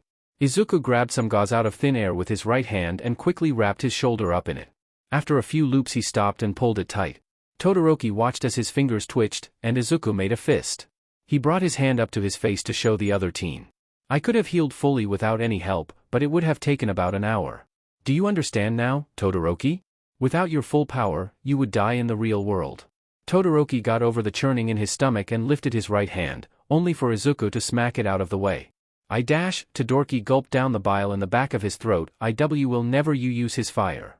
It's not his fire, Izuku roared, the ring shaking with the power of his voice, it's yours. This caused Todoroki to flash back to a time long ago, before his scar. He was sitting at the table eating lunch. His left eye was swollen shut and he was covered in bruises as normal, but he had a smile on his face. He looked up at his mother who was humming a tune as she cooked something. Mama? Shudo called, causing his mother to look at him. I think I love your quirk the most. I love using it because it's so much fun. His mother giggled and smiled at him. I like using Mama's quirk better than using Papa's quirk. At that her eye twitched, but Shudo didn't notice. Shudo, his mother said, causing the boy to look up at her, you don't use either of our quirks. Shout Out tilted his head and asked, really? His mother smiled and shook her head. Nope. She booped him on the nose, causing him to giggle. You use your quirk, not ours, Shudo gasped and his eyes went wide. His mother's smile grew a little sad and she gently patted his hair. Shudo, always be true to yourself, okay? Shudo nodded and smiled. I will, Mama, I promise. The cute lisp caused his mother to giggle and pull him close, pressing kisses all over his face as he laughed and pushed her away. Todoroki smiled longingly at the memory as his left side burst into a raging inferno. He couldn't hear anything except a dull roar as he remembered one of the last happy days he had had with his mom. A single tear rolled from his right eye, and he sat up. Izuku was looking at him with a proud smile. Now do you understand to do, no? Shudo? Todoroki nodded and got to his feet. He felt as if the weight of the world had been lifted from his shoulders, and he stood tall. You're crazy, you know that, Izuku? The boy shrugged and laughed. Meh, even if you toast me I should be okay in a day or two. His black-green eyes danced with mirth as he lowered into a fighting stance. Now let us finish this Shudo, I have something important to do after this. Todoroki laughed. Is this not important to you? Izuku held out his hand and made a SOSO gesture. The teens chuckled and readied themselves. Shudo. A voice rang out from the bleachers. Izuku and Todoroki raised an eyebrow and looked over at a smiling Endeavor as he pressed up against the railing. I see you have finally accepted my power. Now I can finally train you. The two boys looked at each other in mild annoyance as he continued to spout off some bullshit about Todoroki and his fire. Excuse me for just a second, Izuku, Todoroki said. Izuku made a go-on gesture. Todoroki swept his right hand out, and ice rushed over the ground, climbing up the ring's wall to completely engulf the raving lunatic. Now let's finish this, Todoroki said, Izuku flipping the thawing hero the bird before turning back to his competition. Without another word the two teens rushed at each other. Izuku spun in place, Todoroki barely able to register the bottle that smacked into his face. He held his nose and coughed at the gas for a second before his fire burned it away. He searched for Izuku before he felt his leg get kicked out from underneath him. He fell to the ground and shot out a burst of flame from where his target had been, but missed. He spun around, using his fire to speed up, and knocked Izuku's feet out from under him as well. Todoroki tried to capture Izuku with the ice, but the boy jumped out of the way before he could. Izuku hucked another bottle at him, but he raised his left hand and burned away the gas as it struck his arm. He moved his hand out of the way to see that Izuku had once again vanished. He felt arms loop around his waist and he was picked up off of the ground. Izuku bent backwards and threw the other teen behind him. Todoroki unleashed a blast of ice to stop himself, but before he could move again, Midnight called out, Shudo Todoroki is out of bounds. Izuku Midoriya is the winner. Todoroki looked down and saw that he was just barely over the line. His fire sputtered out and he huffed in disappointment. Izuku walked over to him and grabbed the other boy's right hand with his left. He lifted both of their hands into the air and the crowd cheered. Todoroki looked at the boy and asked, Isn't this the arm that you just cut off? Izuku just smiled evilly and Todoroki sighed, You shouldn't do that, you're going to freak people out. So what? I'm fine, see. Izuku wiggled his fingers and Todoroki huffed. Together the boys walked out of the arena bickering about the ethics of cutting your arm off in front of people. Even if you can grow it back, Izuku. It's my choice, Shudo. Izuku's killer files. The clown is an overweight clown in a purple suit. He has a knife and bottles of noxious gas. If he throws a bottle it will shatter and release the gas. Stepping into the gas causes you to scream, move slower, and have your perception warped for a little while. Strategy, don't get caught in the gas if you can help it. The clown will try to slow you down or find you with it, so try not to enter it. If you have to, make a break for it as fast as you can, he will likely be hot on your trail and closing in fast. In this corner is the King of Crashes. The Baron of Blasts. The Duke of Demolition. The Ruler of Rockets. The Emperor of Explosions. Katsuki Bakugo. Present Mike called, the audience cheered as Bakugo walked into the field. And in this corner, the monster of UA. He's the creak of the floor in the dark. The shadow over the moon. The thing that goes bump in the night. Our very own boogeyman. Izuku Midoriya. Izuku walked out calmly even as the stadium thrummed with energy. He and Bakugo stood across from each other and Izuku could feel the weight of his gaze. Now let's get ready to rumble. 5, 4, 3. Izuku lowered himself close to the ground, his transformation racing under his skin, waiting for its moment. 2. Bakugo's hands popped with small explosions as he readied himself. 1. Fight. Izuku shifted, his body becoming thinner and taller. His head changed into a flower-like shape, and he placed his hand on the floor. Energy transferred into the floor, and his face opened up. He let out a shrieking roar. He was the Demogorgon. Bakugo launched himself the second he heard fight, and he barreled down at Izuku. He recognized the transformation, but he didn't care. This was a long time coming. Bakugo rocketed towards Izuku, prepared for war. Izuku dodged underneath the first blast, the heat annoying his gray skin. Bakugo used another explosion to reorientate himself and released another wave of heat at Izuku. The monstrous boy shrieked and swung up at Bakugo. He batted him away and walked backwards to get some distance between the two.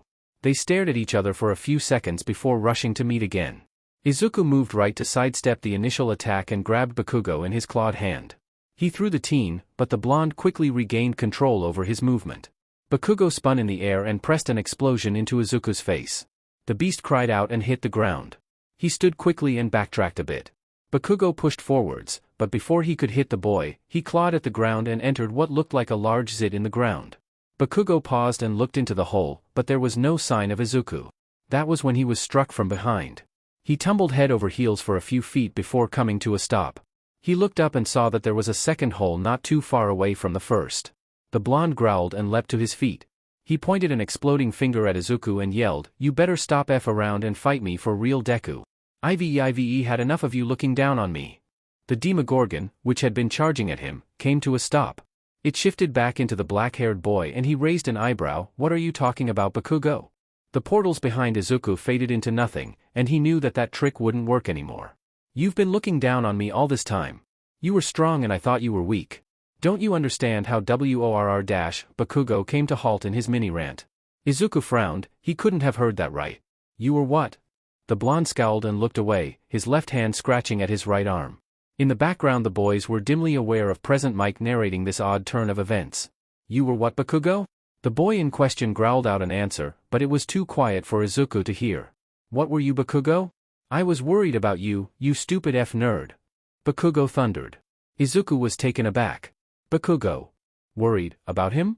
Your Quirk was weak, and I was scared that you would get yourself killed." Tears rolled down Bakugo's cheeks as he hung his head and screamed, "You were my only friend. I couldn't see you get hurt." Izuku couldn't believe what he was hearing. But what about all of those things you did to me? Using your quirk on me? Blowing up my things?" Bakugo kept his head turned away and responded sadly, "I was trying to show you that you would only get hurt in the hero business. You know that I've always been shitty with expressing myself." Izuku's jaw was hanging open. Not in his wildest dreams did he picture this. "But it doesn't matter," Bakugo scowled, "you've been holding back. You've been looking down on me." He blasted himself forwards, tears still streaming down his face. Izuku grabbed his famous right hook and slammed him into the ground. "Katsuki, I haven't been holding back on you, or looking down on you." Bakugo looked up at him in confusion, catching his breath from hitting the concrete. "I didn't know about the killers until a few months before the exam. I didn't know until the day of the sludge villain incident." Bakugo looked up at him with an odd expression. "I never looked down on you, Katsuki. I looked up to you. You were everything I wanted to be." Tears pooled in Bakugo's eyes as he sat up. Izuku held out his hand and pulled his old friend to his feet. Bakugo looked at him for a few seconds before pulling him into a hug. This confused Izuku to no end, but he returned the gesture with a few pats on the back. Can we be friends again, Izuku?" Bakugo said, pulling away from the teen. Izuku smiled and nodded, "Of course, Katsuki. Just talk it out next time, okay?"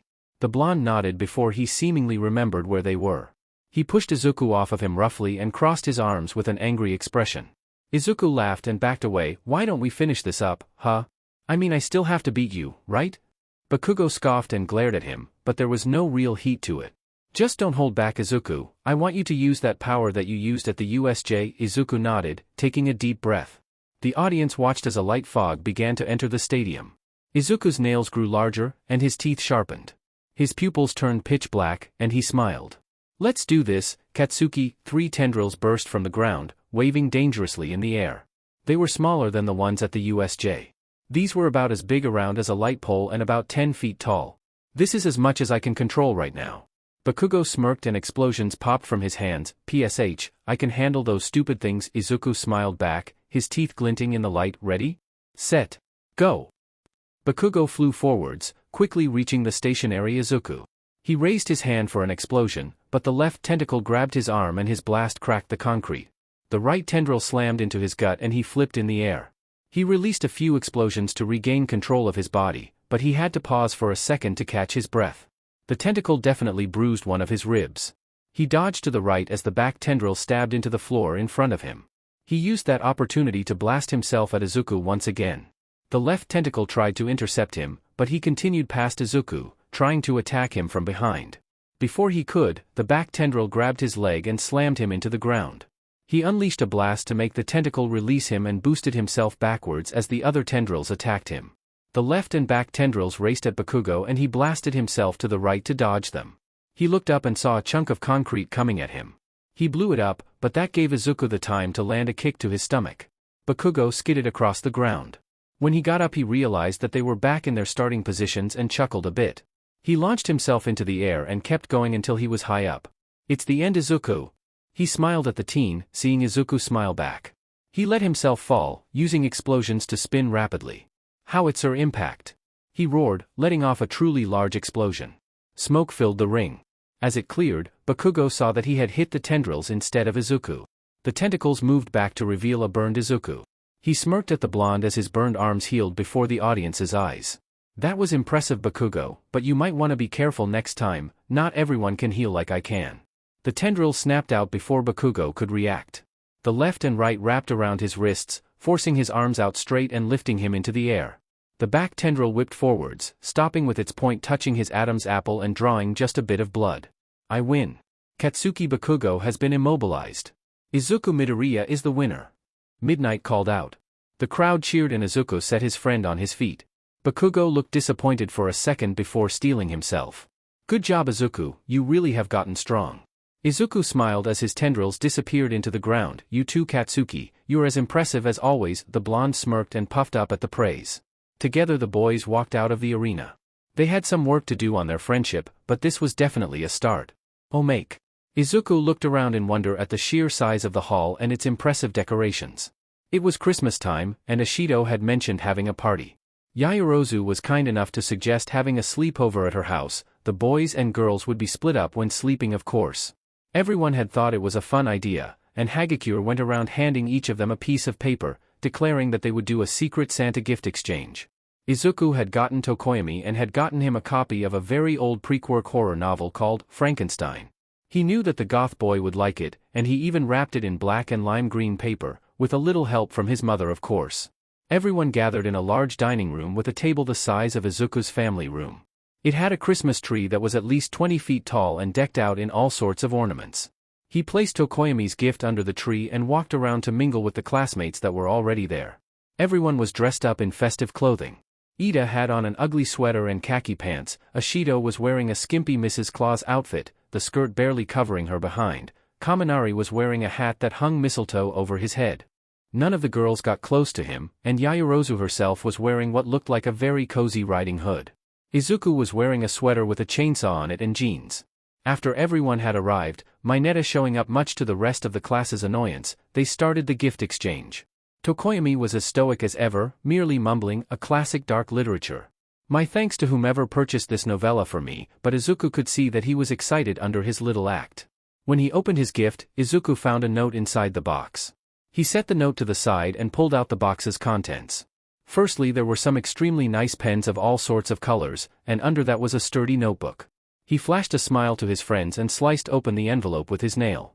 The note inside read, Dear Midoriya, you have been a great friend to me throughout this year. If not for you, I'm not sure that I would have survived it. I know that you are fond of notebooks and note-taking, so I decided to give you something to help with it. The pens are designed to work in zero gravity and underwater, allowing you to write notes anywhere you are, and the notebook is water and fireproof. I hope that you will enjoy these presents as much as I have enjoyed having you in my life. Your Secret Santa. Izuku looked around the room and smiled at his friends. His eyes lingered on the person that he was sure got him the gift, her white hair pulled out of her face with a red and green bow. He put the gifts back in the box and watched as the rest of the students opened their presents. Time skipped to later that night. All right, everyone. It is time to go to bed, Ida announced, his arm chopping away.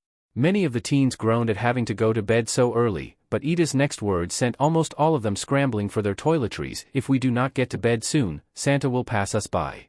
Mineta scoffed, causing the class to freeze. You all still believe in Santa Claus? Please. You're heroes in training, grow up. The students glared at him, Izuku speaking up, you better watch out, Mineta, or you won't get any presents tonight. Mineta just scoffed again and left to get ready for bed. The teens took showers in the many bathrooms in Yaoyorozu's house and met up where they were going to be sleeping. The girls would sleep in Yaoyorozu's room, and the boys would sleep in the guest room across the hall. Izuku made sure to tell Mineta that if he found the boy trying anything pervy that he would drag his soul to hell. The boy was not sure that Izuku was joking, so he resigned to keeping his nose clean for the evening. The class quickly went to sleep. Izuku listened to the boy's soft breathing, but he couldn't find it in him to sleep. He was just not tired, which was strange.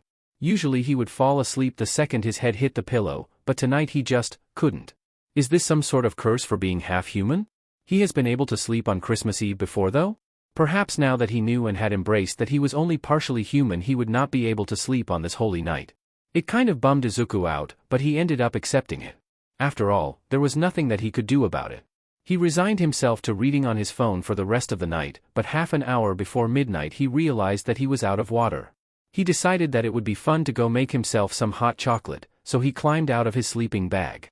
Bakugo and Kirishima had taken the large bed that was in this room, Bakugo having claimed it and Kirishima arm wrestling him to earn the right to sleep in it as well.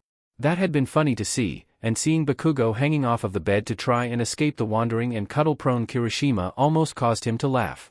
He quietly made his way out of the room, making sure not to step on any of the other teens. He crept down the hallway, finding it mildly amusing that his vision was barely impaired by the darkness. He eventually found the kitchen and set about making the hot chocolate.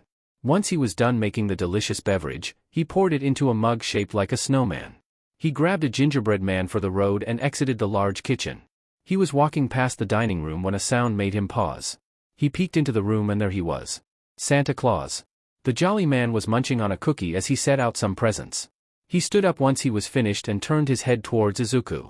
The myth flashed him a smile, put a finger to his nose, and poofed into a cloud of sparkles that rushed up the lit chimney. Izuku stood there in shock. That was interesting? He shook his head and smiled. He was glad that he couldn't sleep tonight. He walked back towards the room, but stopped again as the door to the boys' room swung open silently. Out from it a hooded figure emerged. It was very tall, barely making it through the door despite its hunched shoulders. Two longhorns curled from rips in its hood. The shabby red cloak that it wore dragged along the floor, chains and bones decorating the sides of it. It turned its head to look at Izuku, and the boy saw two glowing red eyes watching him. The figure's gaunt face was barely visible from its hood, a long white beard fell braided against the creature's chest. Korean 1 U Korean 1 Laotian Kip E, U Nigerian Naira Paraguayan Guarani Ukrainian Hryvnia Mongolian Tugrik? It said in a language that Izuku could understand, but couldn't recognize. O Ukrainian Hryvnia O Thailand Baht E Ukrainian Hryvnia Cuban Peso. Izuku watched the figure wearily. He had a pretty good guess as to who this might be. LO Nigerian Naira O Mongolian Tugrik Ukrainian Hryvnia Cuban Peso, Laotian Kip Cuban Peso U Ukrainian Hryvnia, Izuku said. The figure's eyes narrowed at him before it made a deep nod. Izuku moved his jaw, unsure of how he could speak this language. Korean 1 U? Krampus shifted and from its cloak a pale, withered hand emerged. In its hand was a snow globe, and inside the snow globe, Izuku could see a tiny Mineta pounding against the glass. The small Mineta saw him and waved with both hands, trying to get his attention. Cuban Peso U Nigerian Naira L Ukrainian Hryvnia E Nigerian Naira Mongolian Tugrik, Krampus replied simply, a small smile on its face. Izuku's eyes narrowed. Mineta appeared to be shouting something, but Izuku couldn't hear him. Korean 1 Thailand Baht E Mongolian Tugrik Nigerian Naira EDV? The teen asked, the darkness behind him warping as it formed sharp tendrils. Krampus shrunk back, hastily nodding as the smile fell from its face. Izuku glanced once more at Mineta, the pervert seeming to have realized what was happening. Thailand Baht Nigerian Naira Paraguayan Guarani Thailand Baht Laotian Kip Thailand Baht EO O Nigerian Naira L Nigerian Naira Paraguayan Guarani. Krampus's face split into a large smile and the creature bounded down the hall away from Izuku. The teen merely sipped his hot chocolate and entered the room that Krampus had left. He continued to read throughout the night, sparing only a glance up as Krampus returned just before morning with a sleeping Mineta. The creature bowed to him before it left, and Izuku wondered at the reverence that it showed towards him, thoughts for a later time perhaps. The next morning the class opened their presents with gusto, Izuku happy to find that he had been given gifts despite being what he was. As the class was finishing up, Mineta burst into the room. Midoriya. What the hell was that last night? You let that thing take me away and dash. What thing? Izuku asked innocently. You know DMN well what I'm talking about. That demonic Santa thing. Mineta cried out, looking around as if Krampus would pop out from somewhere. I have no idea what you're talking about Mineta, Izuku replied. Besides, I thought that you didn't believe in Santa Claus. The class laughed, and Mineta stood there stunned. Izuku allowed his eldritch powers to slip in enough to give Mineta a sharp-toothed smirk before he turned back to his class to continue opening presents. That was a very interesting Christmas indeed. Everyone be quiet, Aizawa called as he entered the room. The students all immediately fell silent. Aizawa hid a smile behind his scarf. As you all know, the sports festival is for more than just fighting your classmates, it is also to earn internship offers by showing pros what you can do. Here are the rankings. The class started chatting excitedly as they saw how many offers they had gotten. A few stood out, Todoroki getting well over 2,000 offers, and Bakugo getting just under 1, then there was Izuku. 1? Are the professional heroes so blind that they cannot see your inherent talent, Izuku? Yanagi said, a slight scowl on her usually expressionless features. Tokoyami spoke up, giving Izuku a nod of respect. Perhaps it is because you showed how much darkness that you can HRNSS. The pros are merely afraid to stand in your shadow, lest they be bested by it. Izuku chuckled, thanks you guys, but it's alright. I went a little overboard in my fight with Todoroki, but at least I know that the hero who sent me the offer isn't squeamish. Maybe it's because you're a freak, Mineta whispered under his breath. Yanagi growled a little, and the pencil that Mineta had been holding mysteriously lodged itself into his hand. The other students ignored his whines. The class turned their attention back to Aizawa when he activated his quirk to glare at them. Something that is essential for heroes is their name. I happen to be horrible at them, so I called Dash. Me for help. Midnight exclaimed as she burst through the door. Now everyone take a whiteboard and write down your hero names. She began passing out the boards as Aizawa climbed into his sleeping bag. Izuku looked down at the board in his hands and recalled all of his old ideas for hero names. They were all really childish, mostly being based off of other heroes' names like All Mights, or Best Genists, or... Izuku looked up at his teacher, remembering the first autograph he had ever gotten. Eraserheads. He couldn't use one of those, especially not the Eraserhead one. That would be so embarrassing. Other students went up, Izuku quite liking a few names, including Froppy, and the rejected alien queen, but Yanagi's was interesting. Emily. He wondered why she chose it. Finally he had an idea. He scribbled it down, and was about to head up when he saw Bakugo walk up to the podium. King Explosion Murder. He announced, a small glare on his face. Not a chance, Midnight said, giving him a thumbs down. Bakugo growled and looked like he was about to say something when Izuku spoke up. That doesn't strike enough fear into a villain's heart, Bakugo. Try something more serious. Bakugo scowled, but nodded and sat back down. It felt good to have Bakugo listen to him again. Izuku approached the front of the room and took a deep breath. He flipped his board around and said proudly, I am the Eldritch Hero, Entity. Midnight took a second to mull it over before responding. Normally I would say no, but with the way your quirk works and the way you seem to embrace the whole, I may be a monster, but I'm still a hero thing. If that's what you want, then I guess I approve. Izuku smiled at her and walked back to his seat, Jiru standing up next. Yanagi frowned when he sat back down. Are you set on naming yourself after your father? I would have thought that you'd stay away from anything pertaining to him. Izuku thought for a moment before replying, it's true that I distrust my father, but there really is no better name for me. I'm not entirely human, I am an entity. Something that exists. This just feels right. Yanagi nodded, not seeming entirely convinced, but she let the matter drop. That was when Ida revealed his name. You're following Todoroki's example and just using your name? Alright then. Izuku knew about Ingenium, and there was no way he would let his friend suffer or a good hero be forced to retire. He would talk to Ida after this. He had a plan. Time skipped to the end of the school day. Ida packed his bag quickly, wanting to go home and do more research on the hero killer. There had to be something that he was missing. Before he could make a quick, but rule-abiding, getaway, Izuku stopped him. Ida, I know what happened to your brother. I'm alright, Midoriya, I just need Dash. Cut the bullshit. This stopped Ida dead. He didn't think Izuku was one to swear. I know you plan to hunt Stain. Ida scowled and was about to retort when Izuku spoke again. I won't stop you, but I have an offer for you. Ida raised his brow in confusion and once again made to speak. I can heal your brother. Completely. It will take some time. He probably won't be able to walk again for a couple of months, and possibly not work for the rest of the year, but I can fix his spine. Ida's mouth shut with a click. This will cost you two things, however. 1. You come to me in your times of need. I am your friend and I will help you whenever you need me. The second thing needs to be done in private. Follow me. Ida followed Izuku to the boys' bathroom, wary of the final condition. The second thing I need from you is this. I need to hurt you then heal you. This will allow us to see each other no matter where we are. That way if you find the hero killer, I can help you fight. Do we have a deal? Ida watched as Izuku held out a hand. Could he live with Izuku interfering in his revenge for his brother's sake? He grabbed Izuku's hand, and a knife flashed into the teen's right hand. He slashed Ida on the forearm, and the boy let out a hiss of pain. Izuku equipped a gray medkit and began wrapping Ida's arm. After he was done, he looked up at the blue-haired boy. Watch this. Izuku entered a stall and closed the door. Ida's eyes widened. He could see a glowing yellow silhouette of Izuku where the boy was standing. Izuku left the stall and gazed at his classmate. Before we go on our internships, take me to your brother and I will heal him. Be safe, Ida. With that, the half-human teen exited the bathroom. Ida stared down at his arm, feeling like he had just made a deal with the devil. Izuku's perk files. Aftercare unlocks potential in one's aura reading ability. You see the aura of every survivor that you rescued from a hook or who rescued you from one. You complete a healing action on or who completed one of you. This occurs for up to several survivors and will also see your aura.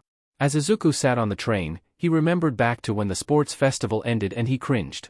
Flashback time. Izuku and Bakugo walked together up to where their classmates sat while the teachers got the podium set up, and Izuku was immediately tackled in a fierce hug. The class chuckled as Yanagi snuggled into the blushing boy's chest. Reiko, you can get off and now, Izuku said. The girl's eyes widened and she leapt off of him, her face red. She glanced at the crowd of students, frowned a bit and then gave Izuku a kiss on the cheek. The class ed and laughed as Izuku went blood red. Bakugo yelled at them all to shut it and stop, making fun of the DBD Deku. That's my job. Meanwhile Ashido was flipping through pieces of paper that had everyone's bets written on them from her place in the corner of the room. She was sure that someone had bet a kiss on the cheek. That would be me, Ms. Ashido, a small voice said from above her. She looked up to see the principal hanging out of the ceiling. She flipped to the second to last note and sure enough, there was Principal Nizu's bet. She smiled and handed him a wad of cash. Pleasure doing business with you, she said. The pleasure's all mine, the Chimera replied, closing off the hole in the ceiling. The rest of the ending ceremony was cringeworthy, with All Might interrupting Midnight as she tried to speak, and saying the wrong thing to end off handing out the medals. I mean your school has a motto. How do you mess that? End flashback. Izuku was brought out of his thoughts by the train arriving at his destination. He got out and followed his map to where he was told to go. Thankfully it wasn't far and his luggage wasn't that heavy. Finally he ended up at what looked like an apartment building. He raised an eyebrow, but decided to just go with it. Who was he to judge? After reaching her floor, Izuku walked to the specific door that she had mentioned. He rang her doorbell and took a step back, not knowing what to expect. The door swung open to reveal the heroine in nothing but a loose gray t-shirt and black short shorts. Her long white ears twitched and she continued brushing her teeth lazily. Oh Yuka, Idurya? The rabbit heroine Maruko asked, not even bothering to take the toothbrush out of her mouth. Izuku's sweat dropped as he tried not to stare at her comfortable clothing. Yes, I'm Izuku Midoriya, nice to meet you. The heroine turned to walk back into her apartment, waving for him to follow as she did. He reluctantly followed, keeping his eyes firmly on the back of her head and not on the fluffy white tail that stuck out of her shorts. He shut the door behind him with an eldritch tentacle. He was getting used to using his powers more and more. Maruko pointed him into a living room area as she continued walking, presumably to the bathroom. Izuku scratched the back of his head and stood awkwardly in the middle of the room, not wanting to seem rude. Maruko walked back in, sans toothbrush, and hopped onto the couch, stretching out and giving Izuku a very nice image. No. Bad Izuku. So, do you know why I scouted you? She asked, brushing an empty takeout box off of her messy coffee table to grab a remote. She turned on the TV, switching it to an old pre-Quirk cartoon. Because you thought it might be beneficial to teach a future hero? She cackled, whether it was from Izuku's comment or from the show where the duck had just gotten shot after pronouncing duck season, with a heavy lisp. No kid, I scouted you because you got guts. She gave him a full-toothed smile. You weren't afraid to do what it takes despite being on international television. You ripped your own arm off. That was badass. Izuku chuckled awkwardly and nodded, not sure what to say. I don't do interns, and I don't do sidekicks. You're my partner from now until you leave, and you have full permission to use your quirk. Just don't do anything stupid, she said, sitting with her legs spread wide and her arms slung over the back of the couch. Izuku raised an eyebrow and stared purposefully at her face. You're going to give a first year that much power? The heroine gave him a glare and nodded. You seem like the kind of person who only uses your quirk to get the job done, not just for fun. Though you do tend to be a bit showy. Izuku shrugged, he could admit to that. It was hard not to when your powers let you turn into horrifying monster serial killers or an eldritch horror the likes of which have never been seen on Earth. Alright, so what are we going to do? Not sit around and watch cartoons, I hope. The bunny on screen was directing a large man to sing comically, and Maruko glared at him. Don't insult my shows. Izuku raised his hands up in SBMSN, but didn't apologize. The heroine groaned and got up from her position on the couch, scratching her but as she haunched out of the room, put on your costume. Why? Izuku asked, confused. Maruko gave him that same smile that showed off all of her teeth. We're going to go kick some butt. Izuku smirked, that was more like it. Izuku and Maruko were on patrol when it happened. Buildings exploded, Nomas tore through the city, and chaos reigned. Come on kid, we gotta help out. Maruko said, scowling as she chased a Nomu. Izuku moved to follow her, but he saw something. the outline of Ida sprinting towards something. It had to be Stain. "I'm sorry Maruko," Izuku called, drawing the heroine's attention as she kicked a Nomu to the ground. "I have to go. There's something that only I can do." Maruko watched him for a few seconds, crushing the Nomu's sternum with her foot. Finally she nodded. "Go. I give you permission to use your quirk, just text me your location so I can send backup." Izuku nodded and rushed off, shifting into Legion to move faster. Ida was lying on the ground, the cut in his side stinging. He couldn't move. Ever since the hero killer had carved into him, he was frozen on the ground. His quirk must work with blood, seeing as how the villain had liked it off of the blade. "You hurt my brother." Ida cried. He was a good man. He just wanted to help those around him. The man stalked over to the boy, glaring at him with the hatred of 100 stars. He crouched next to Ida and turned his face to look at him. "Your brother was misguided. He was weak. He should not have been a hero, so I stopped him. Now I will stop you." Stain got up and positioned his sword over Ida's back. He lifted the weapon, and was about to stab the boy when his instinct screamed at him to move. He dodged to the left, and a blade hissed through the air. Standing over Ida was a ghostly woman. Her black hair floated as if she were underwater, the white bindings on her chest protected her modesty, but her skin was a sickly blue. She twitched and shook, her face glared at the hero killer. The sword that the woman was holding appeared to fold in on itself and stuck out of the back of her right hand. The woman twitched once more before shifting into a familiar form. "I told you to let me know when you were going to fight him," Izuku said, glancing down at the boy. Ida's mouth hung open as Izuku typed something into his phone nonchalantly. "You shouldn't look away, boy," Stain said, swinging his sword at the texting teen. Izuku caught the blade, sending the text and putting away his phone before looking up at the villain. "Do you mind? I'm letting my guardian know that I'm safe." The hero killer was at a loss for words. His mouth hung open and he stared at the boy as if he had just insulted his mother. The teen slammed the heel of his hand into the man's face where his nose should have been and turned to his paralyzed friend.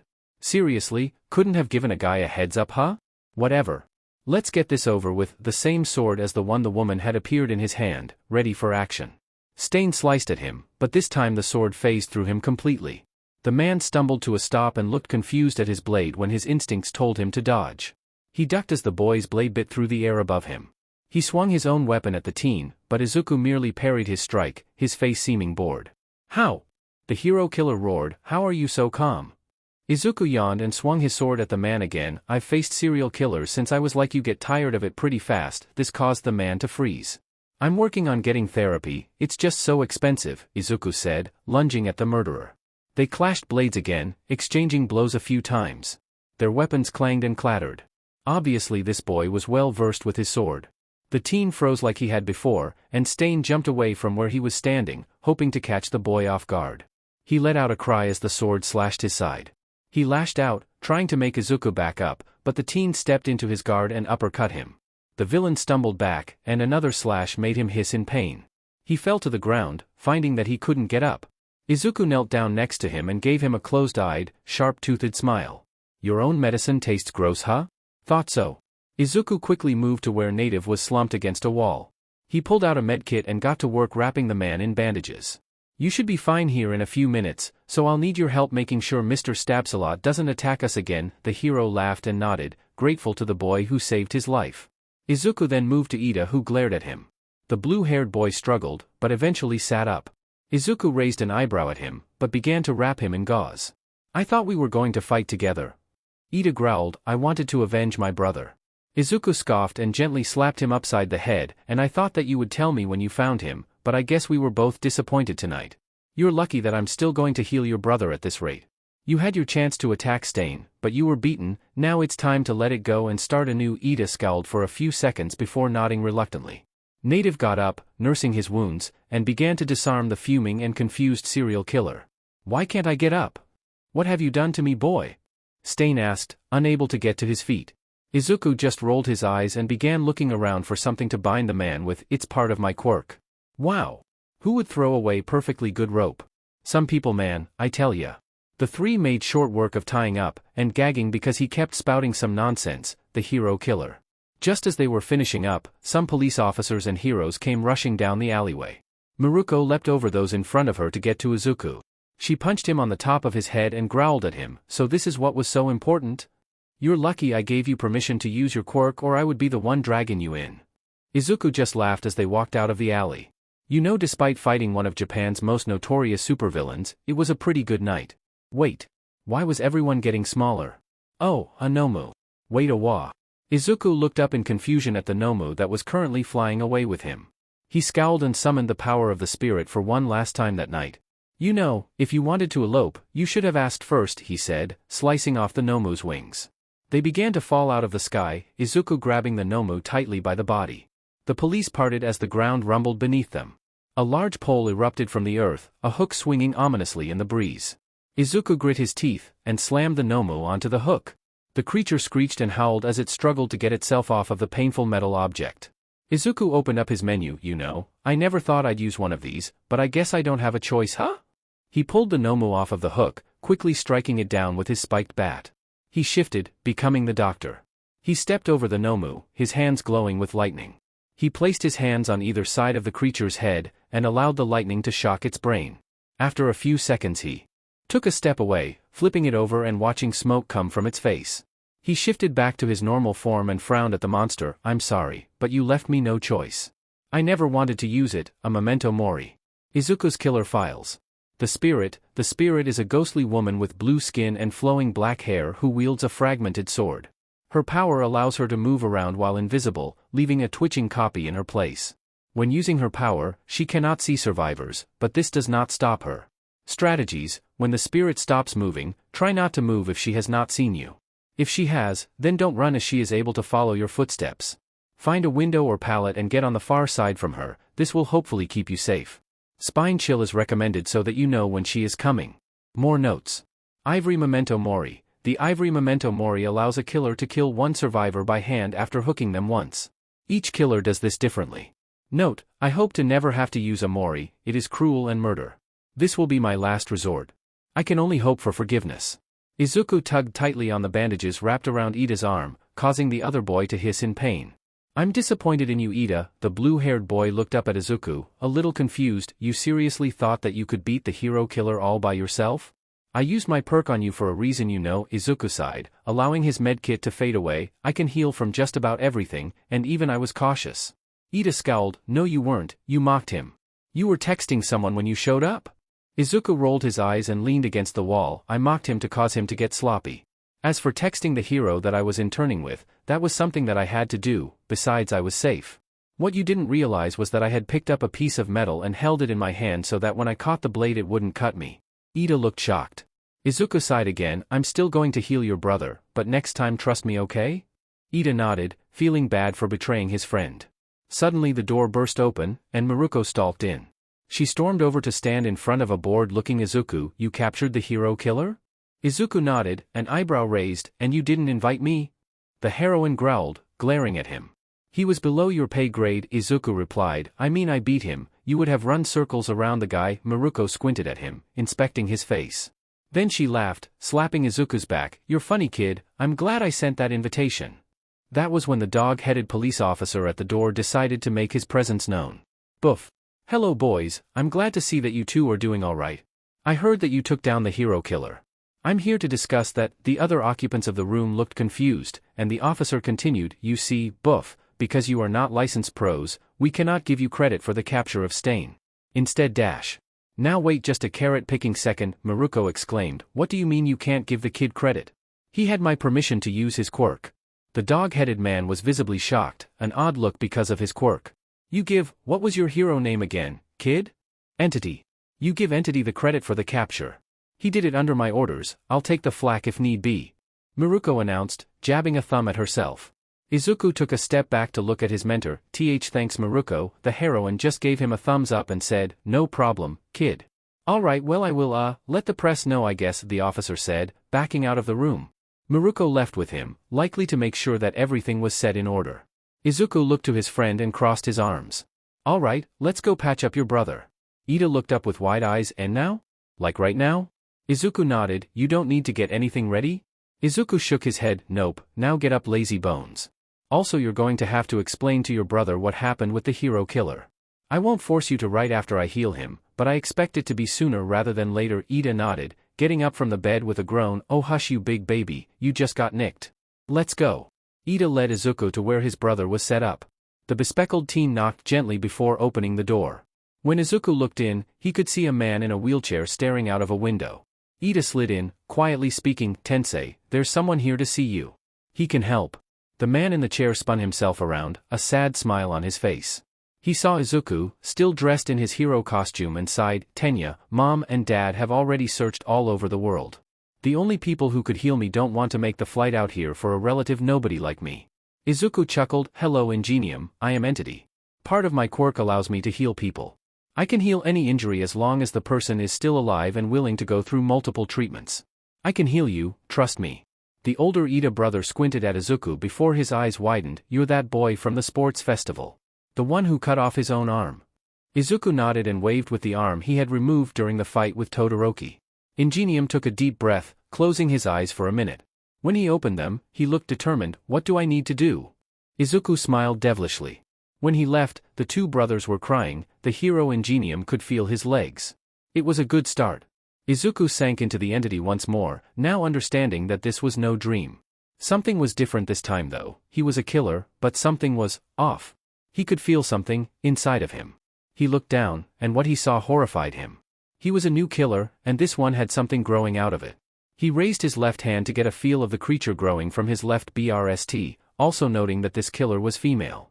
When his hand reached it, it squirmed and turned to face him. It was what appeared to be a deformed baby, and the strangest thing was, he could feel, see, and hear everything it did. He took a step back, the creature letting out a screech of surprise. Suddenly it leapt from his chest, and his mind swam.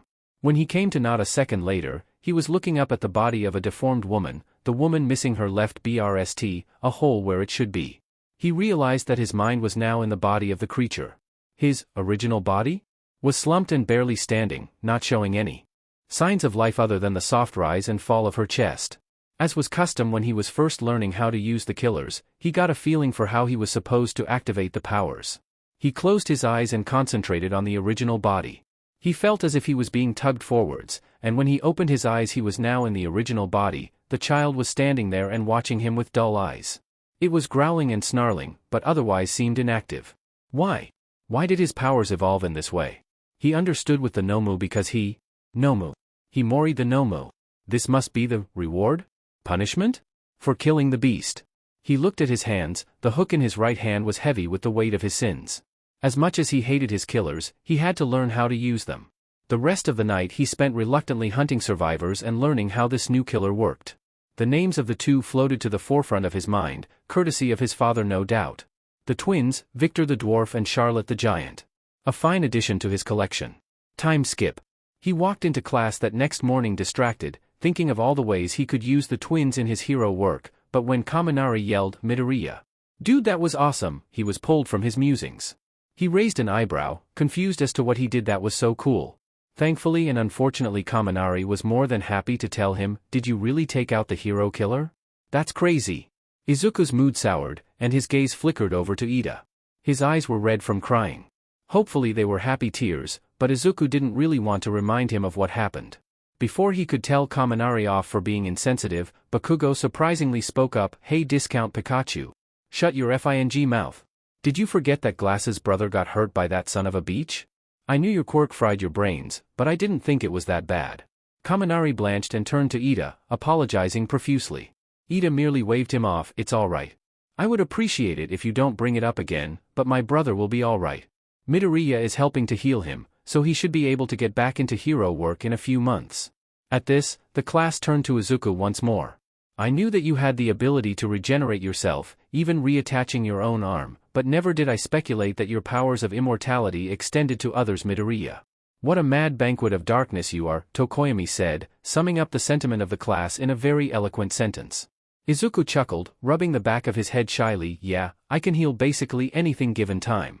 I healed someone's entire stomach once." The entire class seemed shocked, most of their mouths hanging open in surprise. "That was until Yanagi spoke up. Izuku is one of our best. It should not cause such a ruckus that he is able to save the unfortunate from death." Izuku blushed and the rest of the class seemed to just nod along and murmur their agreement. Bakugo growled out something about also being one of the best, but there was no real heat behind it. Izuku took his seat and class began. His good mood returned. He spared a glance at Yanagi and saw her staring at him with a dreamy smile. He waved and smiled, thankful for her kind words. She waved back and turned towards the front as Aizawa entered. Time skip. Izuku, Yanagi, and Ida were sitting at one of the tables eating lunch when Todoroki approached them. He messed with his tray and stood there awkwardly. Midoriya, is it alright if I sit with you guys? Izuku raised an eyebrow. Yeah, of course. You know, if you want you can still call me Izuku, right? We're friends. Todoroki seemed shocked. He sat down, just staring at his cold soba. Izuku gave him a lopsided smile. Also, if you want, I could remove that scar for you. Ida started to berate Izuku for being insensitive, but Todoroki's sniffles quieted him. The normally stoic boy was crying just a bit. He nodded. Yes please Izuku. I'd like that very much. Izuku smiled and pulled a gray medkit from his inventory. He stood behind the boy and gently wrapped the gauze around his left eye. After a few layers, he allowed the medkit to disappear. There, it should be done by the end of the day. Todoroki touched the gauze gently. Thank you Izuku. Very much. Izuku just smiled at him and nodded. The group began to eat and chatter happily about whatever came to mind, even Todoroki sporting a small smile. Then another girl bounced over to them and slid into a seat. It was the brown-haired girl from 1B. Hey! I thought that it would help our classes get along if we hung out, she said, flashing a wide smile. Izuku couldn't quite argue with that, so he shrugged. Her smile grew just a bit wider and she seemed to radiate light like a sunbeam. I have some information about our exams, she said, lowering her head and whispering. I talked to an upperclassman, and he said that we're fighting robots. The others talked about how easy that was, but it gave Izuku an odd feeling. That seemed a little too easy. He glanced up and saw Aizawa standing in the doorway. Their eyes met, and Aizawa turned away. There was definitely something up with the exams, but Izuku wasn't nervous. He knew that his class would do great.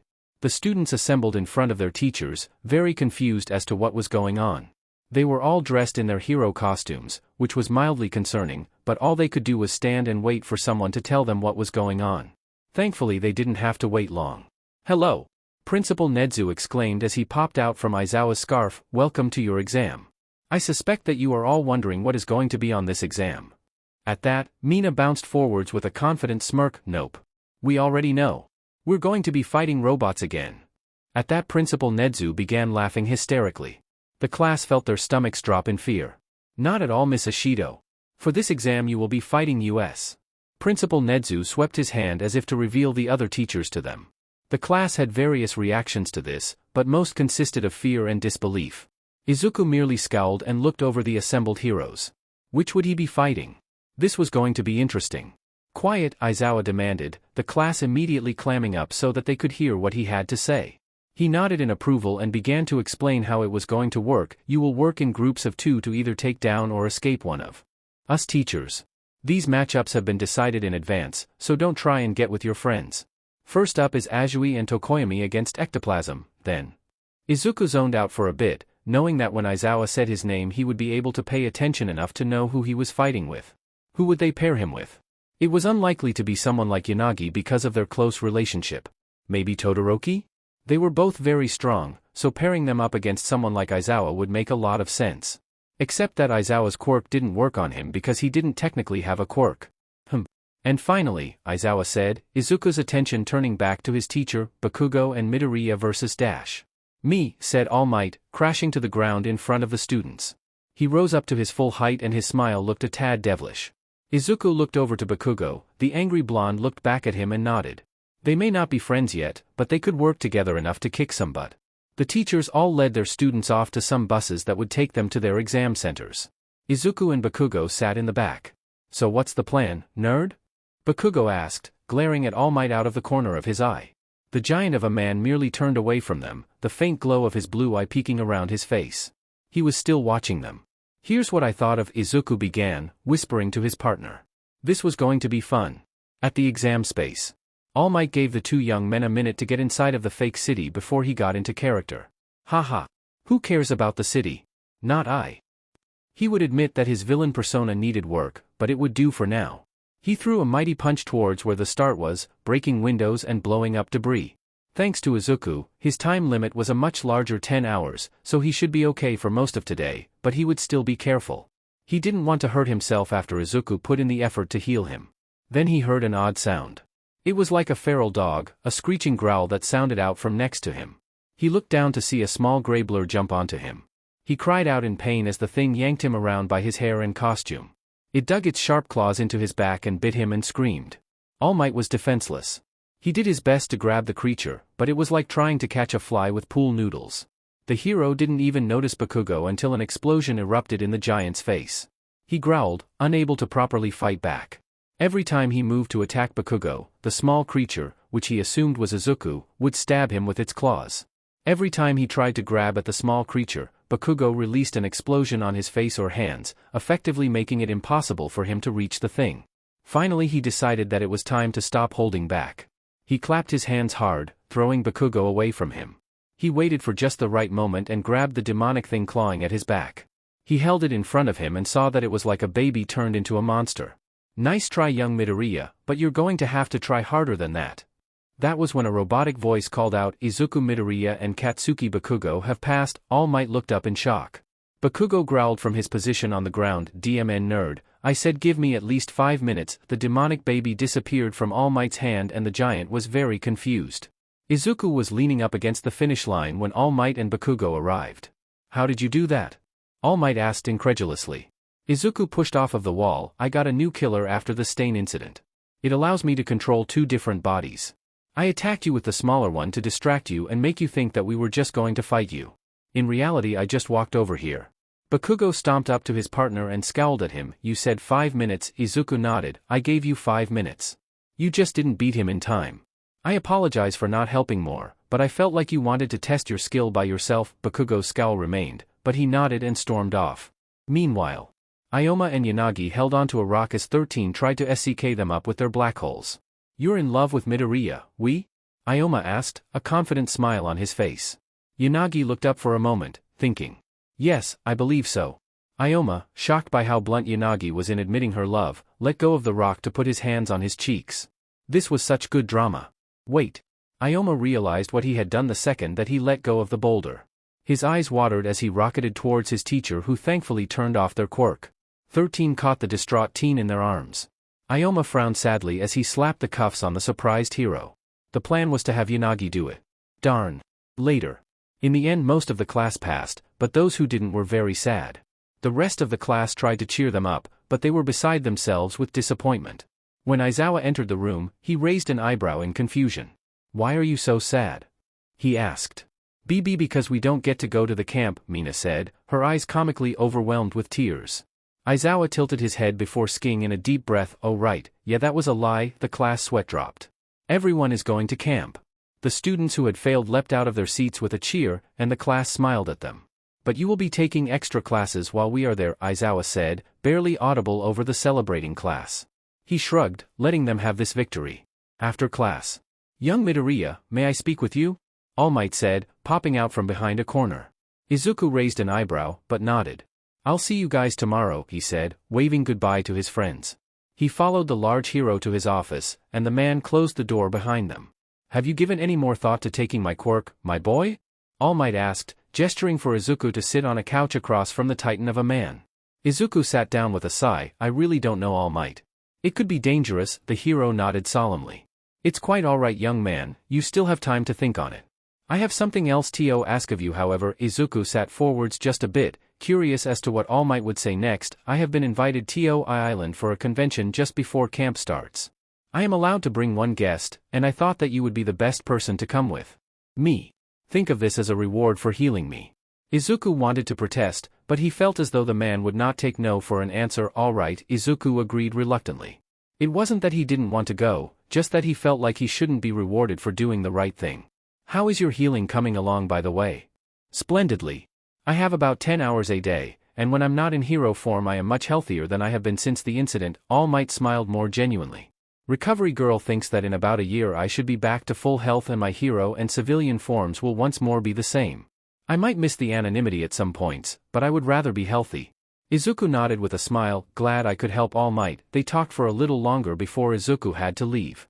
Izuku felt an odd pit in his stomach. Something was going to go wrong soon. It didn't matter. Izuku was going to be there, and may the entity help whoever angered him. "So how much do you know about Island, my boy?" All Might asked from his seat in the private jet. Izuku turned towards the hero, having been staring out the window for an hour or so. "Well, I know that it's the technological center of the world, that it floats around docking only to pick up rare supplies that could not be shipped or grown on the island, and that your old friend David Shield is on it." All Might's smile flickered at Izuku's encyclopedic knowledge of the hero and anyone he has ever been associated with. "You are correct, young man. The heads of Island have invited me here so that I may speak on heroics and the good work of the scientists. I will have To hold my hero form all day, so I hope that you have some more of that special gauze in the event that I need To be healed." Izuku nodded and equipped a medkit, letting it dangle from his hand in front of the hero. "I do, but you likely won't need it. As long as you don't get into any fights you should be alright." Time skip. It was tough for All Might and Izuku to exit the airport because of the amount of people that swarmed the hero, but thankfully they finally dispersed most of the crowd and had found a quiet place to rest for a little while. "I apologize, my boy. I forgot how difficult fans can be," Izuku chuckled before a blonde-haired girl bounced up to them on a high-tech pogo stick. "Uncle Might," she yelled, leaping into the man's arms. "Haha. Young Melissa. It's wonderful to see you again. You've gotten bigger since I last saw you." All Might let out a large laugh, and the girl rolled her eyes. "That's usually how aging works, Uncle Might. Who is this?" She jumped out of the giant's arms and studied Izuku carefully. This young man is one of my students.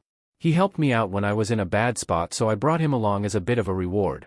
I hope you don't mind." The hero rubbed the back of his head, but Melissa waved him off. "I don't mind at all. If he helped out Uncle Might, then he must be awesome."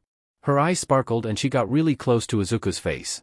The boy leaned back as far as he could. He may be a powerful demigod, but beautiful women still made him a bit awkward, especially one so well endowed. "Hi. My name's Izuku Midoriya," Izuku said, offering her a hand. She seized it with enthusiasm, shaking it up and down so hard her glasses bounced. "Nice to meet you. My name is Melissa Shield." "It's so nice to meet you." Izuku gasped. "Wait. Are you the daughter of David Shield?" The girl nodded with a confused face. "Do you think I could get his autograph?" His eyes widened and sparkled, giving Melissa a view straight into the silently screaming souls of the Dmed. "Of course," she exclaimed, "but only if I can have yours." The two kids fanboyed about All Might all the way to David Shield's lab, much to the embarrassment of the large hero. "Well, here we are," Melissa said, letting the two men into the room. Just then David Shield and his lab partner walked into the room arguing. "David Shield!" Izuku cried, whipping out a notebook from who knows where and handing it to the man in question. "Can I please have your autograph?" The scientist nodded cautiously and signed the notebook, handing it back to a very excited demon child. He stowed it away in whatever pocket dimension that he got it from and stepped back politely. "Daddy, I have a surprise for you," Melissa said, a huge smile on her face. That was when David looked up and saw All Might standing in front of the door. "David, my friend, it's been a long time," All Might said, pulling the sandy-haired inventor into a hug. "Good to see you, buddy," David replied, patting his back happily. "Thank you for bringing him here, Melissa. He and I have some things to discuss, so why don't you show your He looked at the sharp-toothed, smiling boy whose eyes seemed to hold all of the evil in the world in a barely sealed glass jar just waiting to be unleashed upon the foolish mortals that dare cross him. "New friend around a bit?" Melissa nodded excitedly and grabbed Izuku by the wrist, somehow making the spawn of an eldritch being blush, leading him back the way they came. Time skip. And this is a helmet designed to increase intelligence gathering while in the field. It's unfortunately still in the prototype phase, but it should be ready in no time, Melissa said excitedly, Izuku staring at the device in awe. "Izuku, who's this?" A voice called out, sounding as if there was anger barely being restrained under the surface. Izuku whipped around to see Yanagi standing with Jairu and Yaoyorozu. Izuku chuckled awkwardly and stepped away from the excitable blonde carefully. "Hi ladies, this is Melissa Shield. Her father used to work with All Might and she was just showing me around the convention." Can you guys believe that Izuku was able to get a ride with Al Dash? Before Melissa could continue, a black tendril wrapped around her mouth and yanked her back towards Izuku, the black-haired boy whispering into her ear frantically, "I need to keep it a secret how I got here. We don't want people knowing that All Might needed help, right?" Melissa nodded and moved the tentacle away so she could speak, the black limb fading into mist. "How he was able to get a ride with All, the air traffic? It was really busy today, hee." The girls narrowed their eyes suspiciously. "So you call him Izuku, huh?" Jairu asked, her earphone jacks wavering like small snakes. Melissa tilted her head to the side curiously. "Is that not normal?" The girls then realized the cultural differences and proceeded to explain why that was so confusing to them. Meanwhile Izuku breathed a sigh of relief, talking about how he helped All Might would have been bad. Time skip. The ladies and Izuku were having a lovely chat when they noticed that Mineta and Kaminari were their waiters. "We needed some cash, and this job was available. I just thought it would be really cool," Kaminari said, spinning his tray on one finger. Yeah, and the foreign babes are hot, Mineta said, staring at Melissa's. Well, let's just say he wasn't looking at her eyes. Before even Izuku could show the twerp what for, Kaminari smacked him upside the head with a frown. Bro, I'm pervy too, but we talked about this. You can't be doing that shit to women without their permission. Mineta grumbled and walked off to serve another table, Kaminari apologizing for him before following behind. Good job, Kaminari. You are truly bettering yourself. Just like a true UA student. A voice called from behind the group. They turned around to see Ida chopping away at thin air with a serious expression on his face. Oh hi Ida, I didn't know you'd be here as well, Izuku said, casually sipping on his drink. Ida explained that he was here with his family to look at new gear for their hero organization. I also saw some interesting competitions if you were interested in checking those out, Izuku said, pointing to a nearby man-made mountain. You coming, Melissa? He asked, double-checking that she didn't have somewhere else to be. I'd love to, Melissa said, eyes shining with eagerness. When the teens arrived at the mountain, they saw Kirishima finishing up a challenge. All right, and Red Riot is in 8th place. The announcer lady exclaimed, bouncing with excitement. Up next is a yet unnamed hero, Katsuki Bakugo. Bakugo stepped up to the starting line, and when the horn went off, he launched himself up the mountain. He blew through the robots with practiced ease. When he finished, the announcer shouted, "This is amazing. He cleared it in 15 seconds. He's in 1st place." Bakugo landed with a smug smile. He began to walk out of the arena when the sound of ice stopped him. 14 seconds. Todoroki jumps to 1st place. Bakugo roared and stormed up to the boy. You half and half BSTRD, where do you get OFF showing me up? Todoroki just stood there stoically when Izuku hopped into the ring. Todoroki moved past the blonde to talk to Izuku. It's good to see you, Izuku. Are you going to do the challenge as well? Izuku looked up at the mountain and thought for a second. Sure, why not? His eyes flashed in the sunlight and he stepped up to the starting line. The announcer counted him down, and when she said, "Go," he shifted slightly. From the shadow of each of the robots, a black tendril burst forth, spearing the robot before fading back into mist. The announcer was so stunned that she couldn't even read out the time it took for Izuku to destroy the robots. Izuku wiped a bit of sweat from his brow. The concentration he had needed was difficult. He smiled at the shocked audience and plucked the microphone from the announcer. An entity gets the record time of a single second. The crowd chuckles at his antics and he hands the microphone back to the announcer with a smile and an apology. Come on guys, let's go get ready for the gala. I heard their appetizers are to die for, Izuku says, a devilish smile on his face. Meanwhile, I think we should call it off, David said, looking at his lab partner. All Might is doing much better. I think that we can try again with the board now that we have more time. No, David. His partner said angrily, if we stop now our years of research could be wasted. It has to be tonight. Besides, they're already here. The other scientist saw the look of fear on David's face and set a hand on his shoulder. Everything is going to be all right. No one will get hurt and we will get our invention into the hands of heroes who will use it wisely. Come on David, think about the good of the world. David nodded. You're right. It'll be okay. Still, even as he said that, David knew that something was going to go wrong. He just hoped that everyone would be okay in the end. Hey guys, for the sake of time and my sanity, I'm going to skip over quite a bit of the following scenes that aren't really any different from the movie. For example, when all of the heroes get captured, I don't really want to write it and we all know how it goes. Plus I want to get to the good parts faster, so if something isn't mentioned specifically then it happens exactly how it happens in the movie. Good? Good. Enjoy. Not much surprised Izuku anymore. Years of dealing with his father and his father's minions through his dreams had left Izuku pretty used to the unexpected. Being the son of some eldritch deity? Weird, but okay. Villains breaking into UA to attack his class? Please, he had been attacked randomly by killers often while growing up. All Might having a quirk that could be passed down and secretly looking like Skeletor? A little surprising, but in the end it made sense when he thought about it. Yanagi looking that good in her gala dress? Izuku was picking his jaw up off of the floor. He thought that he looked nice enough, the dark black suit and blood-red tie complementing Yanagi's tight red dress and black belt, but compared to her he felt like a slob. Everyone else looked good too, the boys in dressy pants and button-ups, the ladies in fancy-looking dresses. Does anyone know where Kirishima and Bakugo are? The boys were, in fact, lost. Kirishima had insisted on not needing a map, and now they were wandering around the building like it was a hedge maze. This is why you ask directions. Bakugo yelled, his scowl deep enough that his face seemed to morph around his eyebrows. Kirishima let out a sigh and hoped desperately that they would be able to find their way to the party soon. Before Izuku's group could head to where the gala was supposed to be held, a voice rang out over the loudspeakers, "Attention! Island is now on lockdown. Please remain calm." Melissa frowned. "That's not good. I've never heard of the island going on lockdown before. We need to get to the gala. The heroes will know what to do." The students rushed through the halls, trying to reach the party, but as they did so, the heavy security doors closed around them. Finally they reached the room above the gala, a glass window showing them the situation. The heroes had been captured, including All Might. The hero in question was beginning to strain. He had been holding his hero form for hours, and even with Izuku's healing, he wasn't fit enough to be buffed up for this long, and it was starting to hurt. A light flashed in his eyes and he looked up. He saw that Izuku had gotten his attention with his phone's flashlight. Izuku gestured to Jairu, signaling that they could hear the hero. All Might whispered gently, "Students, it's too dangerous for you to be here. You need to escape and get help." Izuku shook his head. He held up his phone, the words big enough for All Might to barely read them. "No help.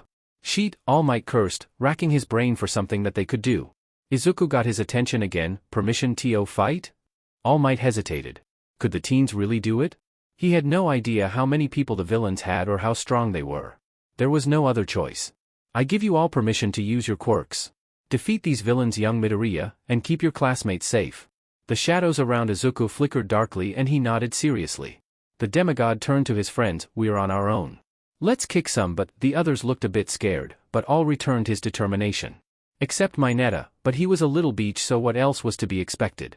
Following Melissa's directions, they traveled through the halls until they reached a garden area. The villains had noticed them and started closing the blast doors around them, trying to stop their ascent. An elevator dinged and two villains walked out dressed in riot gear. The teens had hidden when they heard the noise and were planning their next move when they heard voices. "Just admit that you have no idea where we are either, Baku bro. There's no shame in it." "Shut the F up, shitty hair. I didn't ask for your opinion." Todoroki threw out a glacier, protecting the two boys from getting hit by a sound wave. Todoroki turned to the others. "Go. We can handle these two. We'll meet up with you as soon as possible." He made a platform of ice that took them up to the catwalk high above the gardens, giving them access to the ventilation systems. From there they lost Ida, Yayorozu, Jairu, Kaminari, and Mineta. They stayed in a room full of robots to distract the enemy from Izuku, Yanagi, and Melissa as the three continued to ascend the tower. The small group ended up on a balcony. Above them was another area that they could get to, but they needed to use Yanagi's quirk to get there. "You can count on me," she said, a slight scowl on her face. A bunch of robots appeared suddenly, but before they could attack, Yanagi, Todoroki, Kirishima, and Bakugo showed up. Together the three boys held off the robots as Yanagi lifted Izuku and Melissa up to a small platform. "How will we get inside?" Melissa asked, panic written across her face. "I've got this," Izuku said, his body rippling. Melissa gasped, recognizing the creature that Izuku turned into. The Nomu. Izuku used the Nomu's power to burst through the wall, gesturing for Melissa to follow him. Suddenly a villain appeared, slashing at Izuku with his sword. Izuku took the attack without flinching. He backhanded the villain into the nearest wall, knocking him unconscious. After that the two teens continued on their way, stopping once to defeat some other villains. Finally they made it to the control room. David and his assistant Sam were there, taking an invention out of the vault. "Just as we planned," Sam announced, holding the briefcase with a smile. "Papa? What does he mean, as you planned?" Melissa asked, eyes wide with horror. Izuku scowled darkly, having put the pieces together. Sam and David proceeded to tell the two about their plan to take the helmet for All Might. Izuku could understand the frustration that the scientists had with their work being thrown away, but that wasn't a good enough excuse. That was when the head villain arrived. He captured Izuku using his metal manipulation quirk, then demanded the invention, shooting both scientists in the process. Izuku morphed into the nurse, blinking through his binds, and barely stopped the villain from shooting Melissa. He blinked again and again, swinging at the villain and phasing through walls built by the head villain. Melissa slipped out of the vault and sprinted to the control room, canceling the lockdown and freeing the heroes. While Izuku recovered from the after effects of using the nurse's power, the villain took David and the invention and ran away, heading towards the roof so that he could make his escape. Izuku returned to his human form and raced after them. All Might and the other teens were racing for the roof as well, knowing that Izuku would need some backup. When Izuku reached the roof, the villains were already getting into the helicopter. "Get back here!" he roared, dark tendrils erupting from the shadows and lashing at the head villain. The villain used his quirk to deflect the eldritch limbs. A pillar of steel burst towards the young hero. Izuku dodged to the side, running toward the helicopter, trying to get to David. The villain stopped him in his tracks by pointing his gun at David. Ha ha ha, and this is why the heroes are always weaker than the villain's metal tendrils, not unlike Izuku's own, bashed the boy around. When the villain finally got onto the helicopter, blood pooled around Izuku's limp body. David was gritting his teeth and crying. Izuku's body cracked and twisted, his bones resetting themselves. He growled darkly and used a tendril to launch himself at the helicopter. The helicopter jittered in the air, struggling under Izuku's weight. The villain tooted, "You're brave, but stupid." He raised the gun to Izuku's head. Bang! Melissa exited the elevator and watched as Izuku's body crashed to the roof. She ran over to the young man, tears streaming from her eyes. She collapsed to her knees next to the boy's body, reaching out a hand to touch him. Before she could, Izuku lurched up and spat. A bullet pinged against the dented metal and the demigod screeched, dark tendrils reaching up for the helicopter, but falling just short. Izuku shook his head, seemingly regaining control. "Not now, father, I'm not in the mood to deal with your bullshit." Suddenly All Might soared up the side of the building with a booming laugh, "Fear not, because I am here." He threw a punch, the air pressure causing the helicopter to spin out in mid-air. All Might grabbed David from the spinning aircraft seconds before it exploded. "Oh good, we did it," Izuku said, falling back. "I need a vacation." Out of nowhere, a metal tendril slammed into All Might, knocking him back. Another bit of metal snatched David out of the air, and brought him to where the head villain was. The villain smiled. "David Shield's reputation precedes him. Give up, heroes. I heard of All Might's condition, and you cannot win." Izuku looked up at the man. This was going to be his hardest fight yet. Izuku growled as he slowly climbed out of the dental metal. All Might struggled to his feet next to the young hero. "You ready for this, young Midoriya? It won't be a walk in the park," All Might said. He rolled his shoulder and clenched his fist.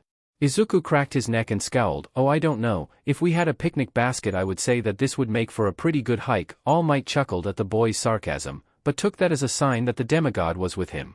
Izuku's bones creaked as he transformed into the Oni, now taller than the #1 hero.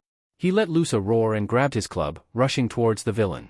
All Might's smile grew more genuine and he raced after the killer.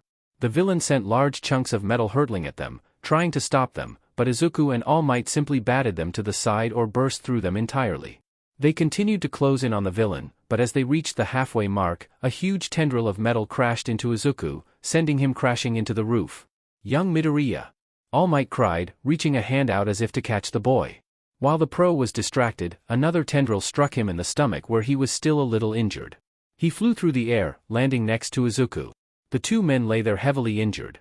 Izuku had reverted to his human form and slowly sat up. "Get up, All Might, we have to defeat him." "I can't, young Midoriya." Izuku looked over and saw that All Might was bleeding heavily from his old injury. He had deflated and was surrounded by steam. All Might coughed up some blood and grabbed Izuku's hand. "My boy, I can't get up. I'll be alright, but I cannot fight him." "That's bullshit," Izuku said, trying to pull the hero up. "You're All Might, you can do anything." "I can't, young Midoriya, I've used all of my time." "But he still needs to be defeated," All Might said, coughing again. "There's only one way to do that." "What do you mean?" Izuku asked, eyes wide. All Might whispered to him, and Izuku looked at his hand and the blood on it. He brought his hand up to his mouth and licked the blood off of it. Meanwhile, while All Might and Izuku were trying to reach the villain, the other students arrived on the roof. Once they saw the two heroes get knocked down, they began to attack. Todoroki sent waves of fire and ice at the villain, stopping him from hitting the others and keeping him back. Bakugo, Kirishima, and Ida continued to try and get close to the villain, but they kept getting pushed back by the man's metal tendrils. Yanagi hurled chunks of stone and wood at the villain, hoping to give one of the boys the opportunity to get close or to knock the villain out herself, but it was fruitless. That was when the entire island shook with the sound of a roar. From where All Might and Izuku had crashed, red lightning rushed towards the villain. A creature of black and red crawled its way towards the man, looking as if it were made of black vines. The villain struck at it with metal tendrils, but the hands of the creature split into long finger-like claws and shredded the metal. A pillar of metal erupted from the tendril that the beast was climbing up, smashing its chin to smithereens. It stumbled backwards, its jaw hanging by a thread. Its face knitted itself back together and it raced towards the villain once again. The man sent a large metal cube at the thing. The creature's right hand warped and turned into the Oni's club, crushing the cube. The beast then sent red lightning surging through the metal towards the villain.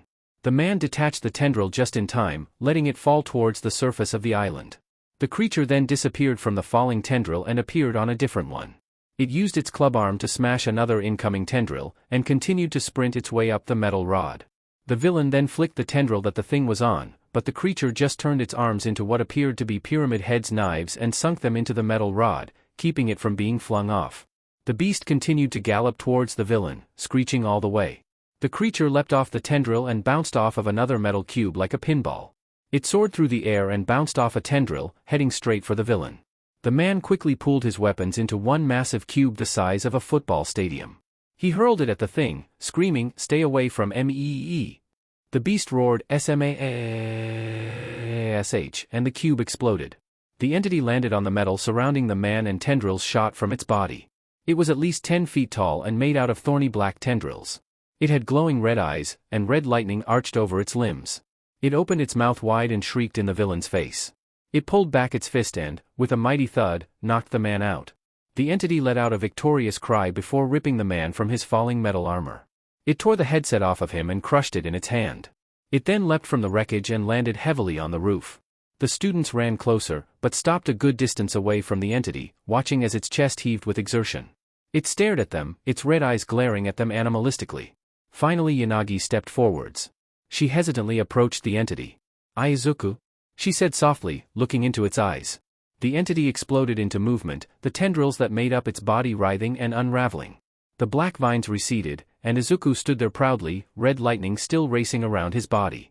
The tendrils retreated into his back and shoulders, slithering away like snakes. The lightning dissipated, and Izuku fell to his knees. Yanagi rushed forwards and caught the teen. "All Might," he said hoarsely, "take me to All Might." Yanagi nodded and motioned for Bakugo to come help. The explosive boy looped one of Izuku's arms over his shoulders and Yanagi mirrored him on the other side. Together they carried him over to the hole where All Might was still lying. When they saw the man they froze, both stoic teens' eyes widening at the sight. Izuku slipped his arms off of their shoulders and slid down the sides of the hole to rest next to the man who had given him his quirk. He pulled a medkit from his inventory and quickly set to work. All Might was unconscious, but he was still breathing. That was good. The paramedics arrived a few minutes later, and by then the others had agreed to not tell anyone what they had seen. Izuku rode with All Might to the hospital, thinking about his new great responsibility, and the incredible new powers that came with it. As per normal, when Izuku opened his eyes he found himself in a dark wood. The difference this time was that there was no one around, and no fire. "Hello son," a familiar voice called. Izuku turned to see All Might in his hero form come from behind a tree, but something was off. For starters, All Might never called him that, besides that his eyes did not have their usual blue shining pupils. Instead they seemed to absorb the light and color around them, giving the man's face an unusually pale complexion. Along with all of this, he did not smile. "Who are you, and why do you take that form?" Izuku asked, ready to summon a power from the entity. "I am your father, Izuku, the being." "No," the entity announced. It continued to walk slowly towards the demigod. "I thought that this body might put you at ease, make you feel safe. I now see that that is wrong." The entity warped, turning into a mass of writhing black tentacles, no doubt what Izuku had looked like when he had gotten one for all. After a few moments, the eldritch being appeared to settle on a new form.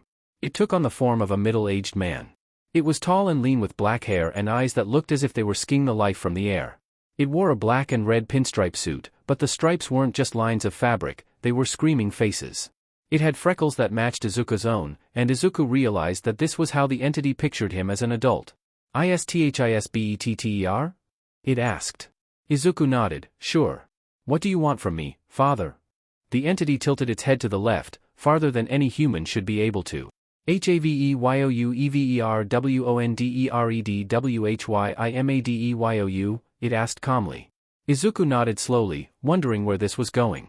"IMADEYouSEINEFLUENCETOSPERIAD MYINFLUENCEETOYOURWORLDINEDEFOTHOLDYFOTHOLDSON. Izuku scowled, "So I'm just a pawn to you? "YOUAREREFERENCIINGTHATHESSON. The entity replied.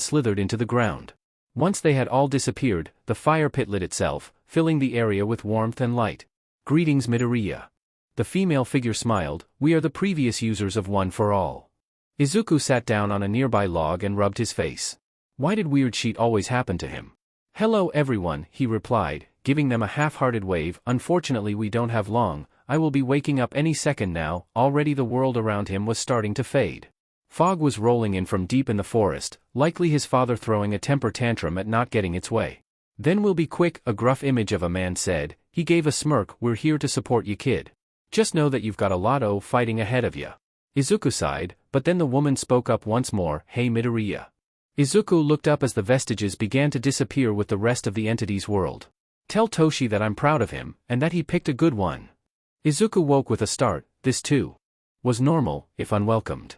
He looked around to find himself in the hospital on Island. They had to stay on the island because all travel was cut off. They didn't want any of the villains escaping. He got out of bed, and made his way calmly over to the door. The hospital was thankfully pretty empty. Not many people were hurt in the fight, and none were badly injured except All Might, but with a little help from Izuku he would be feeling fine by that afternoon. Izuku walked over to the hero's room and knocked a few times. "Come in," All Might called. Izuku entered the room and approached the giant. He looked much better than he had the night before, and the power of his voice was a good indicator that he was healing up nicely. "Ah, young Midoriya. How are you today, my boy?" Izuku sat down with a sigh. He proceeded to tell the hero about his dream from that night. All Might listened with rapt attention, only asking a few questions here and there to clarify some things. When he heard about the vestiges he grew quiet. "And the woman told me to tell you that she was proud of you, and that you picked a good one." "I disagree with that last part, but I guess if she's a part of the Quirk then who am I to judge?" All Might was silent, his head bowed. Izuku heard a sniffle and he realized that the pro was crying. "All Might? Is something wrong?" The boy scooched closer to the man, afraid that he was injured, but the hero just laughed. "Nothing is wrong, my boy. It's just that woman, she was my master. She gave me One for All. To hear that she's proud of me, well, it makes me feel a lot better," All Might said quietly. Izuku nodded and patted the giant's shoulder softly. "Well now, what will you do about your father, young Midoriya?" the man asked, his glowing blue eyes meeting the inky blackness of Izuku's own. "Nothing." The teen answered, "As your master said, he has no real power over me, so I'm going to become the best hero I can, with or without his help." Izuku clenched his fist and watched as it changed. It morphed into a collection of black tentacles that formed an approximation of a hand before switching back to a human appendage. Red lightning sparked along his fingers, One for All ready whenever he was. All that's left is to master One for All. After all, how hard can having a real quirk be? All Might winced. "Well, the class decided to meet up and go to the mall so that they could grab anything that they didn't have for their trip, and Izuku was immediately accosted by some of his classmates. "Is it true that you fought with All Might?" Shiro asked with wide eyes. "We heard from Yaoyorozu that your quirk powered up," Mina said with a smirk. "Everyone please." Ida interrupted, "It was a rather traumatic experience. I know that I do not wish to speak of it, and I'm sure that the rest of us are hesitant to discuss it as well." The class looked at those who had been there that night, and saw that they looked uncomfortable. The students took the hint and dropped the subject. The mood turned light again as everyone began talking about the things that they needed and buddying up. Soon Izuku was alone with Yanagi. He blinked in confusion before turning towards the white-haired girl. Looks like it's just you and me, Reiko. Yanagi nodded. I must find where the sunscreen is located. What are the objects that you require for this most eventful of trips, Izuku? The eldritch demigod blushed. They were still not completely used to using each other's given names. I have to get some weights, some batteries, and a flashlight, Izuku replied. Yanagi frowned. Their needs would take them in different directions. Darn. Well, we can just meet back up here once we're done shopping. After all, we don't really need to get all that much stuff. Does that work for you? Yanagi sighed. That is acceptable, if not my desired outcome. I will meet you back here in about 10 minutes, if that is agreeable for your needs. Izuku smiled and gave her a thumbs up, causing the ghostly girl to blush. They went their separate ways, but before Izuku could get too far, an arm wrapped around his shoulders. Before Izuku could say anything, the person began to speak. Oh. You're that crazy kid from the sports festival, right? The stranger's hand gripped Izuku's throat. And the kid who killed the Nomu at the USJ, huh? Izuku looked at the man out of the corner of his eye. The chapped lips and evil eyes gave him away immediately. Shigaraki, Izuku growled, one for all and his powers racing under his skin, preparing to strike. Now, I could kill you just by putting down my last finger, Shigaraki warned. He flexed his ring finger, the only one not currently wrapped around Izuku's neck. I can heal from pretty much everything, in case you didn't pay enough attention to the tournament. Izuku glared back. Sure, you might survive, but while you're regenerating I could probably kill what? 10, maybe 20 people? And I'd be able to escape using Kurogiri. For now, why don't we just sit and have a nice chat? Fine, but I'm not letting you go so easily, Izuku said, allowing one for all to calm itself, but his powers still roiled under the surface of his skin. What are you so eager to talk about? Shigaraki gave him a devilish smile and guided them over to a bench. The two sat, everyone around them paying no mind to the silent battle of wills. I don't get it. Everyone is talking about Stain, but we caused way more damage with the Nomus. Why are we not getting more screen time? What's wrong with all of these NPCs? Shigaraki hissed angrily, sounding like a petulant child. Well, Izuku began, watching the villain carefully, it's probably because Stain had a motive that people could identify with. He was a villain, sure, but he had a reason for doing the things he did. You on the other hand? Shigaraki pondered for a few moments before snapping the fingers on the hand knot around Izuku's throat. That's it. It's All Might's fault. Izuku raised an eyebrow at the man, thoroughly confused. All Might inspires people, like Stain, like you. The mention of Izuku was full of disgust. If I destroy All Might, then this world will crumble and be mine for the taking. Thank you, you've been a big help. You completely ignored what I said, and came up with something to reinforce your own beliefs. You don't understand what we were talking about at all, do you? Shigaraki ignored Izuku's question. Izuku felt his finger twitch as he grasped Izuku's throat tighter. Izuku?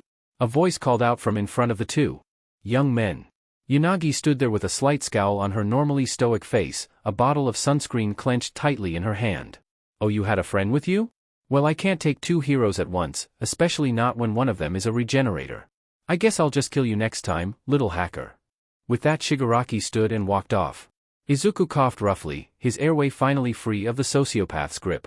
Yanagi rushed over to check on the black-haired teen. When the two kids looked up, Shigaraki was gone. I've got a bad feeling about this. Izuku grumbled. The next day the students all arrived early to UA, prepared to go on their trip. After a long bus ride, they stopped in what appeared to be the middle of nowhere. They all got off of the bus to stretch their legs, but Izuku was wary. That was when two women jumped in from somewhere unseen. They dropped into some familiar poses and cried, "We're the Wild Wild Pussycats." Half version. Wow! It's the Pussycats, the greatest official hero team to ever live. Izuku smiled to his classmates. Did you guys know that they've been working together for almost 10 years? No dash. Before he could continue, the pussycat in the blue outfit, Pixie Bob, slapped a hand over his mouth. I'm 18 at heart, right? She growled menacingly. Well, of course, Izuku replied, seemingly unfazed. The Pussycats have taken 4 of the top 10 spots of most attractive female heroines for the past 3 years straight. To say that you look young for your age would be an understatement. Pixie Bob's fake smile melted into a real, but slightly disturbing, one, and she blushed. Well, aren't you the flatterer? It almost makes me feel bad for this. For what? Izuku asked. Before she could explain, Mandalay spoke up. Well, our base camp is about 3 kilometers in that direction. If you all are fast, you'll make it there before lunch. Good luck. That was when the cliff they were standing on collapsed, sending the teens crashing to the ground below. Izuku pulled himself from the debris and glared up the mountainside. Midoriya. Aizawa called down to him, "You're not allowed to help your classmates, and if you make it to the lodge by lunch the pussycats will give you their signatures." The class all turned to the resident demigod with expressions of horror. He leaned his head back a little too far and smiled at them. "Sorry guys, you heard him. I'll see you at the lodge." With that he burst into red lightning and leapt towards the direction of the camp. He only got a single jump in, however, as he realized his legs were pulverized. This must be the backlash from One for All, he commented to himself, concentrating on his legs as they healed themselves. While he was distracted, the ground in front of him shifted and changed, turning into a beast. When he noticed it, he didn't seem put off by the large monster. "Sorry, but I'm a little busy right now," he said with a wry smile. His arm changed shape into a black tendril and sliced through the creature, destroying it instantly. He looked down at the appendage. "Well then. That's handy." After a few more minutes of healing, Izuku took off again. This time however, he just used Sprint Burst to run through the forest. He would have to learn how to use One for All later, he had some signatures to acquire. Time skipped to lunch. Aizawa was watching the forest as Izuku came casually walking out. Another dirt monster leapt after him, but a tendril burst from his back and sliced it in half. "Well done Midoriya. You can go get some lunch and the pussycats will sign your notebook later. Then you can just wait for the rest of your class to show up." "I think I'll work on the new aspects of my quirk if you don't mind," Izuku replied. Aizawa shrugged and allowed the teen to pass him by. It was around dinner time when the rest of the class finally showed up. They were sweating and breathing heavily as they emerged from the woods. Izuku had been sitting on the edge of the forest the whole time, carefully studying One for All and how it worked with his body. As the rest of the class dragged themselves into the lodge, Yanagi walked over to Izuku. "Were you able to acquire the signatures of the heroines yet?" she asked. "Yep. I'm just having trouble with this new part of my power," Izuku answered, allowing some of One for All to flow through his arm. The two classmates stood in silence for a while as they pondered how best to conquer this new quirk. "You utilized it without any major abuse when you clashed with the villain on Island, correct?" Yanagi questioned, staring blankly at Izuku's hand. The boy hummed in agreement, remembering how powerful he had felt at that moment. "How were you able to achieve such a feat? What differs from that instance to this one?" Izuku reflected on that night. He hadn't been in full control, so he wasn't looking to use that much power right away, but he remembered the feeling of the power. The way it rushed through his whole bod. "That's it!" he exclaimed, looking down at his hands. "I have to allow the power to spread throughout my body." He flooded his body with the power of One for All, and found that there was no pain like the previous times he had summoned the quirk. "Thanks Reiko," he said with a smile. The white-haired girl blushed a little, but nodded happily. Pixie Bob pouted as she watched the two clearly in love teens interact with each other. Izuku showed Yanagi around the camp, including where she could get some dinner. After they were all done eating, the pussycats led them to the hot springs for some nice relaxation. Well, it was nice and relaxing until Mineta tried to climb over the fence. He was stopped by a young boy, Kuda, who was standing guard on the wall. The purple-haired boy fell and landed on Ida, who had been attempting to lecture him. Kuda heard one of the girls calling out a thanks to him and looked over to their side of the baths. Izuku caught the lucky boy with a tendril as he fainted.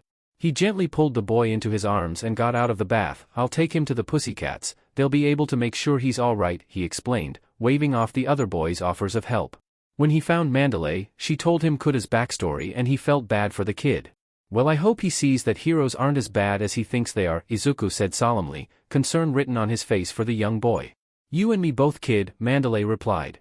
She shooed him off before Pixie Bob could drool over his half-naked form. That night Izuku stayed awake, thinking of how best to help a child. When Yanagi and the rest of Class 1A walked outside to tiredly begin their training, they noticed Izuku was already there.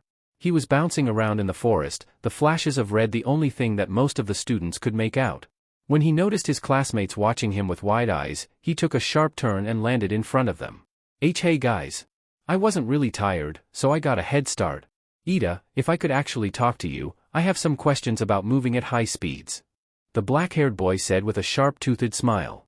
The bespectacled teen nodded confidently and the two began to discuss as the rest of the class moved to begin warming up in their own ways. Yanagi approached the section of trees that Izuku had been moving around in and saw that there were cracks and footprints in the trees. Izuku saddled up to her, and they stood in comfortable silence for a few seconds. "You were attempting to gain mastery of your speed and strength by utilizing the foliage as footholds. I presume it was not your intention to damage them so?" Yanagi guessed after a little while. "That was the plan?"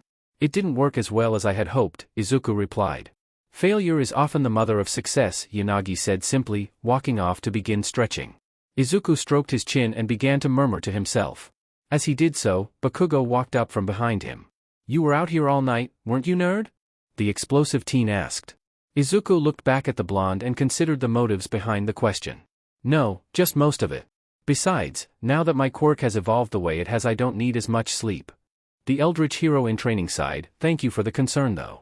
Whatever, I wasn't concerned, I just didn't want you to be too tired to train. Bakugo griped, his tsunderiness betrayed by his half-hearted tone. Izuku just chuckled and summoned one for all to continue his exercise. Time skipped to dinner. How do you extras not know how to cook? Bakugo roared angrily, somehow not cutting his hands as he glared at Mina, Kaminari, and Kirishima. I just never got the chance, Bakubro, I'm sorry, Kirishima admitted, his kicked puppy nature causing Bakugo to take pity on him. The blonde growled in annoyance as he showed the red head, and the others, how to cut the vegetables. Meanwhile the other students were having various success with their own projects. Oddest of all was Izuku, who had somehow mastered turning his arms into black tendrils over the course of the day and was now using those tentacles to do everything from dice vegetables, to stirring, to tending the fire. Yanagi hadn't stopped staring since. Yaoyorozu paused for a second to stand next to her and watch. After a bit she leaned over to the gray-haired teen and whispered, honestly I don't blame you, before returning to her task. It wasn't long until all of the food had been made and the students were sitting down to eat. Izuku had served everyone a portion, including the heroes, so he noticed immediately when Kuda hadn't received any food. He spied the small boy slipping into the forest as he was walking with his own plate of curry.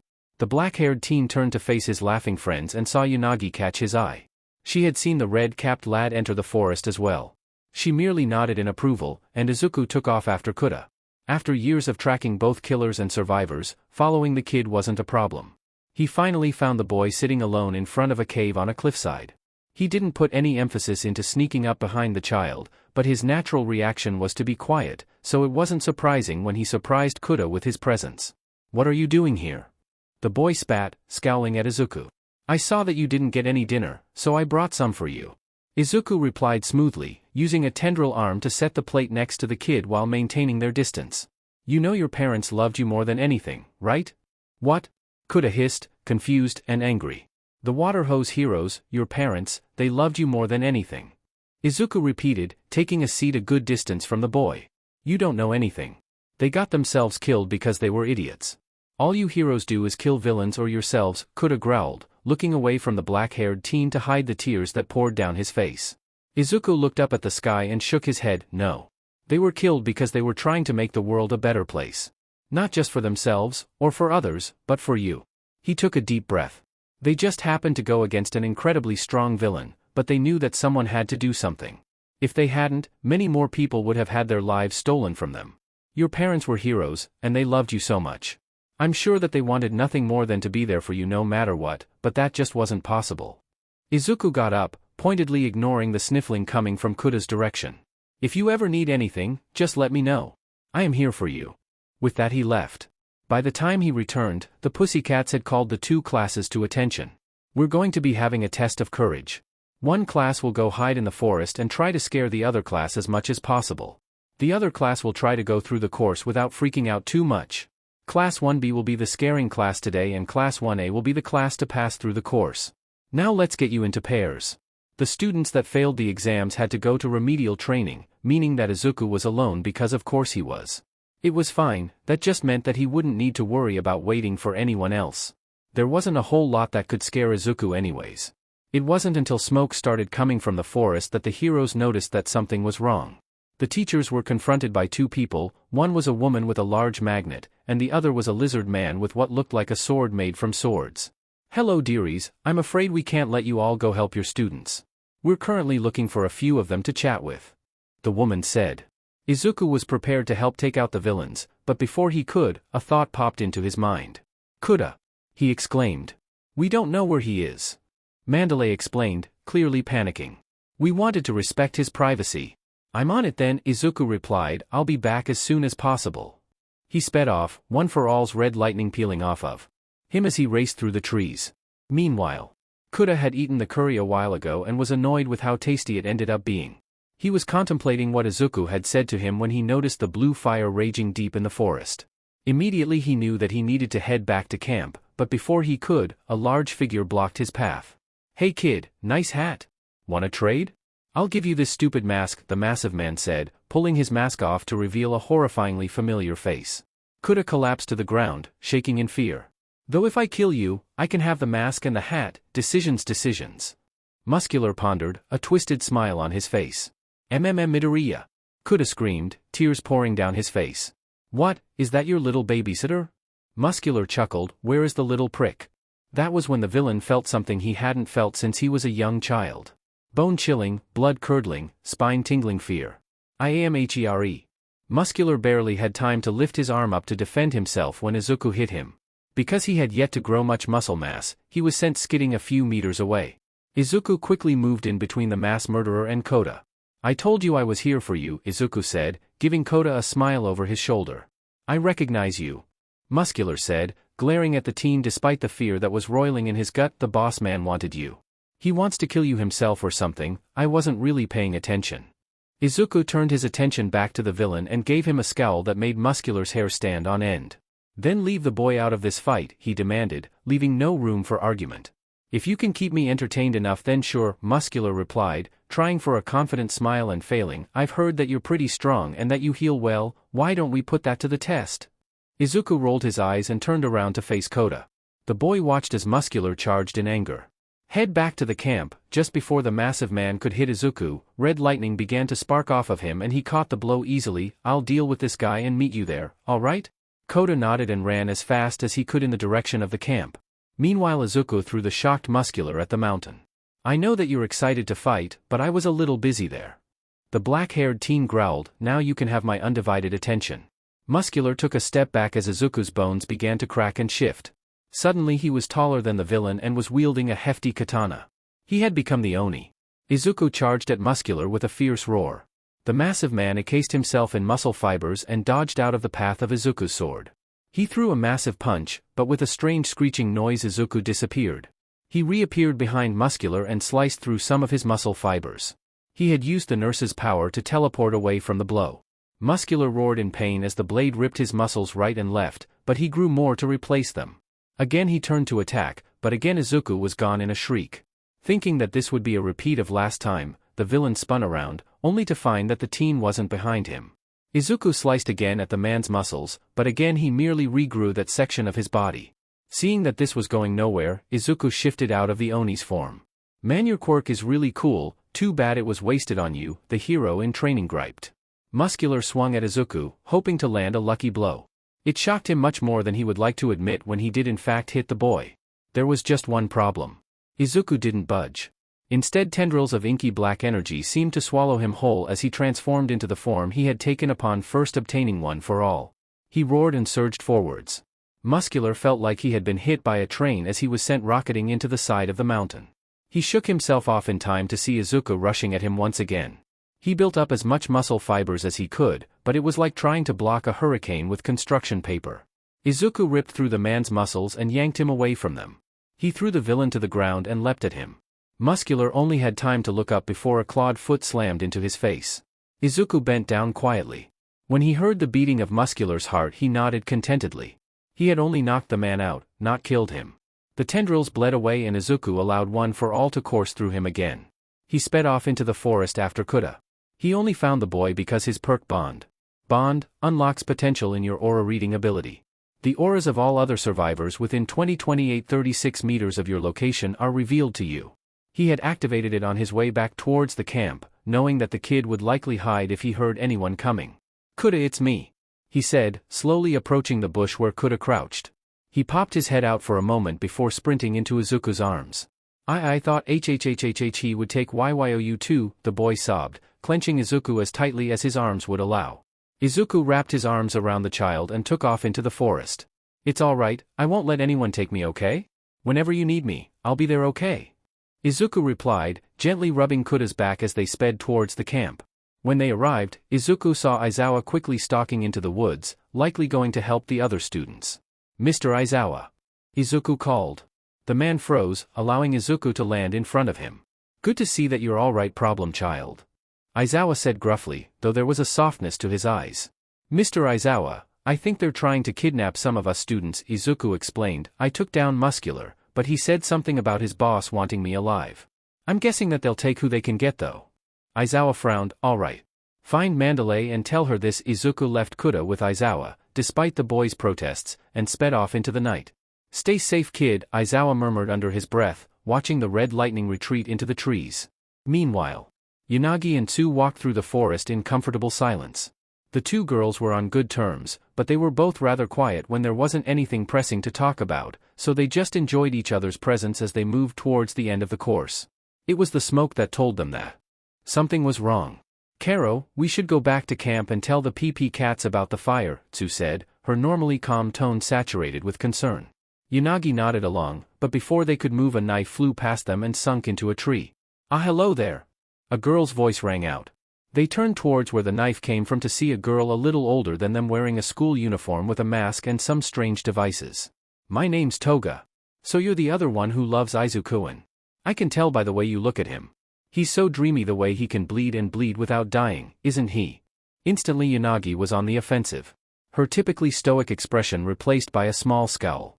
She reached out with her quirk and yanked the knife out of the tree, shooting it towards the new girl. The blonde simply giggled and caught the knife. She opened her mouth to say something, but stopped when she saw that all of the rocks in the clearing were floating. Rah! Yanagi cried, shooting the projectiles at the blonde. The girl tried her best to dodge, but despite her efforts, plenty of the rocks hit her.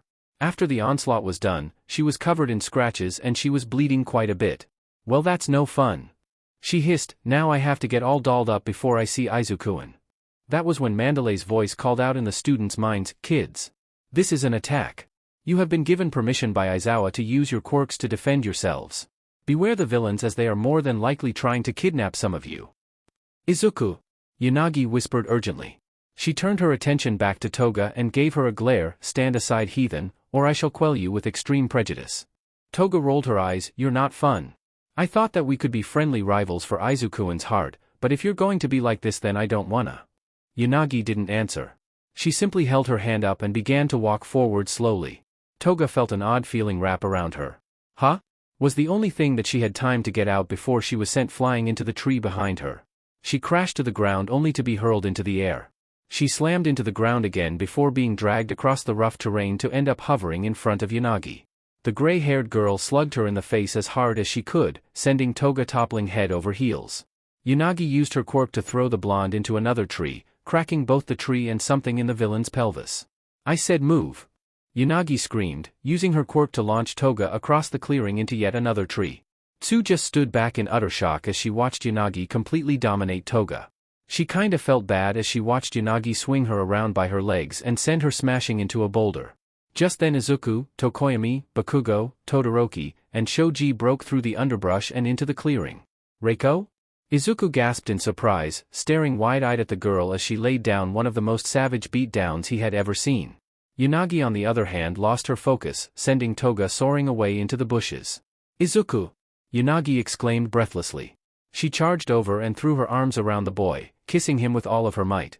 For his part Izuku went so red he seemed to be glowing, but he gradually kissed back. After a few seconds, Bakugo piped up, listen, this is all well and good, but could you two SCK face some other time? This shocked Izuku and Yanagi out of their moment and the two blushed like wildfire. No fair. Toga whined, popping out from the bushes where she had landed. She was limping heavily and was bruised and bloody like you wouldn't believe. You can't just get a head start like that. I want my chance with Izuku. Yanagi glared at her and grabbed Izuku's arm protectively. I have loved this man since I was young. Begone you foul wretch. Izuku looked like he was about to pass out from all of the blood rushing to his head. Toga growled ferally and seemed to disappear from sight. You win this round Yanagi, she spat venomously. Izuku turned to Yanagi after they were sure she was gone. You love me? He stuttered, fog literally rolling out of his ears. Yanagi just gave him a small smile and gently stroked the side of his head. Naturally, she replied. Barf, Bakugo said, pretending to retch. With that the group set off into the forest, looking for more of their classmates to save. They didn't find anyone for a while, but eventually they found Mineta who was cowering in a bush. You're a disappointment, on so many levels. At least Ghostface can beat up some villains, Bago gripped, pointing over his shoulder. Mineta looked past him and raised an eyebrow. Who? Izuku's eyes blew wide and he whirled around. Yanagi was just there, but now she had vanished into thin air alongside Tokoyami. Spine chill activated and he looked up to see a man perched in a tree. He was dressed like a magician and he was wearing a smiling mask that seemed to taunt Izuku. "Greetings. I am Mr. Compress. It seems my sleight of hand trick was successful." He showed the teens his hand which was holding 2 marbles, "Now for my disappearing act." With that the villain began to leap from tree to tree with unnatural grace. Izuku saw red. "Get BACKHERE," he roared, erupting into a mass of tentacles. Red lighting crackled around him as he chased the man. He tore up trees and his thunderous shrieks shook the ground. Before he could catch up with the villain however, a line of fire shot up in front of him, causing him to come to a screeching halt. "Not so fast, doggo," a man with burned scars smirked.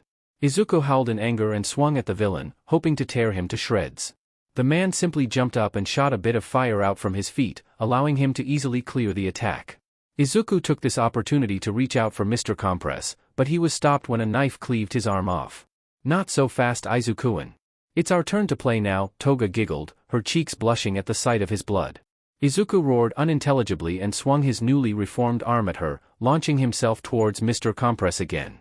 The fire villain stopped him again though as he delivered a fire-boosted kick to Izuku's side. Izuku squawked in annoyance and reached out, the tendrils that made his arm bursting towards Mr. Compress. The man swept a hand out and suddenly his arm disappeared. Izuku roared out in frustration, but suddenly Shoji tackled Mr. Compress to the ground. The multi-armed boy grabbed the ball out of the villain's hand and dodged out of the way of an attack by the fire villain. Izuku turned to see that his friends had made it to the clearing. "Compress," the fire villain said, "do you still have them?"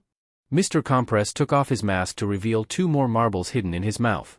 Why of course, they popped to reveal Yanagi and Tokoyami. Izuku and Todoroki reached out to grab them as a purple portal opened behind them.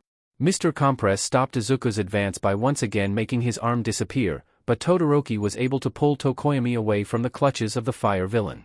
The man glared at the teen as he disappeared, and the last thing that Izuku saw before the portal closed was Yanagi's horrified face. "Reik. Oh." Inko sat straight up in bed as the sound of Izuku's anguished howl shook their apartment from miles away. The next few hours were a blur to Izuku. Ambulances, policemen, firefighters, and even a few pro-heroes arrived and began to sweep the area. Izuku ignored it all in favor of sitting in the clearing where Yanagi had been taken.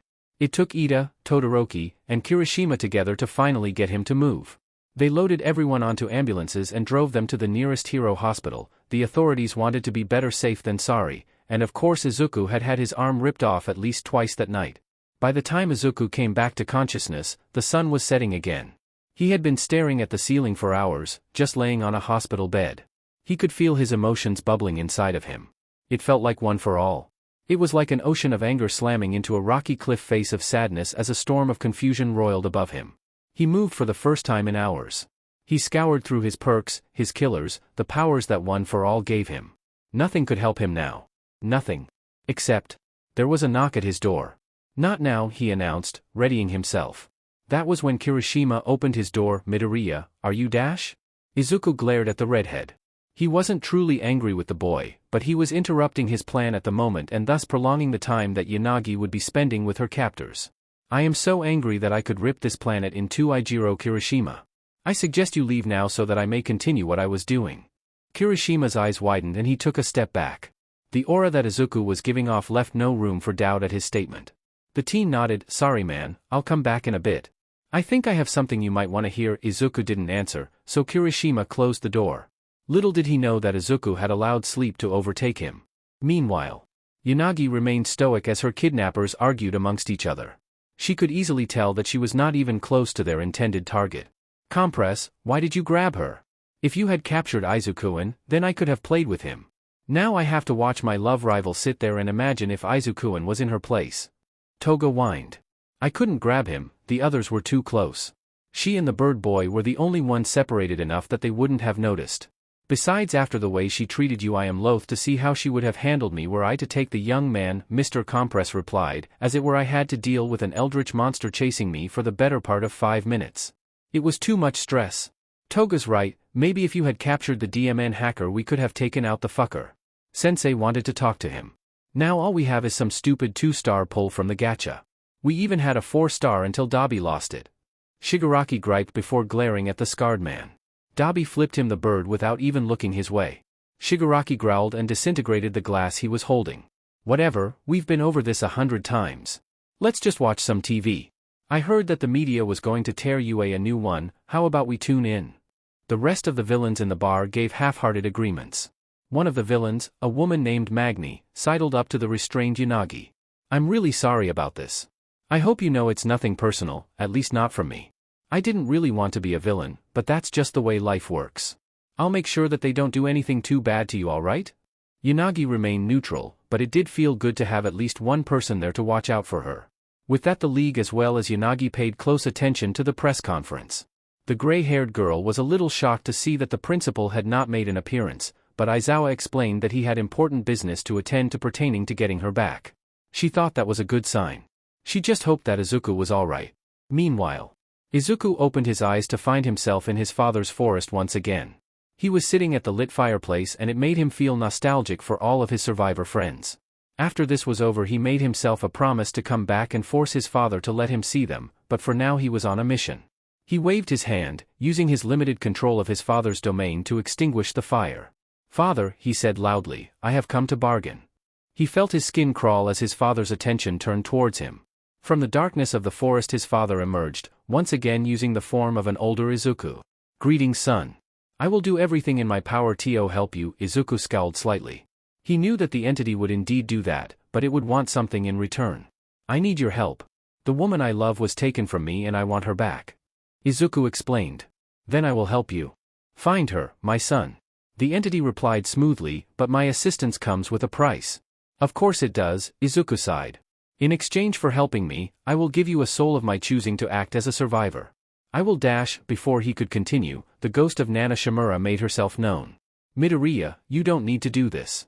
Let the heroes save her," she cried. "You can't give any more of yourself to this thing. If you do, there won't be a whole lot left." Izuku nodded. "I know, but the heroes don't know where she is. Do you know the amount of people who are never found after they're taken to a secondary location? Much less if they take her to a third or even fourth. If they do, the heroes will never find her." Izuku shook his head. "No. There is only one thing that I know can find her." He looked to his father. "Nana, you said that it had no dominion over me. That applies to you and One for All as well. You are both a part of me, and my decision is to find her at all costs. Will you help me?" Nana looked behind her as 6 other figures appeared, though less detailed.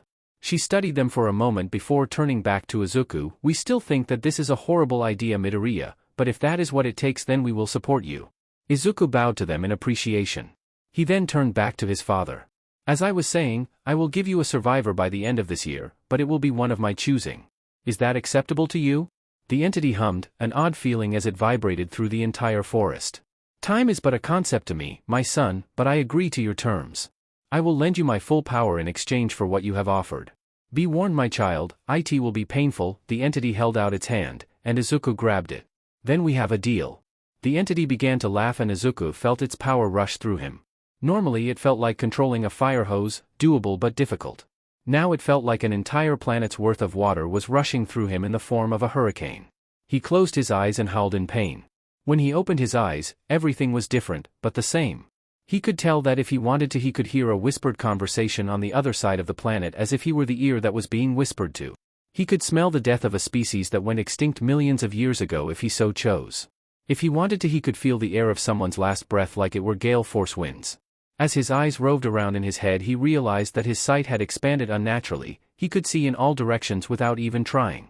Beyond that, he could distinguish every minute detail of not only the room he was in, but the whole city and beyond. It was so far beyond his comprehension, but somehow he felt as though he knew everything that was taking place in that very second. His senses were thankfully dulled enough that he was not too overwhelmed. "A small blessing," his father said out of his mouth, the words being distorted not only by the way that he was hearing, but because they did not come from his throat. "If I were to allow you full access here and now, you would be unable to process even the simplest of things. This is the maximum that you can handle." "Thank you, father." "Now where is Dash?" Izuku began, before something lit up in his impossibly large sight. A figure glowed yellow. A very familiar figure. "Reiko," he breathed, turning his head to stare at her image. She wasn't too far, only a couple miles away. He got out of bed slowly, still adjusting to his newfound senses. "This is the power you could have, my son. I know you still will not conquer this world with me now, but remember this moment when you consider joining me again. The entity spoke gently, the offer more tempting than it had ever seemed. But there was no time for contemplation now. Izuku's brain calculated the fastest paths to his friend and love, and he turned towards the window. Before he could leave, a presence that he had not paid much attention to stopped outside of his door. "You may enter, Principal Nizu," he stated. He could smell and hear the creature's slight shock at his words, but the animal walked in anyways. "I see I was not mistaken that you would turn to this in order to save Ms. Yanagi." The principal stated as he opened the door. "I had hoped I would be wrong, but I understand your impatience. Hello there, Midoriya's father."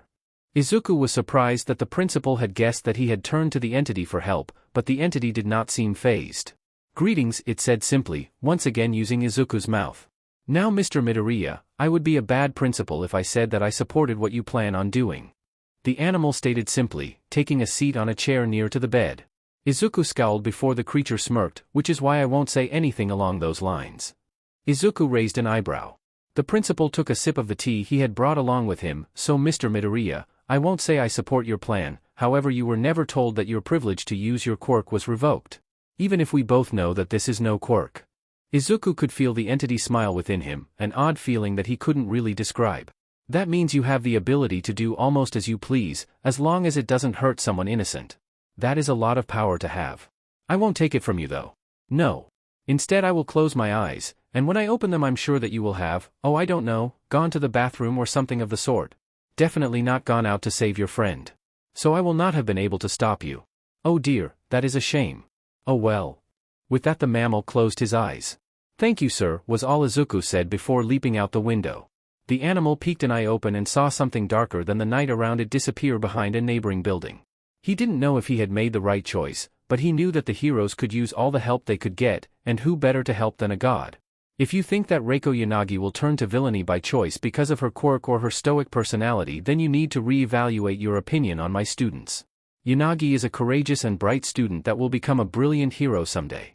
So no, I suspect that even now she's resisting any attempts that they're making to turn her," Aizawa said, scowling at the reporter who had asked the question. Meanwhile Shigaraki roared out in frustration, "Why won't she just give in already?" "Probably 'cause you're losing, hun." Magna replied, rolling her eyes as Shigaraki laid down his hand of cards. Yanagi gave a small smug smile as Twice flipped over her cards for her. They had gotten bored, and when Yanagi had suggested a game of blackjack, the league had been surprisingly quick to accept. Shigaraki glared at her. "That's it. I've had enough." He stood up, knocking his chair to the floor. "I know that sensei told us to wait, but I'm through with this bullshit." "I think you're just mad that you lost," Dabi snickered from his place at the bar. "What did you say?" Shigaraki growled, turning to face the scarred villain. Dabi ignored him and took another swig of his liquor. Shigaraki huffed in annoyance before turning back towards Yanagi. "Listen here girl," he hissed, "I don't understand you hero types. This world is full of shitty people and shitty situations, but you heroes pretend to try and even it out. You're all a bunch of liars and you know it. That's what we're trying to change. Is it?" Toga asked, genuinely confused. "I grow curious about your true motives as well," Yanagi asked. "From the previous events that have transpired, I have only witnessed you attempt to draw attention to you and your League of Villains. I may be wrong, but to me it appears solely that you venture to be the center of attention at all times." Shigaraki grabbed onto the table that they had set up to play cards on and disintegrated it. "You know, you should learn to be a little more scared of us. We have you captured, and I could kill you whenever I wanted." Yanagi felt a shiver go up her spine and gave the man a smile. "Why would I ever be scared of someone like you?" The bar went dead silent and all of the villains turned to look at her. "After all, I'm in love with the most terrifying creature in existence." The league felt like an icy hand had gripped their hearts, and in the window behind Yanagi, a black figure could be seen leaping towards them. Yanagi jerked hard in her chair, causing it to fall backwards. Magna watched her and screamed out, "Duck!" The villains hit the floor just as the bar was torn in half. What sounded like hundreds of voices overlaid with each other spoke with enough force to rock what was left of the building. IAMHERE. When Kirishima had gone back to talk to Izuku about finding Yanagi, he had found Nizu exiting the teen's room. "Ah, Mr. Kirishima. If you're here to talk to Mr. Midoriya, I'm afraid he left. I assumed to use the restroom," the mammal said with a smile. Sir, the rooms come with a bathroom," Kirishima pointed out. The principal covered his mouth with a paw and gasped, "Oh dear. Then I'm afraid I don't know where he has gone off to. A shame really, I'm sure he would have loved to go on your little adventure." Oh well, better luck next time. Kirishima sighed and began walking back to the group that were heading out to save Yanagi when the animal's words finally hit him. Sir, what do you mean dash? When he turned, however, the principal was long gone. Kirishima huffed, but jogged off to meet his friends. He was going to need all of the help he could get. The League gazed up in terror at the creature that had just decimated their hiding place. The monster seemed to suck all of the light out of its surroundings. It roared, deafening them.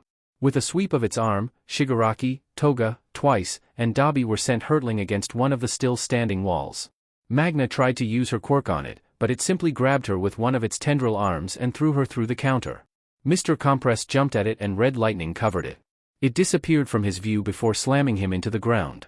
Kurogyri opened a portal to try and bring some Nomu, but the creature used both of its arms to shove the villain into a nearby wall once, twice, 3 times. It was about to do it again when Shigaraki recovered. Before he could make it more than 2 steps, a new arm made from tentacles sprouted from the monster's back and grabbed him by the ankle. It lifted him up and then whipped him into the floor. Yanagi watched as the League tried fruitlessly to even touch her love. The demigod had turned into a creature of pure malice as it swung the villains around like toys. Izuku, she called out. This gave the teen pause, one which Toga tried to capitalize on. She threw a knife at the demonic boy, but a tendril of dark power caught the blade with ease and snapped it like a dry twig. Izuku walked over to her, his tentacle arms still wreaking havoc on the League of Villains. He knelt down next to her and a smaller tendril detached from his body at the shoulder. It gently caressed her cheek, and she watched him with concern and love in her eyes. From his chest a sort of bubbly purr arose. The tendril swiftly snapped the quirk-suppressing cuffs that were holding her down, and she weakly stood. I knew you'd come, she whispered. There wasn't much of a response, but the tentacle once again brushed against her cheek, lightly putting some hair behind her ear. Let's get out of here, she offered, grabbing the tendril gently with her hand. Izuku's tendril-covered head nodded, and he turned back towards the League. Suddenly they began to cough up a dark gray liquid. Izuku could see as they began to disappear into it, and to his horror Yanagi also began to spit up the same liquid. The small tendril reached out to wrap around her, but by that time she was already gone. Heroes began to arrive on the scene. They were going to breach the bar in a few minutes, but it looked as though someone had beaten them to the punch. All Might rushed up to the bar and found his protege there, grasping a bit of gray goo. He was about to comfort his student when he threw his head back and howled loud enough to push the hero back a few inches. The demigod's head whipped in the direction of Yanagi's new location. He ignored his mentor and dove into the ground, his tendrils carving through the rock and concrete as if it were made of paper. All Might stared in shock at the hole that Izuku had dug. Endeavor jogged to meet the hero. What are we going to do? The man growled, that thing needs to be stopped. No, All Might replied, he will be fine on his own. Yanagi coughed out the last bit of the liquid and found herself in a crater. She saw that the League had also arrived, and a group of heroes lay wounded against some rubble. Well, hello Ms. Yanagi. This was not how I wanted our first meeting to go, but it will have to do for now.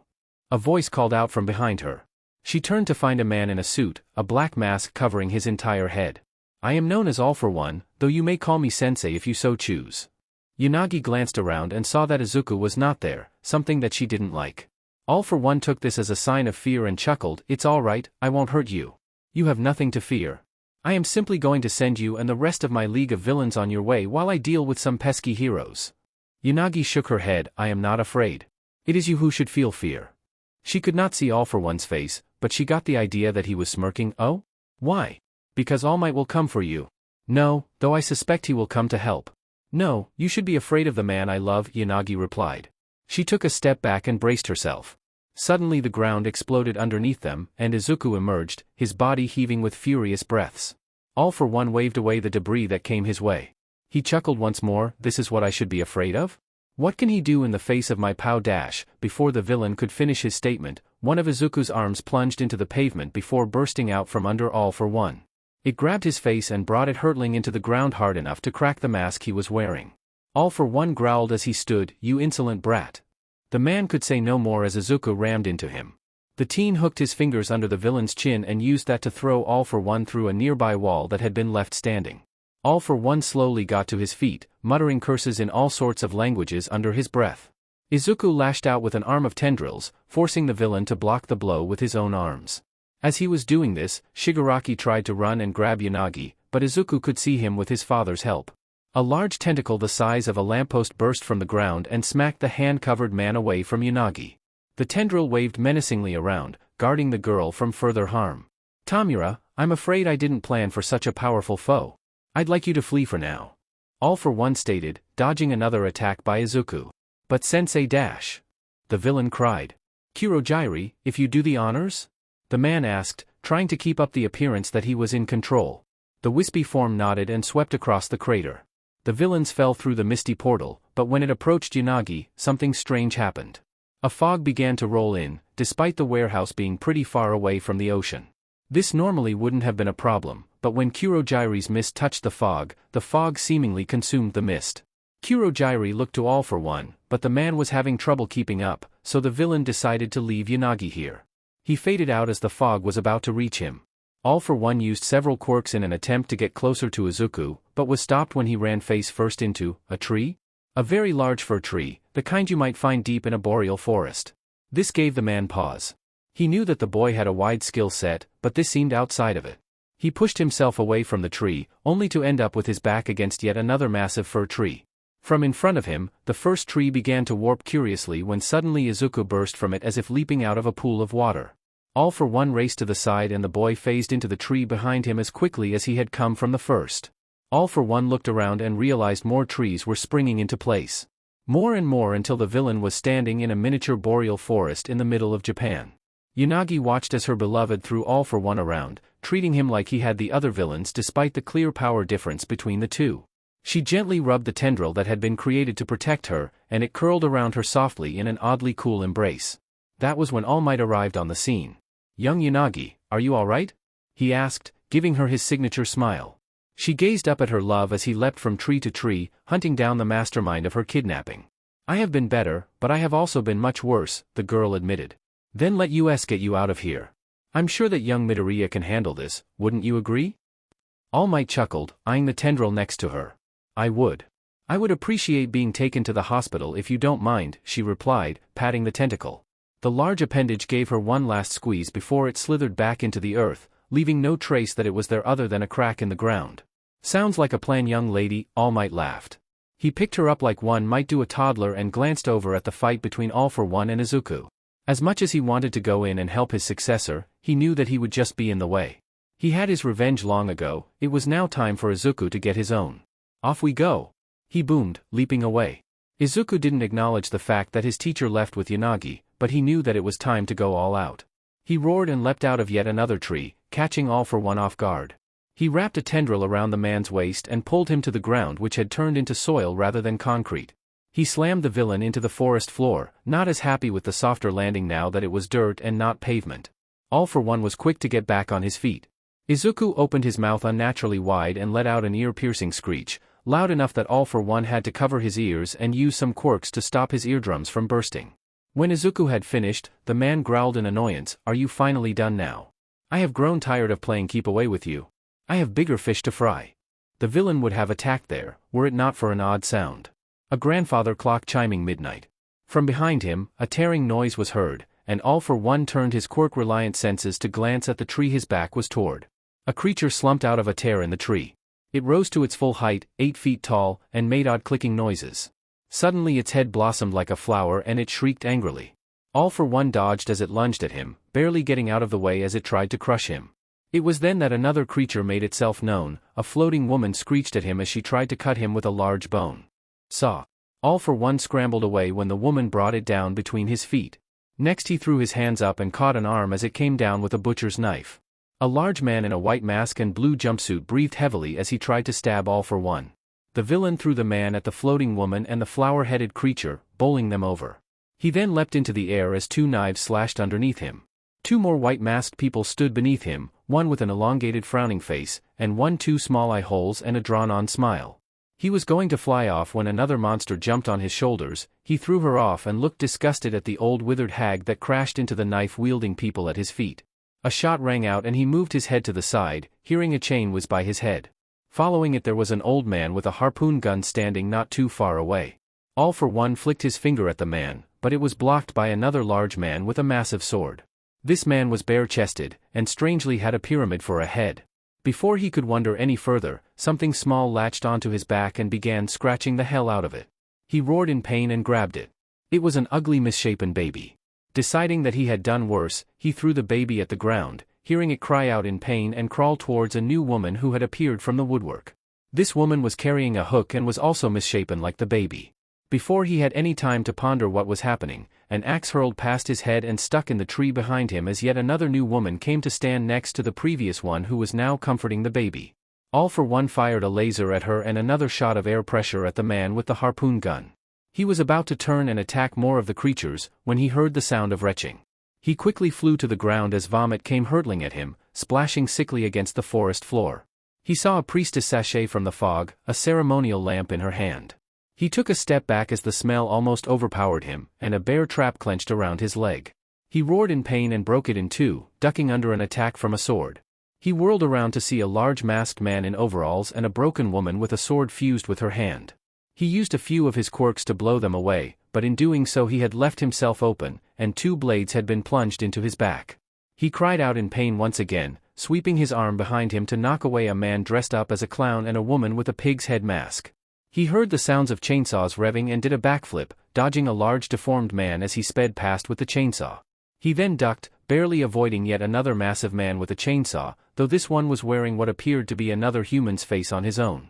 All for One kicked the man in the gut, sending him toppling into a few of the other creatures that had appeared.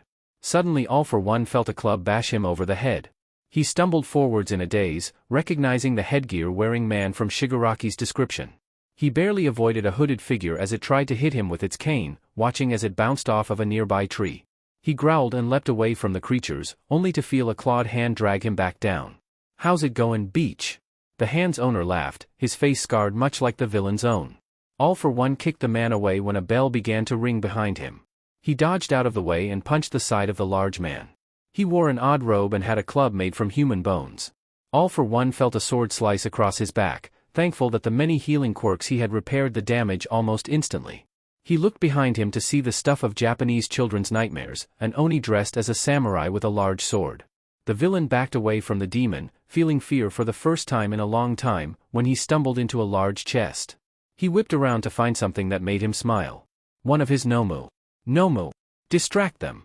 he commanded, the smug smile only leaving his face when he felt the creature's hands wrap around him. His scarred eyes blew wide before he was slammed into the ground by his beast. He groaned in pain, and could feel the monsters all around him. From above him, he could sense the boy who was the source of all of this. He was perched on a tree branch, and though he could not see it, All for One knew that he was being haloed by the full moon that peeked through the trees. He looked up to the boy, fear gripping his heart like a vice. The demigod's smile stretched from one ear to the next, impossibly wide, and he said only one word. "Fast." No one was able to see into the forest that night through the fog, but they could all hear the screams of terror and pain that rang out through the night. When Izuku came back to his senses it was morning. He was in the middle of a familiar forest, but he could see Japan through the trees.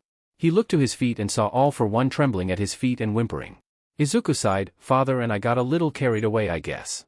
He grabbed the villain by the back of his suit and began pulling him along. "Please spare me. I won't challenge you again.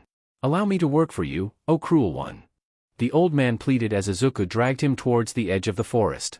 "Shut up," Izuku grumbled, "I don't need a servant, and my father is evil, so you're not going to work for him. You're going to prison and you're going to stay there until you die." Izuku jerked All for One, knocking the villain's head against a rock. All for One simply whined like a chastised dog, "As you wish, young lord." Izuku rolled his eyes at this and ignored him. Finally they reached the last few trees. Izuku looked out and scowled. A few yards from the forest was a line of heroes and policemen waiting patiently for something to happen. Izuku ran a hand down his face. He couldn't just walk out there. Despite what Nizu had said, he didn't want to deal with any possible ramifications for using his quirk. Izuku looked down at the evil man that he was holding and came up with an idea. A reporter was describing the events from the previous night for what was likely the fourth or fifth time when there was a commotion. From seemingly nowhere a body came flying out of the forest. Immediately everyone burst into action. Several heroes rushed to the mysterious body. To arrest it or to attempt to save it was unclear. The police began to escort civilians out of the area and prepare for a possible raid on the forest. Izuku watched all of these things from his spot in the forest. He could feel his powers being boosted just by his standing there. It was the beginning of his father's influence in their universe, and this gave him more power. Izuku knew everything that was happening in the forest. He could feel the few curious birds that had arrived since the woods had sprung up, along with the bugs that now crawled through the remnants of their old warehouse home. While it was a link to his father, it appeared to be his domain.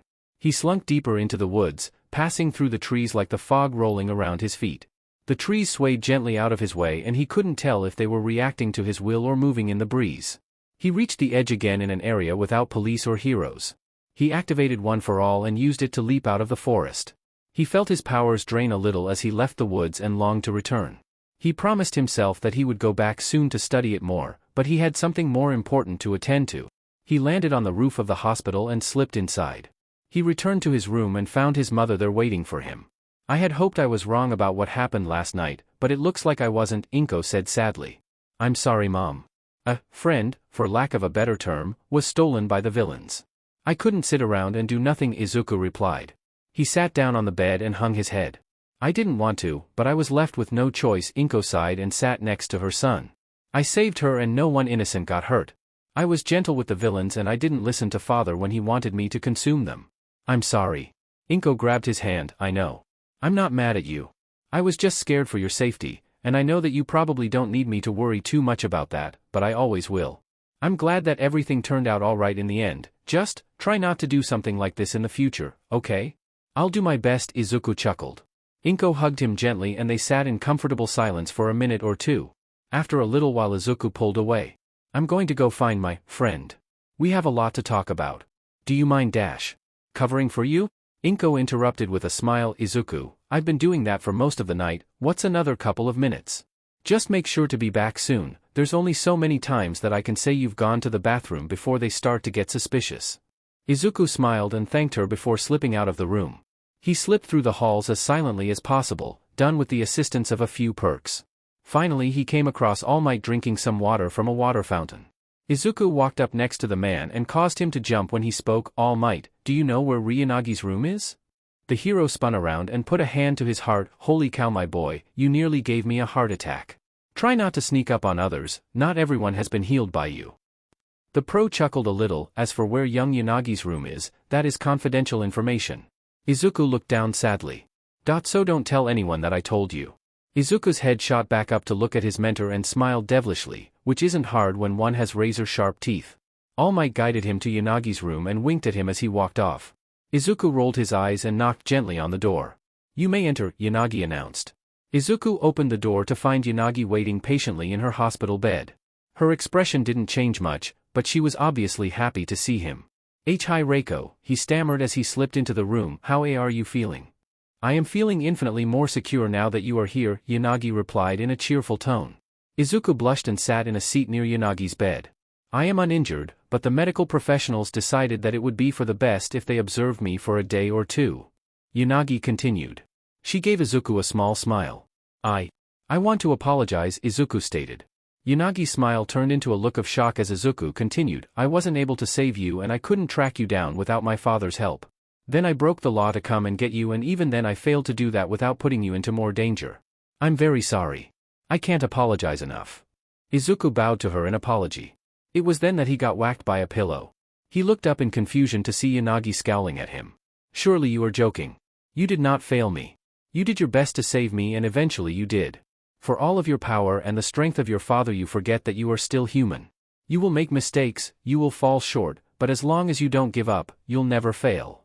Izuku began to tear up, massive beads of water rushing down his face.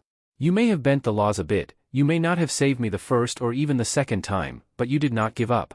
And now I am here. I am safe. And I am looking at the man I love." Izuku sniffed and wiped a few tears away. "That's the second time you've mentioned that." Yanagi smiled a bit, "And I plan to continue mentioning it until the day I die. Unless you are dissatisfied with that." "Oh, of course not." Izuku stammered, shaking his head and hands. "I just wasn't sure if my brain made that part up."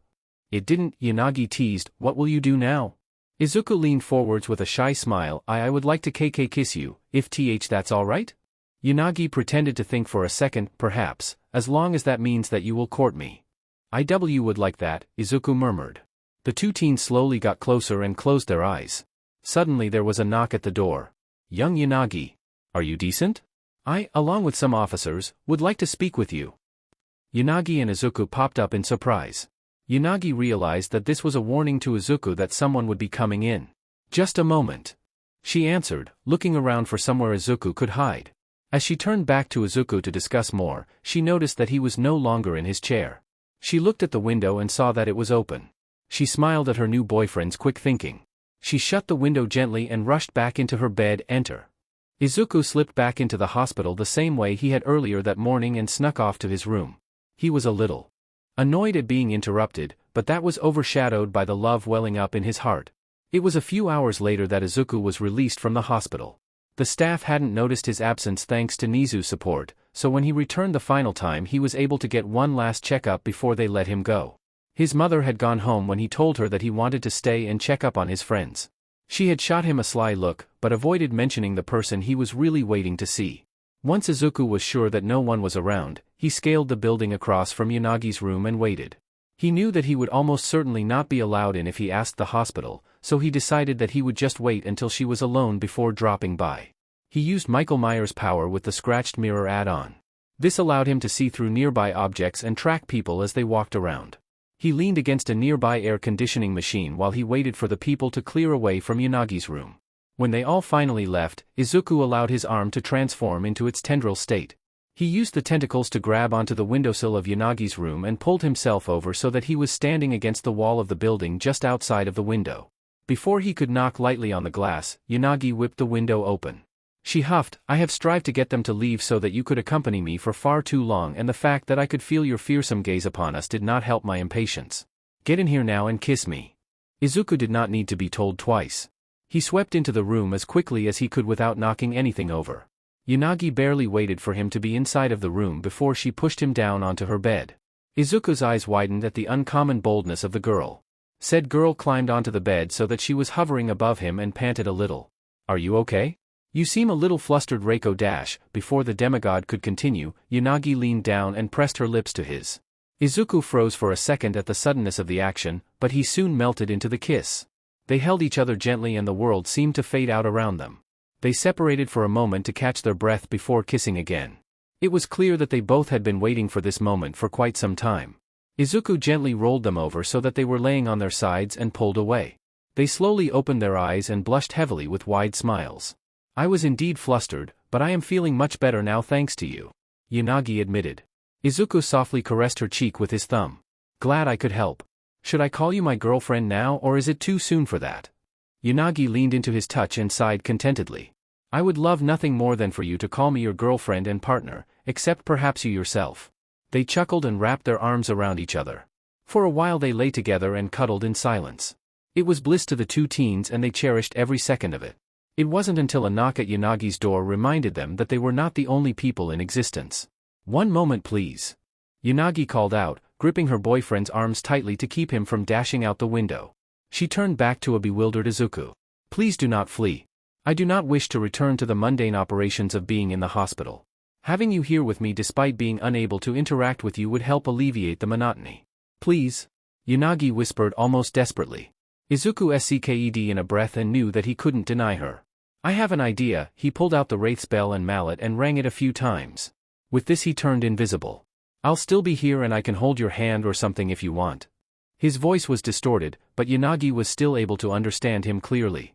"I would appreciate it if, at random intervals, you could touch me in some way so that I know you are still by my side," Yanagi replied, giving him her version of puppy dog eyes. Izuku softly rubbed her back. "I can do that." "You may enter," Yanagi said, loud enough for the people outside of her door to hear her. "Were you talking to someone? I thought I might have heard voices and a bell of some kind," the doctor asked as she closed the door behind her. Yanagi was quick with a reply. "Oh no, I was merely speaking to myself about some things. The chiming was my phone. It can be quite loud sometimes." The doctor smiled at her, completely fooled. Izuku did as he promised and stayed by Yanagi's side the entire time. He made sure to stay outside of the doctor's line of sight for the most part as he was still visible if you squinted hard enough. Every so often he would gently touch Yanagi's hand or shoulder or back so that she knew he was there. Izuku could tell why she wanted him to stay. The testing was boring and took much longer than either teen was happy to sit through. Being together definitely helped though. It wasn't until much later that the testing was finished for the day. The doctor left with some encouraging words and finally they were alone again. Izuku dropped the wraith's powers and sat next to his girlfriend. They shared a few more kisses, but Yanagi noticed that it was getting late. As much as I adore the thought of us sharing a bed tonight, I do not believe it would be a good idea. I believe that it is time for you to head home, my dear, she stated sadly. Izuku kissed her again gently. I agree. I'll text you when I get home, okay? Yanagi nodded. I'll see you tomorrow, the black-haired teen promised. With that he ducked out of the window. Yanagi stood at the window and watched his dark form disappear on the neighboring rooftops. When he was out of sight, she looked up at the stars overhead that just barely made it through the light pollution. She smiled happily. Oh Izuku Midoriya, how you make my heart sing. With that last thought she shut the window, leaving it open by just a crack so that her love could sneak in if need be, and went to bed feeling more filled with love than ever before. Due to the events of Kamino Ward, combined with the fact that it was still technically summer break, the class had a week or so to relax before classes started up again. Izuku and Yanagi texted back and forth throughout that time as she recovered and was sent home. They had wanted to meet up directly after she was let out of the hospital, but her parents had insisted that she stay home with them for a while so that they could make sure she was safe. Finally though, they could meet up. Are you sure that you can go back there? Izuku asked, his hand tightly clasped around Yanagi's own. If not, we can figure something else out. Yanagi gave him a small smile and squeezed his hand. I'm sure, darling. While it may be the site of my kidnapping, it is also the location where you saved my life for a fourth time. Besides, you told me that you had something that you wished to reveal to me. I am excited more than triggered by the notion. Izuku let out a sigh of relief and scooted closer to his girlfriend. They were on a train headed for Kamino Ward. It may have been an odd place for their first date, but Izuku had a plan. When they arrived, Izuku led Yanagi back to where the warehouse once stood containing all for one's nomas. There was, of course, his forest. He had been back since that night and had discovered many things about it, things he wanted to share with Yanagi. What about those who enter the forest? Yanagi pondered, coming to a stop a few feet from the tree line. Izuku pulled her along gently and replied, they won't be a problem. I made it so that when they enter they get lost until they wind up on the opposite side of the forest. They won't bother us at all. The black-haired teen led Yanagi through the trees and fog until they wound up in a slight clearing, just big enough for them to comfortably lay out their blanket and basket for their picnic. They got everything set up and had a nice meal with each other. After they were finished, they laid back on the blanket and looked up into the sky. So you have found that you know everything that transpires here in the forest? Yanagi questioned, playing with Izuku's hand softly. Not only that, I can also control just about everything about this place. Izuku answered. Watch this. It was a slightly cloudy day, a little past noon, but when Izuku waved his hand suddenly everything went dark and stars began to shine through the trees. Yanagi was breathless. She looked up at the galaxies and suns that littered the sky above her in wonder. It's not really night. Izuku explained, studying the sky above them. Outside of the forest the sky is normal, but here in this little clearing it's night. Yanagi could barely speak. It's amazing, darling. It's so beautiful. Izuku looked over at his girlfriend with a contented smile. She slowly tore her eyes away from the view above to look at him. She leisurely leaned in and kissed him. Izuku kissed her back, and when they pulled apart they stared deeply into each other's eyes. That was when Izuku's head shot up off of the blanket. What's wrong, darling? Yanagi asked, sitting up with him. Izuku whipped around towards the edge of the forest. A little girl just ran into the woods. She's pretty heavily injured. Let's go, Yanagi said, scrambling to her feet. She followed after Izuku and the trees seemed to part in front of them, allowing them to race towards where the little girl must be. When they arrived, they saw a small girl with whitish-gray hair dressed in a hospital gown with bandages littering her arms and legs. Her red eyes glanced at them fearfully, but Izuku sank to his knees. It's okay. We won't hurt you. You're safe here, Izuku told her gently. She hesitantly walked over to him before collapsing into his arms. He picked her up and cradled her in his arms. He was going to ask her what was going on when Spine Chill activated in the corner of his vision. The black-haired teen looked towards the edge of the forest and saw a man with a plague mask standing outside of the tree line but within sight of the group. Ah, there you are, Eri. I was looking all over for you, the man proclaimed, stepping into the woods. I hope you weren't causing too much trouble for our friends here. My daughter has the tendency to run off, she's a bit clumsy. Izuku's mind raced as he took in all of the available information from the two intruders in his domain. The girl, Eri, was on the verge of malnutrition. She was suffering from anemia, and under the bandages on her arms and legs she had multitudes and multitudes of scars. Some in the shape of handprints. The man on the other hand gave Izuku an all too familiar feeling. He was just the type that the entity would turn into a killer. On top of that, their DNA was nothing alike. Not even close. Izuku slowly handed Eri to Yanagi and gave the man an overly large smile, twisting his face to show his rows of sharp teeth. Oh, it's no problem at all. You see, we're heroes in training, so we're prepared to help anyone in need. It was obvious from the man's posture that this situation was becoming more complicated than he'd like. Well, if you don't mind handing her to me, we'll let you get on with your day.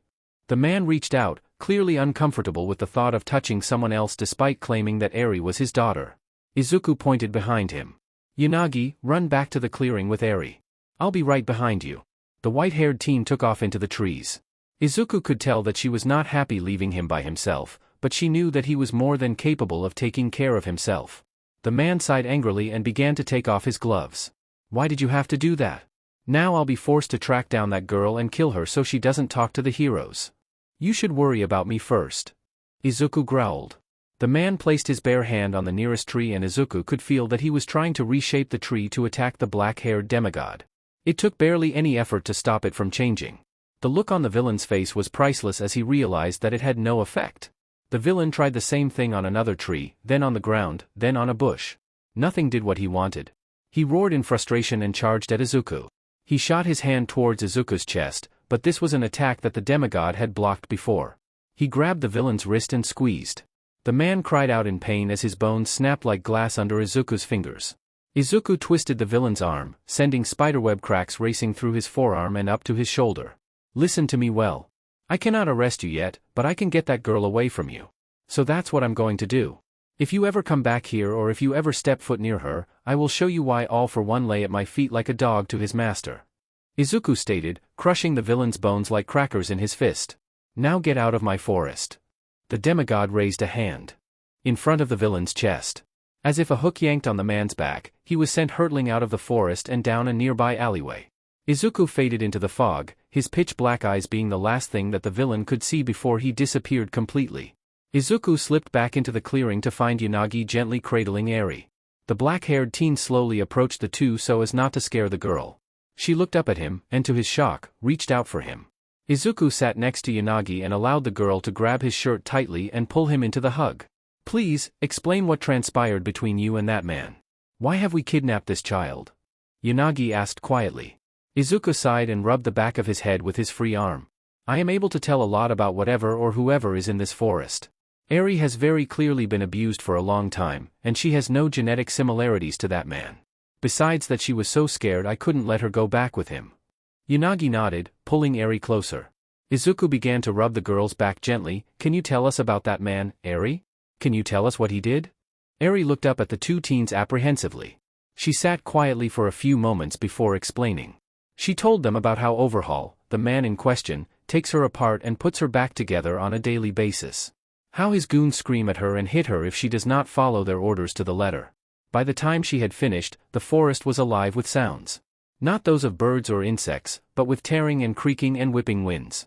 Yanagi laid a soft hand on Izuku's forearm, and the noises quieted down to a whisper. Is Overhaul going to come and get me? Eri questioned, shaking with fear. Never. Izuku announced. And if you ever feel like he is going to get you, you can always come back to this forest. While you're here, no one will ever hurt you. Tears streamed down Eri's face.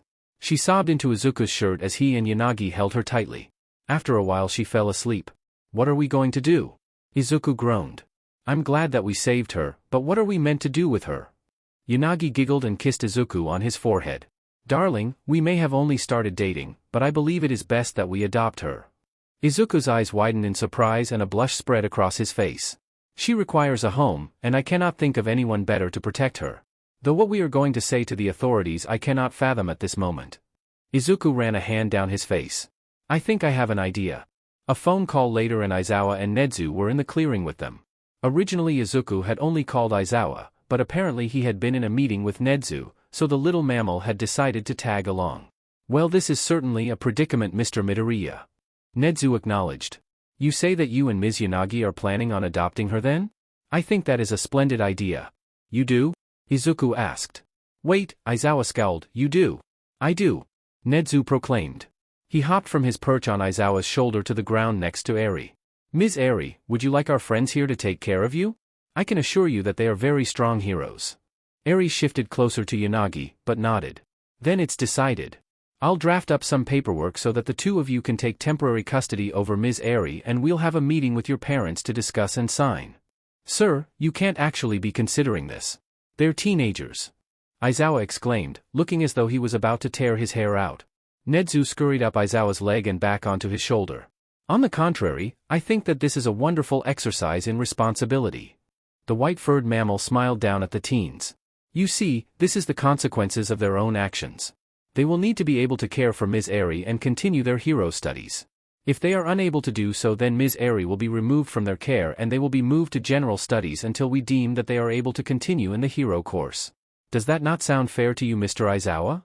Aizawa took a minute to seriously think about it. Then he sighed. I guess that it makes logical sense. They did take the girl and it would be a good opportunity to teach them about several responsibilities. Fine. Yanagi squeezed Izuku's hand in triumph. Nezu clapped once. Excellent. Well, let us go back to UA. We're going to have to discuss the events that happened between you two and the villain, as well as fill out some paperwork. Onwards, my mighty steed. I thought I asked you not to say that while I'm carrying you, sir? Aizawa grumbled. Nezu laughed.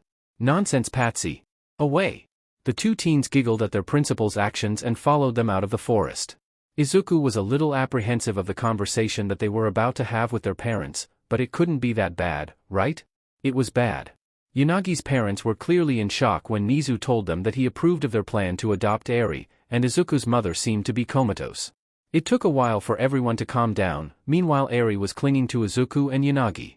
She was obviously nervous at meeting new people, even though both Yanagi and Izuku had explained that their parents were people that she could trust. After a few minutes, Inko seemed to come around and Yanagi's parents began to come to their conclusions about the situation. I approve. Everyone in the room whipped around to look at Inko. I know that there is likely no one better to trust with someone's safety other than my son. He's young, but he's mature for his age. I'm sure that he can handle something like this. Of course, he will always have my support when he needs it. Yanagi's father looked flabbergasted, and his expression only worsened when Yanagi's mom replied. I agree. She said. The two mothers looked each other in the eye and a sort of understanding passed between them. Dear, you can't seriously agree to this? They're kids. This is ridiculous. Yanagi's father protested. Nezu gave the man a devilish smile. On the contrary. I see this as perfectly rational. There are many people who raise children this young. Siblings commonly must raise their younger siblings when their parents are absent. There are also times when teens become pregnant and decide to keep their child. Nezu stroked his whiskers thoughtfully. Perhaps this is not the best course of action, but it is an important lesson for everyone involved. There are consequences to every action and you must tread carefully. This profession is the most dangerous one on the planet. If you can't handle going to school and successfully rearing a child, then you have no place being a hero. Yanagi's father looked ready to argue, but he was clearly outvoted. Fine. He relented with a heavy sigh. I just want to make sure that everyone comes out of this happy and healthy. We'll make sure of it, sir. Izuku stated. Yanagi's father studied him for a moment, but nodded in acknowledgement. Nezu gave the group a much more genuine smile. Let's move on to our next object of discussion. The rest of the room looked at him in confusion.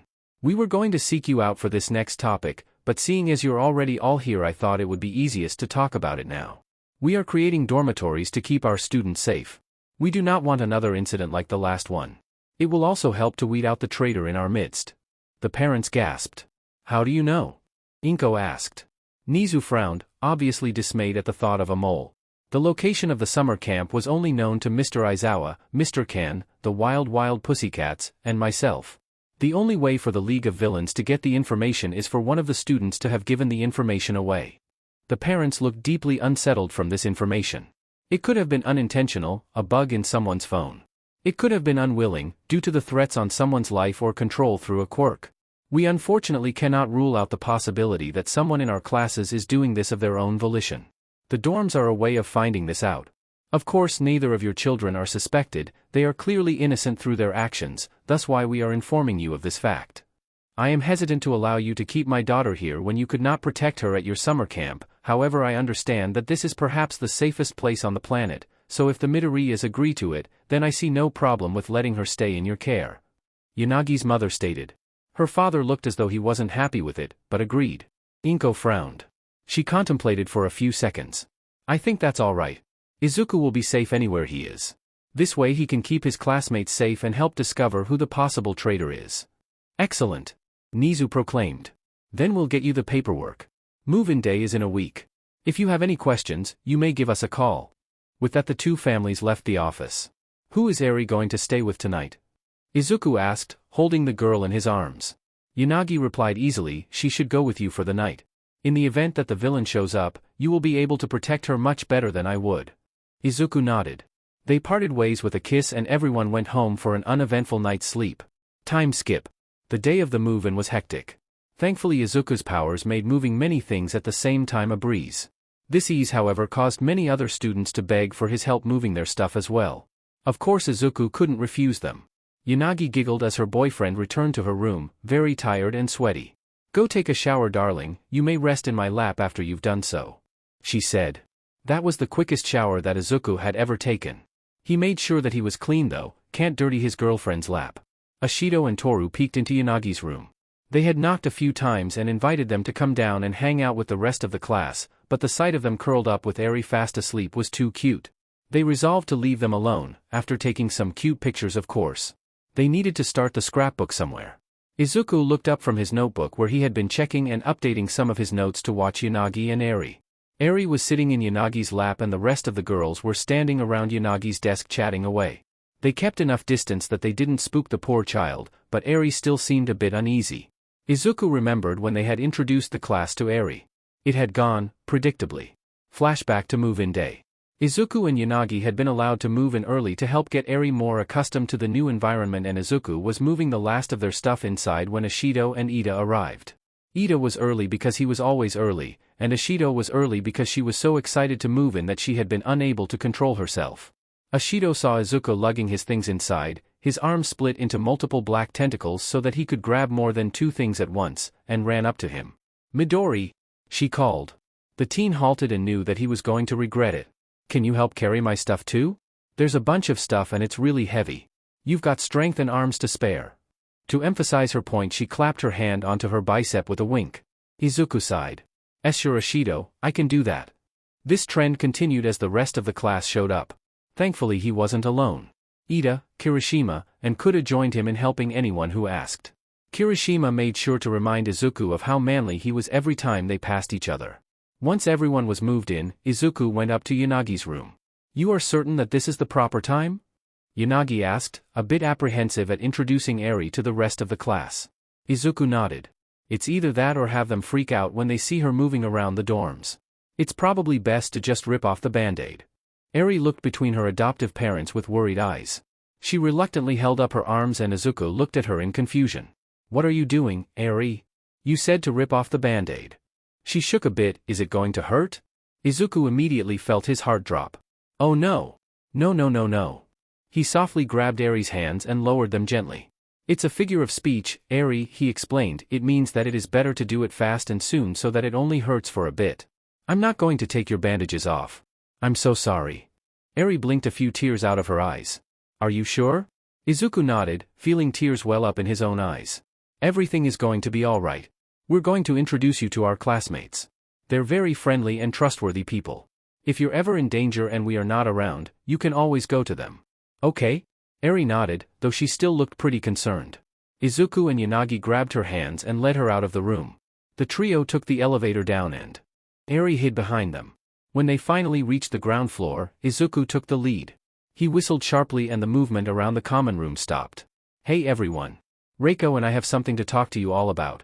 Can you all come here? The students quickly formed a group facing Izuku and Yanagi. Izuku took a deep breath before starting. Reiko and I are now parents. The class erupted with noise, but Izuku managed to calm them down again. We adopted a girl named Eri. Eri? Can you come here please? Eri peeked out from behind Yanagi before rushing over to grab onto Izuku's shirt. Once more the class exploded into sound.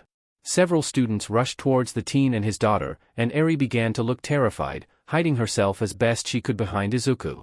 Izuku's eyes turned into dark pools, fog rolled around him, and he roared, "Get back!" The approaching teens came to a screeching halt, fearful of the boy's rage. Izuku's appearance returned to normal and he continued, Eri has had a very difficult life so far and needs a lot of space and understanding. Please respect her needs. She has plenty of trauma, so I ask that you all do your best to show her that you are as trustworthy as I have said that you are." The class all agreed. They started to go back to what they had been doing before. A few students came up to introduce themselves, though they all made sure not to get too close so as not to scare the child. After a bit it was clear that Eri's social battery was running on empty. Yanagi and Izuku took her back upstairs where Yanagi made her offer of a lap pillow. Present. Izuku smiled at the memory and was glad that his classmates had listened to his request and were conscious of Eri's need for space. That was when the bell rang, signaling that class was going to start. Everyone scrambled to their seats as Aizawa entered. He saw Eri sitting in Yanagi's lap and sighed. "Yanagi, Midoriya, you will need to find some care for Eri during class. She cannot be allowed to attend classes for her own safety and development. I will give you until the end of the week to figure out some accommodations for her during the day. For now she can stay." Izuku nodded. He already had an idea about who would be willing to watch over Eri while he was in class. Aizawa continued, "Today for heroics class we will be focusing on super moves. Having super moves is important because it makes you memorable as well as giving you something to fall back on when the going gets tough. You all will be taking your provisional licensing exam in 2 weeks. I expect you each to come up with 2 super moves by that time. Go get changed and meet at Gym Zeta." Izuku smiled at Yanagi as they parted to get changed for class. Getting their provisional licenses was a big deal, and it meant that they could protect Eri more readily. He was excited. Meanwhile, a henchman slunk into the room. "Overhaul, sir?" The man in question was nursing his wrist. He had used his quirk to fix his injured limb, but it was still uncomfortable to use the arm that the demigod had broken. Beyond that his pride was wounded something fierce. "What is it?" he growled. The henchman quivered with fear at his boss. "We've figured out the identity of the boy who Overhaul glared at the man and he quickly rephrased his sentence, "I mean the boy who stole Eri. His name is Izuku Midoriya." Overhaul waved off his henchman. "Izuku Midoriya, He began to pace as his mind raced with ideas. He didn't want to run into the boy again before he understood more about him. He pulled out his phone and called his right-hand man. "Kurono, find me every detail you can about Izuku Midoriya. It is time we paid him a visit." Okay, sadly the chapter is over. And if you enjoyed the video, just leave a like and subscribe with post notification, so when the next chapter is ready, you will be notified. Okay, see you in the next video. Bye.